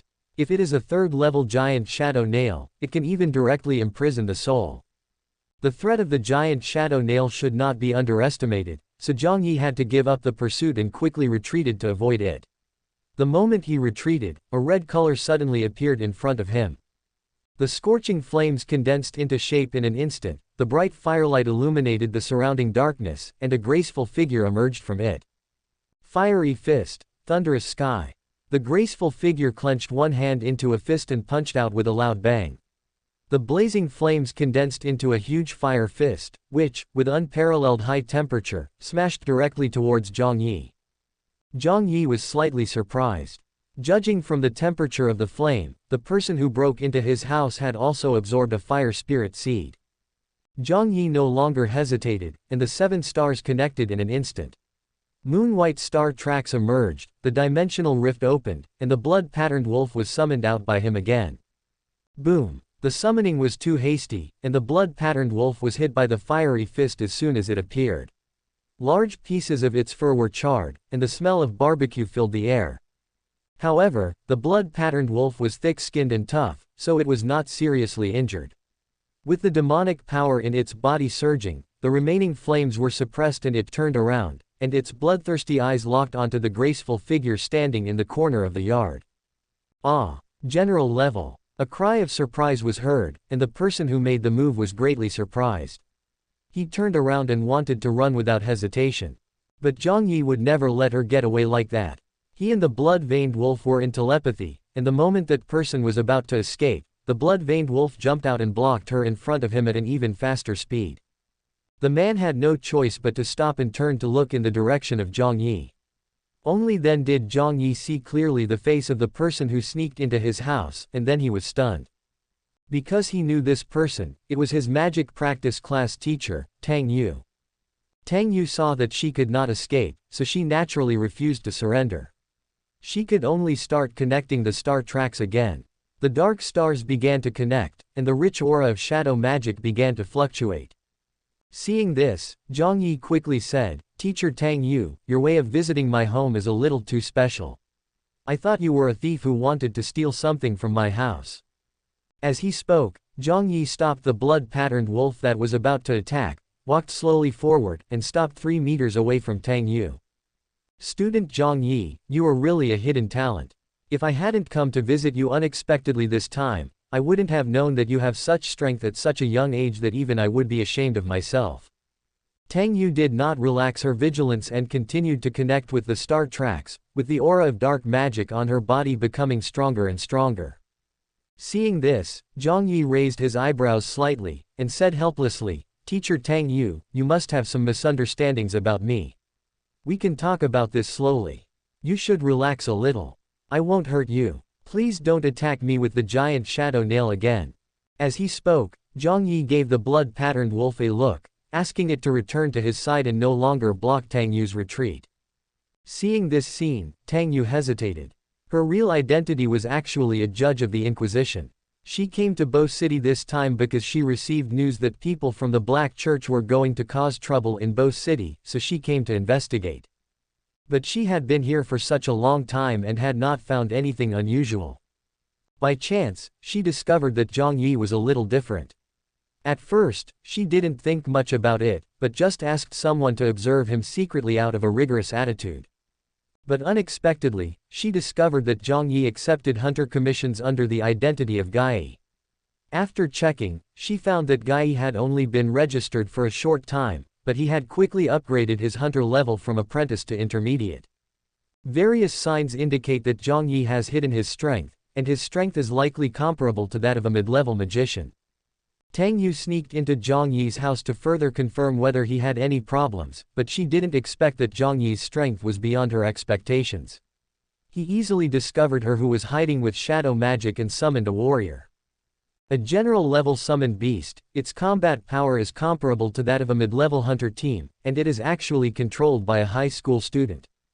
Anyone would doubt this kind of thing, wondering if Jiang Yi is a member of a cult, or if he has learned some evil forbidden technique to possess such powerful strength at such a young age. Otherwise, it doesn't make sense. But looking at Jiang Yi's attitude at this moment, he didn't seem like a cult member. If he was really a cult member, he should have killed her directly and then escaped before anyone noticed. After thinking it over again and again, Tang Yu put away her magic, but still kept a safe distance and asked, "Student Jiang Yi, in view of some unreasonable things happening to you, on behalf of the tribunal, I ask you to cooperate with the investigation. Do you have any objection?"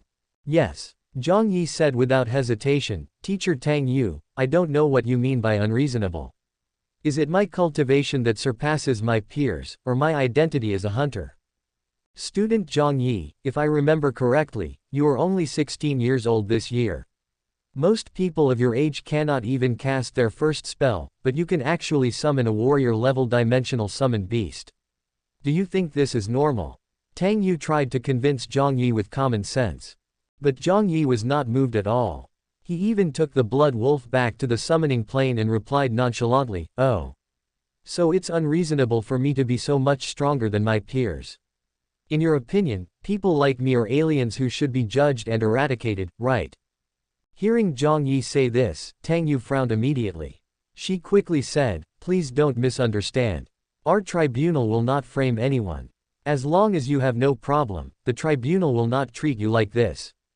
Teacher Tang Yu, I'm a little tired today and don't want to discuss with you what kind of organization the tribunal is. If you have anything else, please come to me tomorrow. I need to rest." Jiang Yi waved his hand casually, then turned around and walked into the house. He was indeed very tired.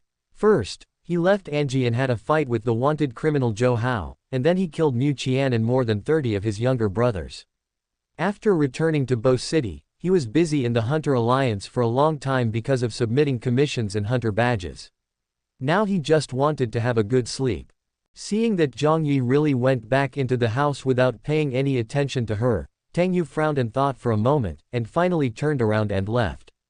Thank you for watching. Continue exploring the fascinating world of Chinese novels with us. Hit that subscribe button on Chinese Novel Audiobook to stay updated with our latest stories. And never miss out on a great listen.